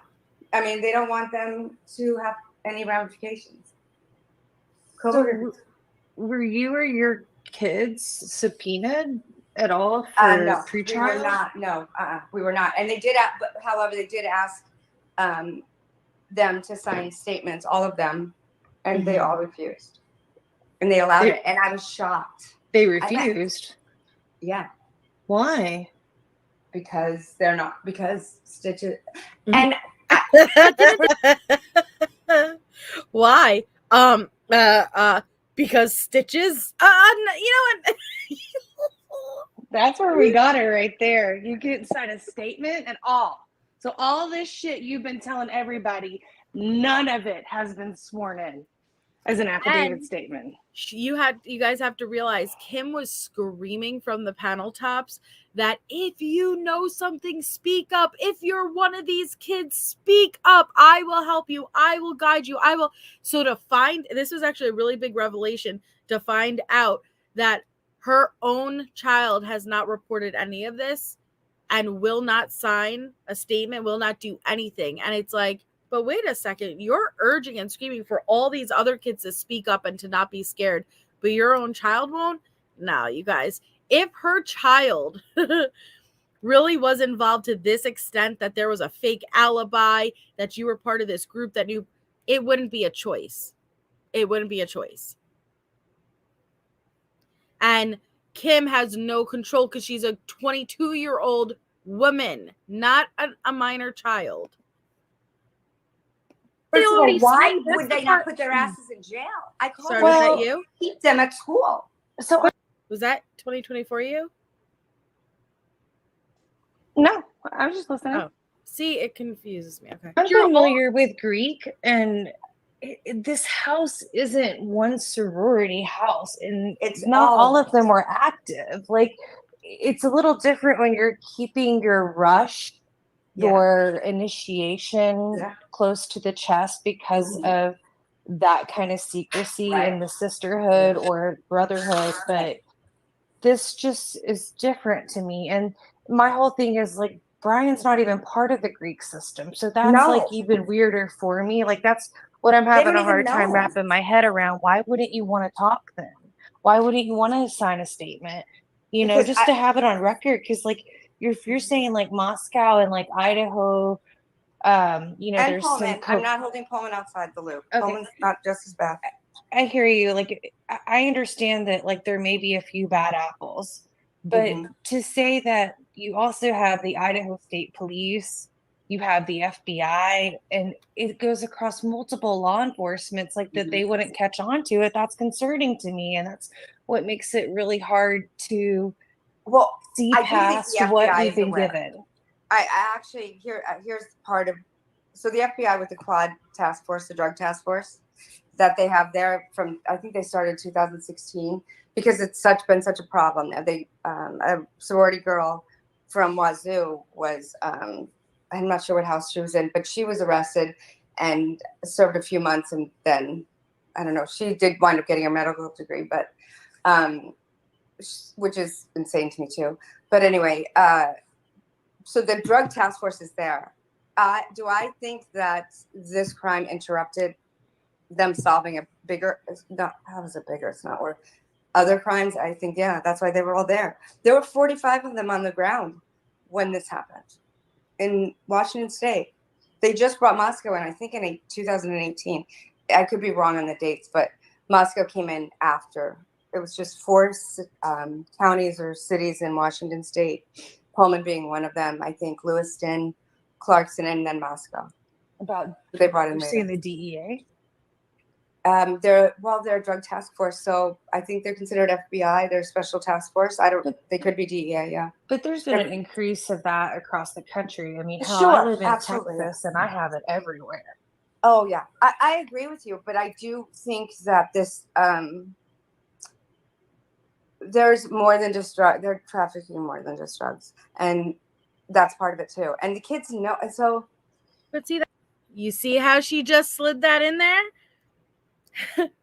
They were trafficking more than just drugs. So now, not only is this house a drug house, she is now getting into the narrative that there is corruption on such a level that people were being trafficked. Okay? I really want you guys to see how far this woman is willing to go. That's why, like, the, Beautiful with a Mess, I think, was, Kim's telling the truth. No, she's not. And please don't mistaken. I'm very well aware these things are going on all around us. I'm not one of those who have my eyes shut. But no. Connected to this freaking case, no. That's you're making a lot of big accusations. It is. And you don't state them as opinion or belief, you state them as fact. And I believe they are. So when I called the school to tell them about my son being offered cocaine, when I called the Oh my police department, God. they said, I know, and we have a heroin problem too. I'm not lying. That's everywhere, Kim. That's everywhere. I hear you. But when a police department says, okay, I'm going to address this, instead of he says, I know, heroin too. A police officer is saying that to me. I'm like, okay, then what's the plan? You got a plan? What are you going to do about it? I gave you names and numbers and everything. Go arrest them. I'll be honest with you. Like when I was in college, we had. You tell me where Pablo Escobar is right now. I want his name. I want his number. I want his location. Melissa, Pablo is below the freaking dumpster on Linda Lane. Come on. I should have known it was in those tapes. It was in the lost footage. It's in the damn lost footage. Her son was offered cocaine at a college party one day, and she is calling the fucking FBI, the schools. What are we doing? I need names. I need numbers. I need locations. How are we shutting this down? You're not gonna shut a little bit of cocaine down. And I'm sorry, it's college. Like, it's college. I would say maybe you're not cool if you're not getting offered it. I don't know. Yeah, it's very standard. It's not some crazy thing, but this is Kim. I mean, not to say like, you know, kids shouldn't be safe nowadays, but like it's not unheard of. No. And I'm trying to now like pay attention a bit to like where is her anger at? You know, like where is it coming from? But I can't figure it out. I really can't figure this out. I think it's a multitude. Like she said, remember the Greek system? She's talked about the church. She's talked about all the different kids passing away. We've talked about drugs. I think that it's like a move for justice and order, you know? She's just angry about everything. I don't fucking know. But notice how far off we are from the freaking Idaho murders. Like, making my head go spinning. At after hour clubs that the police monitored and knew that we were doing after hour substances and partying hardcore. Right. As long as we weren't driving and we weren't hurting anybody, I mean, there was not much they can do unless they were taking down a dealer. I mean, I think it's just, it is what it is. Unfortunately, now it is a lot scarier with Fetty and things like that. I totally agree. I'm a mom. I don't want my kids trying anything heavy. I don't stress things. Right. I understand where you're coming from, but it just seems like a lot to put this over the crime and the house. That's trying to understand you, but like I'm still trying to understand this Brian. I'm trying to understand you, but I can't. And what, you know, I don't. That's why I say I do not. If people ask me all the time, do I think he's guilty? I have no idea. He's in an orange jumpsuit and handcuffs and facing a firing squad. I don't know. All right, I'm gonna try to jump around a bit. I've said I don't know if he's guilty. What I've said is I could not convict him today with what I know, with the facts that they've disclosed. Yeah, with the facts they've disclosed. If I was sitting on the jury with the facts that we have now, I couldn't. So that's all I've said about. But that's not all you said, Kim. That is not all you've said. Okay, but guess what? Nobody should look at a PCA and say, yes, I want to convict you and sentence you to death. A PCA is enough for an arrest, not a conviction. We do not have all of that evidence yet. We're not supposed to. I hated when people made that argument. They use it all the time with the case. You can convict him on what they put in the PCA. You can sentence that man to the firing squad. No, you're not supposed to. It was just enough for an arrest. I think sometimes with these like bigger cases like this, it brings out a whole new audience of folks that maybe not be as familiar. And good time to learn a little bit about the law if you don't understand it, but they'll be screaming from the rooftops and hanging from the damn chandeliers. Mm-hmm. About him being innocent. I don't know that he's innocent. I don't know that he's not. I think he's expected. Because you stated everything was handed over to the defense, right? It was. And you can call and ask them. You know, I believe you. No, the investigator's happy. He said, and anybody who has any information, the investigator told me, Ann Taylor's investigator told me to tell you guys, call the Ann Taylor's office, which the number's changed, and I don't have it off my. Listen, Ann Taylor's private investigator told me to tell you guys this. Who is it? You really believe that this mom is this important, right? This whole gag order, fucking victims' families aren't getting anything, but Kim, yeah, she has the direct connects, okay? Off the top of my head, but I will put it in the chat. You can call and you can ask him, and you can give him any information, and he'll answer. He'll answer. Okay, you can. So he invites any information. If there is really, right, and you're just a mom, and when I say that, I'm not minimizing it versus no, I know, like FBI or something, right? And if what you're saying is legitimate and true, I'm sure his team has the resources to verify this, and it would exonerate him, right? It would help him, right? Which is why I think your daughter would be subpoenaed. I would anticipate if your daughter was indicted. I expect her to be, yes. And she was used as an alibi for someone. I expect her to be. Yeah. What makes you think that they wouldn't be handling this? Well, she has not been to date. That doesn't mean she won't be, and she will go if she's subpoenaed. She's subpoenaed. There's nothing I can do about that. I'm not going to speak for her in court. Obviously, I can't do that. But in this, they were fine. And that's a part of it, because I think to myself, I'm going to tell you, if I was you and you were me, I'd be saying, I'll be there in 5 minutes. I'll be there in 15 minutes. I'll find your kid and I'll put her in a cell. Because I did call the schools and Greek Row, and I said, do not let those kids leave campus after the crime happened. I said, these kids are going to leave. They're going to scatter. They're not going to come back. And there's so much information. And I know I suffer too, because my Thanksgiving. You say snitches get stitches. That's what she says. Yet, to be fair, Kim, you've been screaming this from the rooftops everywhere. So what's the difference? It's already out. Oh, yes, right. Exactly. Which is what, yes. And which is, doesn't, and I'll be really honest about that. We have, is she confirming herself? Put her, she's trending. So like, oh, yeah, exactly. Oh, shit. Yeah, exactly. You can't think of something yet, but exactly. Yeah. Yeah. You know. Yeah. Now, lucky her. But I said, well, I told you. I mean, I can't help you with that. You can be mad at me all you want. I'm going to do the right thing. You're going to do the right thing. And I'm going to tell you, I adore my daughter. I think she's done a lot of amazing things. She's a great girl. God, she's this young gets into and nothing. And that's how I got past a little bit of it with my daughter, because she really wasn't hearing. She wasn't getting it. And it wasn't until Dave's good friend, Caden Young, was killed. No, Kim, you aren't getting it. Nope. See, I'm going to be really honest about that. And I have never verbalized that, actually. Maybe I might have this Dago, but I might have you know what I'm saying? I'm going to scream. And yep, it's secondhand information or third-hand information. Some of the things that have been brought to me is firsthand at this point, and I have shared it. Well, what do you define firsthand? That Linda Lane footage. What about it?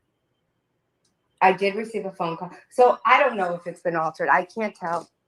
I cannot tell. I can't figure it out. It's like listening to whatever. Miss Ma'am, I think you're a little bit confused on what's classified as firsthand information. Was terrifying spirit boxes. Like, terrifying. I don't listen to them, but I've heard them. And whatever, to each his own. But to me, I don't differentiate that. But I did speak with somebody who sorry.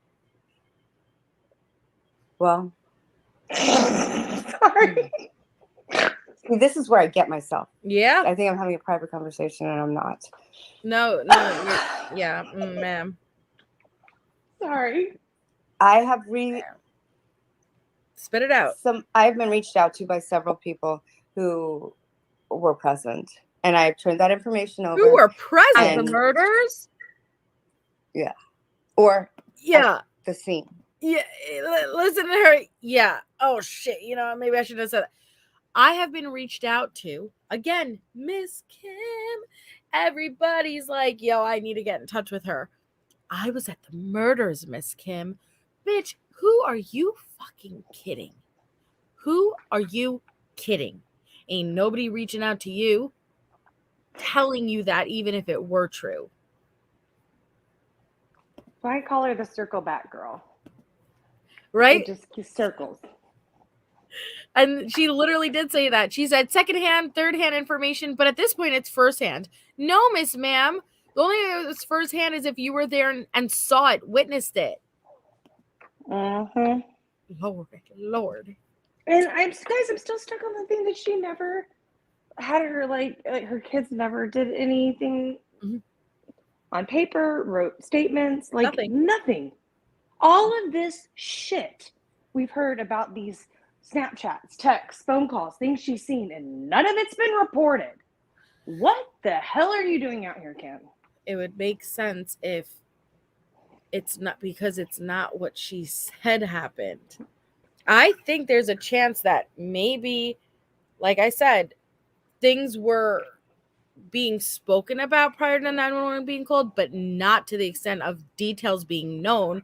There might have been whispers of something going on, and then after it came out and the cops showed up, they're like, oh shit, like wait, like Dylan and Bethany were texting, but not like she is. So no, there wouldn't be any statement side or anything, because she probably took a tiny little thing and ran with it. And the murders? Yeah. Or at the scene. This could get me now. Like this actually. Oh.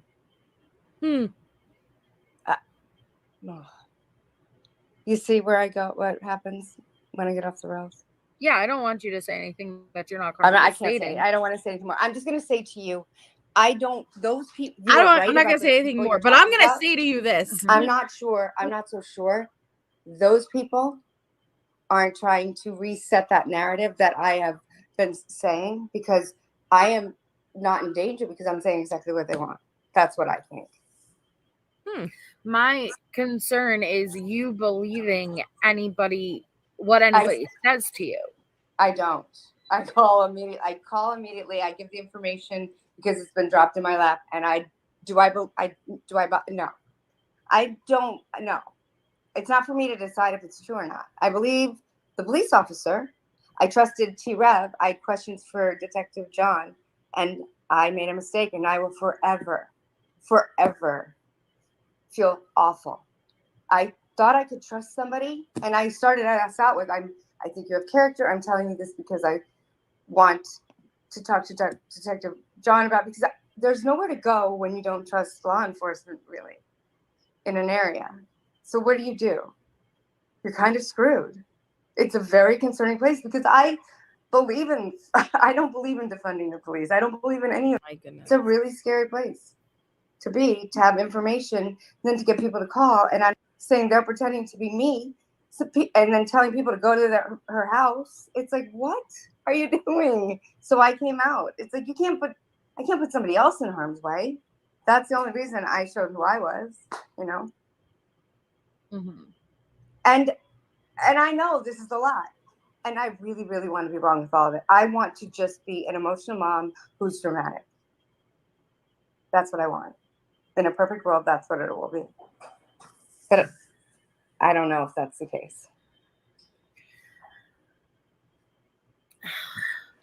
We still don't know. Yeah, like I said, I think where my issue comes into play is, hey, this is what I heard, hey, this is what I believe, versus stating something as fact.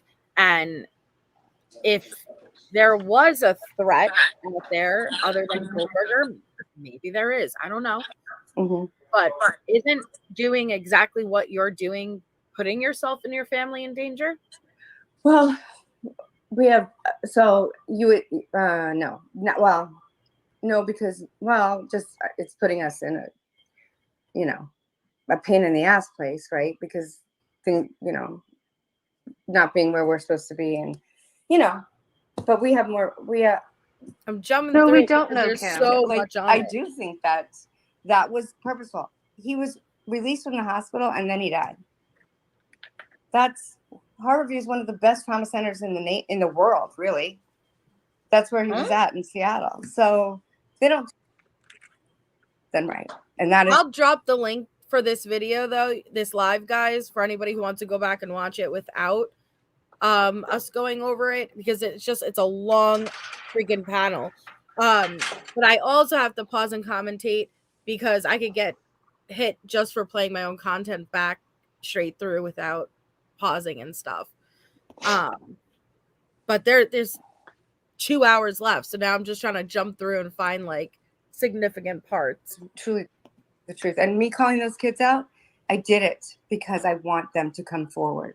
I didn't pussyfoot around. See, I called those kids out. I put their first and last names out there specifically because I didn't want them to pussyfoot around. I wanted them to speak up. Yet my child, no. She doesn't have to sign a statement. Snitches get stitches, okay? I think it makes sense. They're requesting a circle back doing that video. Face. Yes, I saw that. I will be on it. Again, you are calling them. There's pretty good information. But how would you feel if someone went on a public She said platform no, she and hasn't accused even. your child, first and last name, of being involved in the murders, and when they say, "Hey, where'd you get that information from?" Well, I heard it. And you know what I would do? Appropriate? If it was my kid, I'd call them up and I'd say, just like I called up some people for trending my daughter, and I'd say, why are you saying that? What are you doing? Why are you saying that? And then I'd look at my kid, why are they saying that? And I'd have them sit down and have a conversation. Do you really feel like that's how you'd react? Do you I did, genuinely 100%. feel like that is how you'd react? Well, that's how I reacted with you. No, I didn't accuse your daughter. No, you didn't accuse my daughter of anything. No, that's not what I'm saying. But I'm saying that if you called with questions about it, right? And so I came to you. I didn't go around you. I didn't talk about you. I went to you. Mm-hmm. Right. So yes, that's how I would behave. As adults, as parents, that's how we should behave. And we should set our children down and have a conversation about all the different things that can happen. Yep, we taught them everything they know, but when they get to college, they get drunk and stupid. They do. They're feral. And they're feral. I think I would if she was present, sitting in Steve's living room. Yeah. Oh, okay, but also Dylan and Bethany, I think I want to say that my daughter would not have a choice. I'd have her sitting in Steve's living room until she spoke. I think I would if she was present in that home and didn't call 911. But that's not what happened with my daughter. My daughter didn't even know that 911 wasn't called. Her not wanting to speak is different, not that much different. It's parsing hairs, right? But she doesn't know what happened. She doesn't know who did it. If she did, she would tell me because she's told me this much. But then how do you know? And so hold on. Family and friends, thank you. Family and friends says, since Brian Koberger might be sentenced to death, can you simply confirm that you know of 5 other people, please do not say names, but 5 other people who were present at the crime? Yes or no? Yeah. And I can say that not just because of my daughter, but I can say that now. It's going to be allegedly because I don't know these people. And I have passed the information on to law enforcement and the proper authorities. But I have heard that there was more than 5 other people there.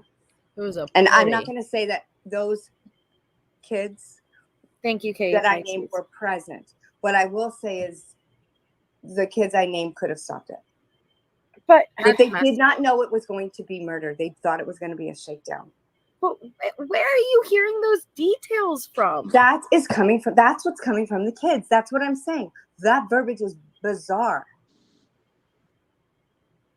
That's where it's coming. That's it. It sounds weird. If 1 and 1 is making 12, then something's wrong. That's where it's coming from.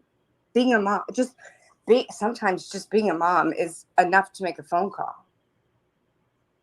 No. I'm not saying they did it, but I'm saying they're all aware of it. So she put all of those names out there. Now she backtracked and says, okay, yeah, but you know what? They could have stopped it. How dare you put that weight on all of their shoulders? Off of what? What information? Nothing you've seen. Only things you allegedly heard. That is dangerous, guys. But if I'm not mistaken, and I'm going off my memory, That's okay.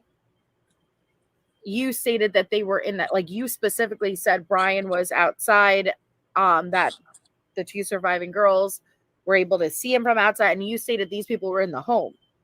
So, okay, so I did say that Brian was outside because he became the creeper, right? So my actual natural assumption was that it was creeper. I don't even know if he was the creeper that was there. I don't even. What? She doesn't I do even know, believe Shay. there were students present who I haven't named, but I do believe that there were students who made sure that they all got to the place they needed to go. Listen, I'm going to tell you this.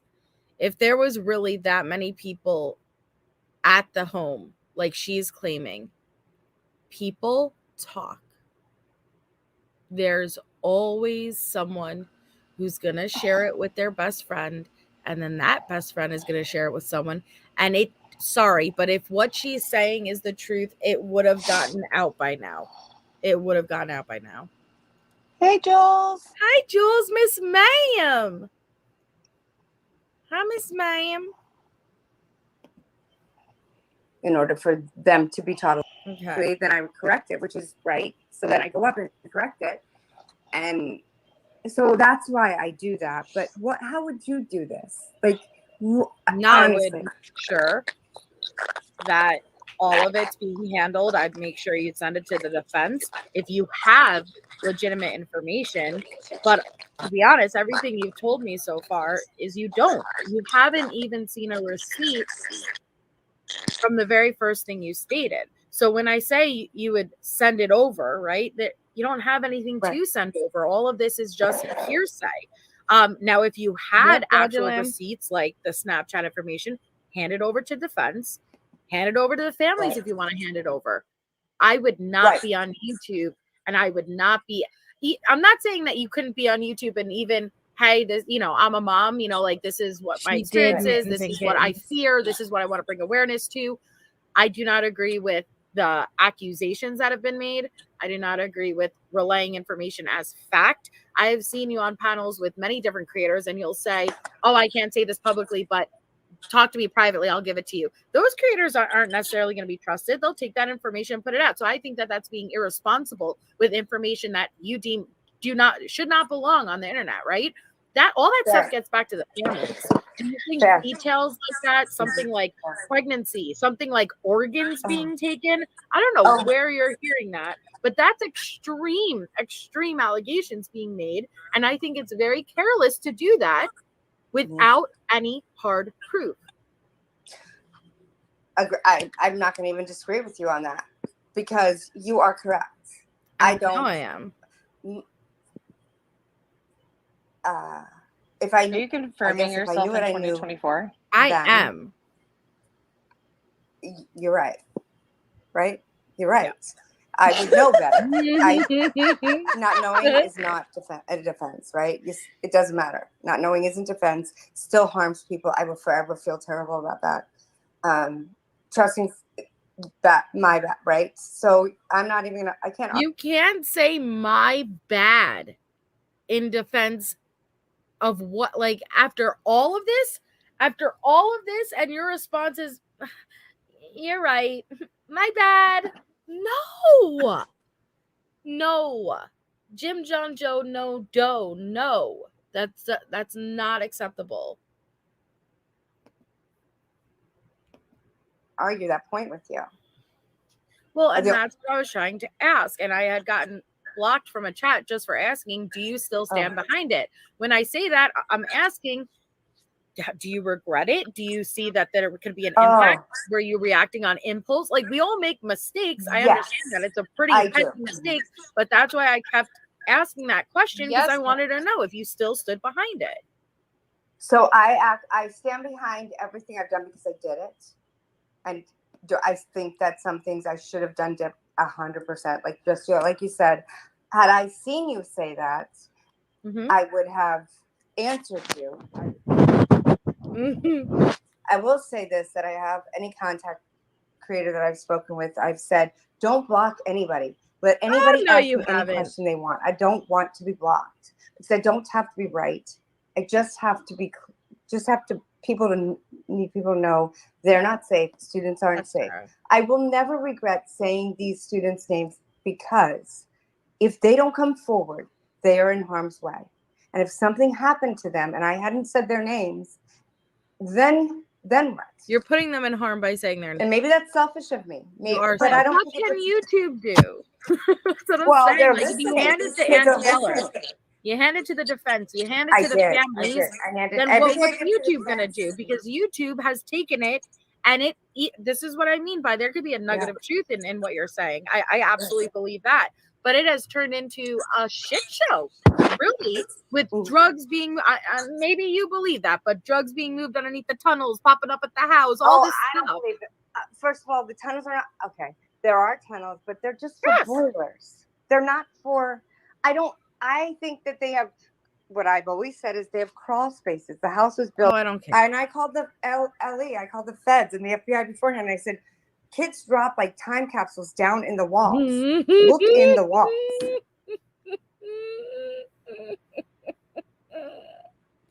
Look in the walls. How did we get to fucking time capsules? I totally forgot about this. I think I blacked out. I think I did too, because I don't remember time capsules in the walls. Listen, I called the FBI. I called them. You have to look in the fucking walls. What? What is going on here? What? I think I fell asleep for a second. What's happening? What? Right, Jules?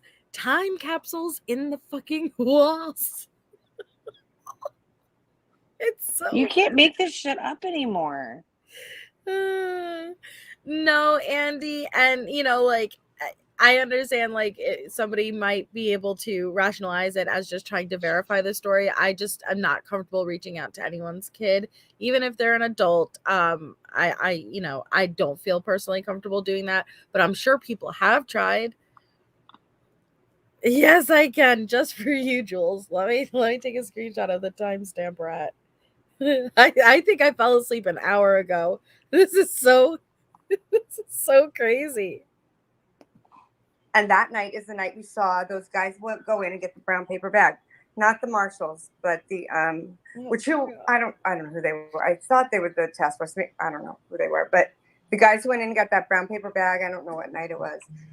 They went that night in and got them, or they brought bags out. I called that morning and because I was looking at it and I said, Clay, sorry, Kim. Do not name people in my chat of Clay involved or who was there. That literally defeats my entire argument. Mods as being comments, you can shut up. Sorry, go ahead. And here's the thing, and I'm gonna say, I actually really do respect you because you like. Okay, the lie detector determined that was a lie. Kim, you've left me some heinous, horrific comments. Just saying. Okay, Miss Ma'am. And you aren't blocked, Kim. So yeah, you ain't blocked. Kim, defend your ass, bitch. Yeah, preferably on Thursday though, because it's a little bit late to fire me up. But come defend yourself. Tell me by the time you imagine they knocked down. Never mind. You can't defend this fuckery. Oh my goodness. You hold no punches, which good for you, girl. Like, right? I think that's good. And you're setting a boundary. And so I do hope people, your subs respect that. You don't want that's perfectly. It's just good. What's right and wrong. It shouldn't go by channel. That's wrong. You should not put a person's first and last name out and accuse them of murder if you do not know that shouldn't be like, oh, I like that you do this on your channel. No, that should be collectively. Everybody agreed. Do not do that.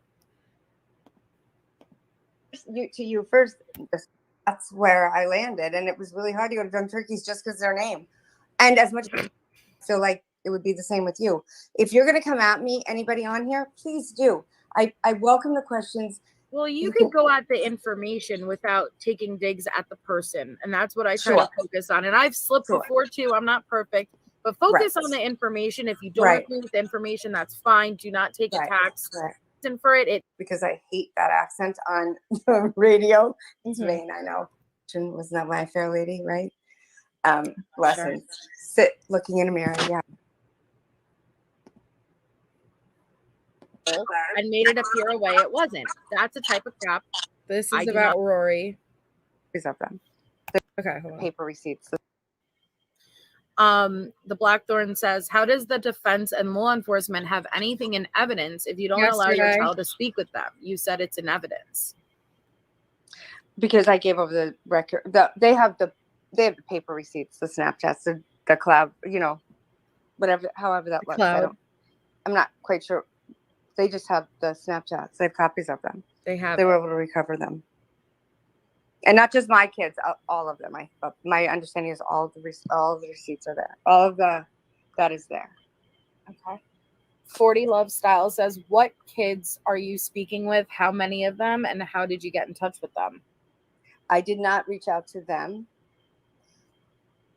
If they're my child, if they went to Wazoo and I ran into them, I reached out to them. If but they're at my UI, child, I did not. Any student from UI reached out to me, and I'm not going to give that information. I've given it to the authorities, though. Okay. And good night, Curious Dreamer. W. Smith says, do you think that this was drug related? I think drugs were a parallel crime, but I think they were. Yes, I wish I could pull up the screenshot side by side of her saying in the Facebook groups, go back to the beginning of the live, drugs were not involved. Those were Kim's words. Yesterday, she was on someone's podcast commenting in chat. Yeah, that's what I heard. She was just around yesterday.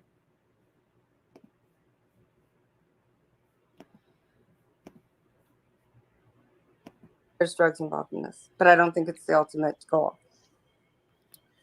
Layla says, why don't you go and try to get your points on this channels that are retired law enforcement or lawyer channels? She would be interested in what their perspective is on what you're saying. So here's the thing with it's kind of like mainstream media. They want to stick to a narrative. They are loyal. I've messaged Judy Round before, and I'm not calling him out. He's a lovely man. When the thing went down with Kopaka, and I immediately called them. People, again, I know, but some people they make their following on. It's juicy. It's. That's why. That's how people communicate. Kids aren't going to hear me on the news. They don't have the news. Kids in college don't have television. She's trying to reach out to kids. They don't watch the news. They watch Twitter and YouTube. And is it called watching or streaming? They do those things. They are not. They don't. My daughter had a projector at school, and it came from her iPhone. So they're not watching the news. Oh, thank you, Christina. That means a lot. Thank you. Mm-hmm.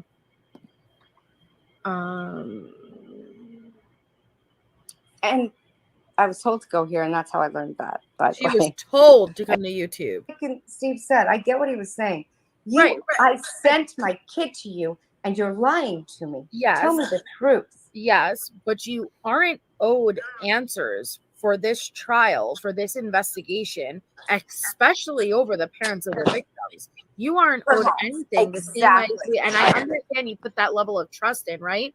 But you aren't owed this information then to assume that they aren't looking into this, to assume that they maybe didn't search down every avenue you're saying. And guess what? It came back with nothing. Just because they're not communicating that to you is silly. That's true. So I love when you say silly. My father used to say silly. Goodness. But we're shooting up my son's side of campus. My kid was there on that side of campus. He was. Wait, your kid was there on that side of he was home with you, right? That's what she said earlier.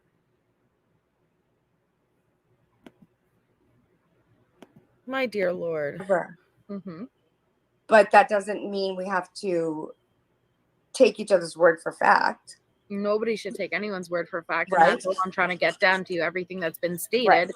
Because what I'm pulling out of this entire conversation with you is everything that has been stated is 100% not verifiable so far. That doesn't mean none of it could be true. Correct. And I'm going to, yes. But none of it is fact. Right. Am I going to, yes. So am I going to swear on my children? I believe my child I think I blacked out. What was it? She just admitted that everything was speculation there. Nothing was fact. I'm gonna say, yes. But none of it is fact. Right. Am I gonna? Yes. So am I gonna swear on my children? I believe my child. I believe what I know to be true from what I've heard to be true. I don't expect anybody else to believe me. I just want everybody to be careful. I want kids to talk to their parents because somebody else is going to be harmed. Kim, these people send messages and they my mean whole it. screen just went black. This one got out. I do truly believe. I don't believe those kids I mentioned knew what would happen. I don't think Dylan or Bethany knew what would happen. I believe they were all sucked in by people who are taking advantage of kids on Greek Row. And I don't think it's just Pullman and Wazoo. I think there's a plethora of campuses that are going through the same thing. But again, can't both be true and have zero correlation. 100%.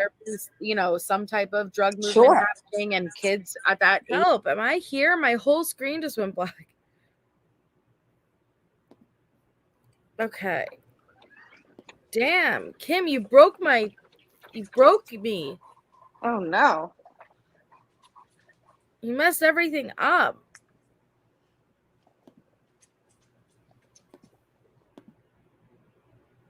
Am I here? I hear you. Where am I? What screen am I? Everything just messed up. Hello? Joyce? I'm here. Joyce? Ah, hold on.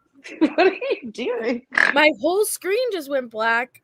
I can't, like, my specific StreamYard tab is black. That's weird. Ah! No, it's me. Oh, Lord. She'll be back. Can you guys believe that? After all of it, she's like, yeah, pretty much all just, you know, speculation. No facts. Like 4 hours into that live. It's nuts. She'll be right back, guys. I just can't believe this. Hello, Joyce? Hey, girl. Damn, my fucking shit was like, fuck this. It's been almost 5 hours. I can't do it anymore. That was so weird.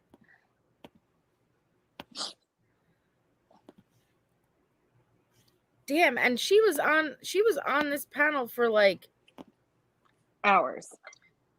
I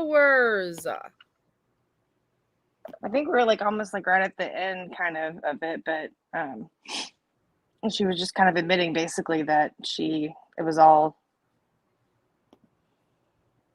a dream. Oh yeah, it's out there. I mean, it's out there. She pulled it down. Everybody said she pulled it down because it was whatever, but that's not why she pulled it down. Okay, I don't think I got to see that, so I wasn't aware. It's okay. And so it was right. So when I spoke with Daniel, Olivia reached out and I spoke with Olivia, and then Olivia and I spoke, and Olivia's done interviews with Steve and the family. Mm-hmm. She's got a good relationship. And I'll say this, Olivia, I know people give her a hard time or whatever. Care about Olivia. Go away. Just because this doesn't go away. Keep the case front page, but again, the details surrounding it, the accusations, the allegations, the claims, organs being removed, things along those natures. Should the family have to ask you to stop that versus if the information is handed to the family, if you genuinely believe this is the truth and the family has access, the lawyers have access, law enforcement has access, you gave it to all the resources, why does it belong on YouTube? Well, first of all, right, agreed. Absolutely agreed. My intention was not to put it there. Whatever my intention was, it failed. So there's that. Viviana, I'd love I do not know that. Reach out to me on email. I'd love to talk to you. Details. I did not know that. I do not know I do not believe law enforcement is shared with with Brian's attorneys, everything. I tend to believe they have not. I think you guys get the point. I'm burning out myself of Kim right now. But she completely changes her narrative from when and honestly, I think the Facebook posts, honestly, that Shay has showed in the beginning of this live really, because that's before she came to YouTube. Before. You got to show those to Jules, like, because she was adamant about being pro those surviving roommates, being pro the victims. No drugs were involved. She did not speak as if she was privy to any of this knowledge. And then you just watch all the way down to the end where it's Xana was pregnant, Maddie was beheaded. What are you doing? And so, yet she was supposed to be privy to that information back when she made those Facebook posts. It's just not adding up. Now, if you ask me what was Kim's purpose, I don't know. I really don't know. Me and Shay were even trying to talk about this. I don't have an answer. I think there's a chance that there is a small bit of truth. And when I say that, please, I'm not talking about like the crazy narrative she put out. I'm open to kids around campus heard about something going on at that King Road house before 911 was called. I do think there's a good chance Dylan and Bethany were texting one another. And we're going to get into that more on Thursday when we go over those leaked messages. But I think there is a chance that Dylan and Bethany were texting each other, and then we know friends were summoned, so there had to be some type of communication going outside. So is it so crazy that that little truth then rolled and tumbleweeded into this whole big, and she just kept collecting and collecting and collecting. And I think she got validation out of being up on panels and the attention and I don't know where her emotion is based on, that she's angry with like Greek, like she's angry with certain things. And it just, I don't know though. I really don't. What do you think, Shay? Yeah, I mean, I think I still am kind of where I was at the beginning, where I feel that, so hold on 1 second. I got a cough. So let me have a drink. 1 second. I'm sorry. Don't mean to leave you like that. You're fine. I know, Christina, my whole crap went black. It was just like, Murr. It felt like my brain though, honestly. I couldn't tell if it was my brain or my laptop. I still feel that, I think that she's a mother and she got scared because something horrific happened close to where her kids went to school. She was empathetic towards all the victims, including the surviving ones. Her narrative did not change until the SWAT incident happened with Kopaka. Like I said before, I do not think it's related to the crime. That is my opinion, and I'm going to leave it at that and be respectful for the living, or for the man that's not here to be alive to tell, what happened in his side of the story. So with that being said, her narrative changed. She also, just seems to have tied herself into this so far. And I get back to this point of, when you're talking in the Facebook groups, it is a little bit wild. I understand it's the wild, wild west, but you hit the YouTube side of it. I remember like the first time I paneled, and I've definitely calmed down since then. You do get like a serotonin kind of kick from it. It's something different. It's something you haven't experienced before. It's a platform. And I think that she, got this feed of energy from this and attention. And it spiraled from there, because right after this call out came with Kim, I mean, then we had Dot in our laps, and that was insane too. So I don't believe anything that Kim has said to be of her own findings, that she has direct contacts and sources. I do still believe that she's using the facts that have been put out there and the speculation that's happened throughout social media. And her story has grown, and I think that she has pivoted and brought on more parts of it to stay relevant. I agree. And that's just where I'm at, and I think it's kind of sad. It is. it's very sad if you have to use a situation as horrendous and horrific as this to get your gratification, and the impact that it's having on so many. And again, you know, like there were so many panels, it was impossible to go through all the panels, so we chose to go through kind of like the first and more of the last, because there were hours and hours and hours and hours and hours of her narratives being pushed and accusations being made and people's legitimate names being used. Now, on Thursday, the stream is already scheduled. Here, I'll get the link for it for anybody who wants to make sure that their notifications are set. We're doing another Idaho Live on Thursday. And we're gonna be going over, I know Jules did videos about it. It's the leaked messages between allegedly Steve Gonsalves and Brett Norton. And there's a lot in them. And then there are even things that will be mentioned in these messages that do parallel some of the things that we've heard from Kim. So you're going to see directly what kind of impact these narratives are having on the family, and it's getting directly to the family. And so here is a link to Thursday's.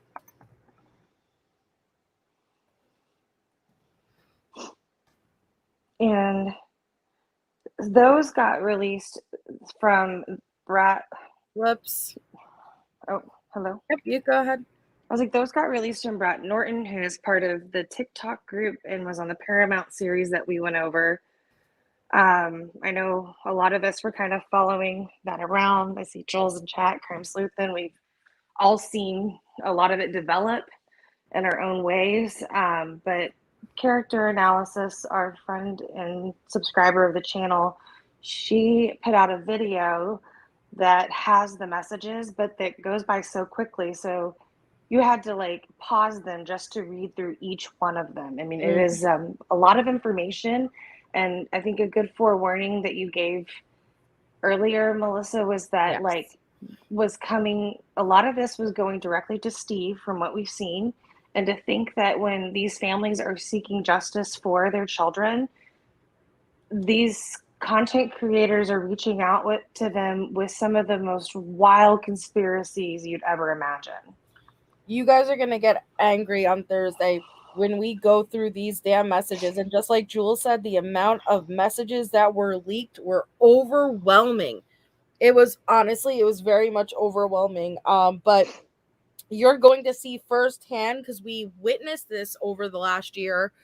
Like I said, this Kim and these narratives and these conspiracies and these creators spreading misinformation, and now you're going to see at least part of what was happening behind the scenes. You're going to see the actual text messages between Steve and Brat, and how Brat was pushing these narratives, pushing these things in his ears, how the same things we hear Kim pushing on panels and others are coming up in these conversations. So prepare yourselves. Buckle up, buttercups. And thank you so much, Care Bear, for being a member for a year. We're a year. Thank you, Care Bear. Here's to many more. Thank you for your whole year of support. That really is amazing. Yes, the crap Brat said to Steve was ridiculous. It was infuriating, and it shows the piece of shit she is, in my opinion. So I look forward to it. But go ahead. I'll say, and I was personally mad because we're good friends with Sleuthy, and there's just some shit said about our friend Sleuthy in there, and it really pissed me the hell off. Yep. Yeah, this is like everything some of us already knew, tried to warn people about. It's just validating everything. That's the best way to put it, Jules. It really freaking is. And we were saying earlier at the beginning of this live, there wasn't many people who called this stuff out, and you were one of the few too. And we got a lot of heat and a lot of backlash for speaking out on it. And I don't get it, because we could all agree, something's missing. There's more to this story.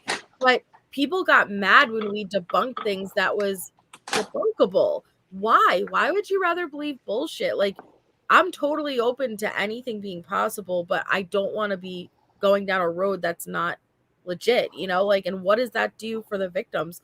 I only care about the truth, no matter where that leads. But people became very confirmation biased in this case.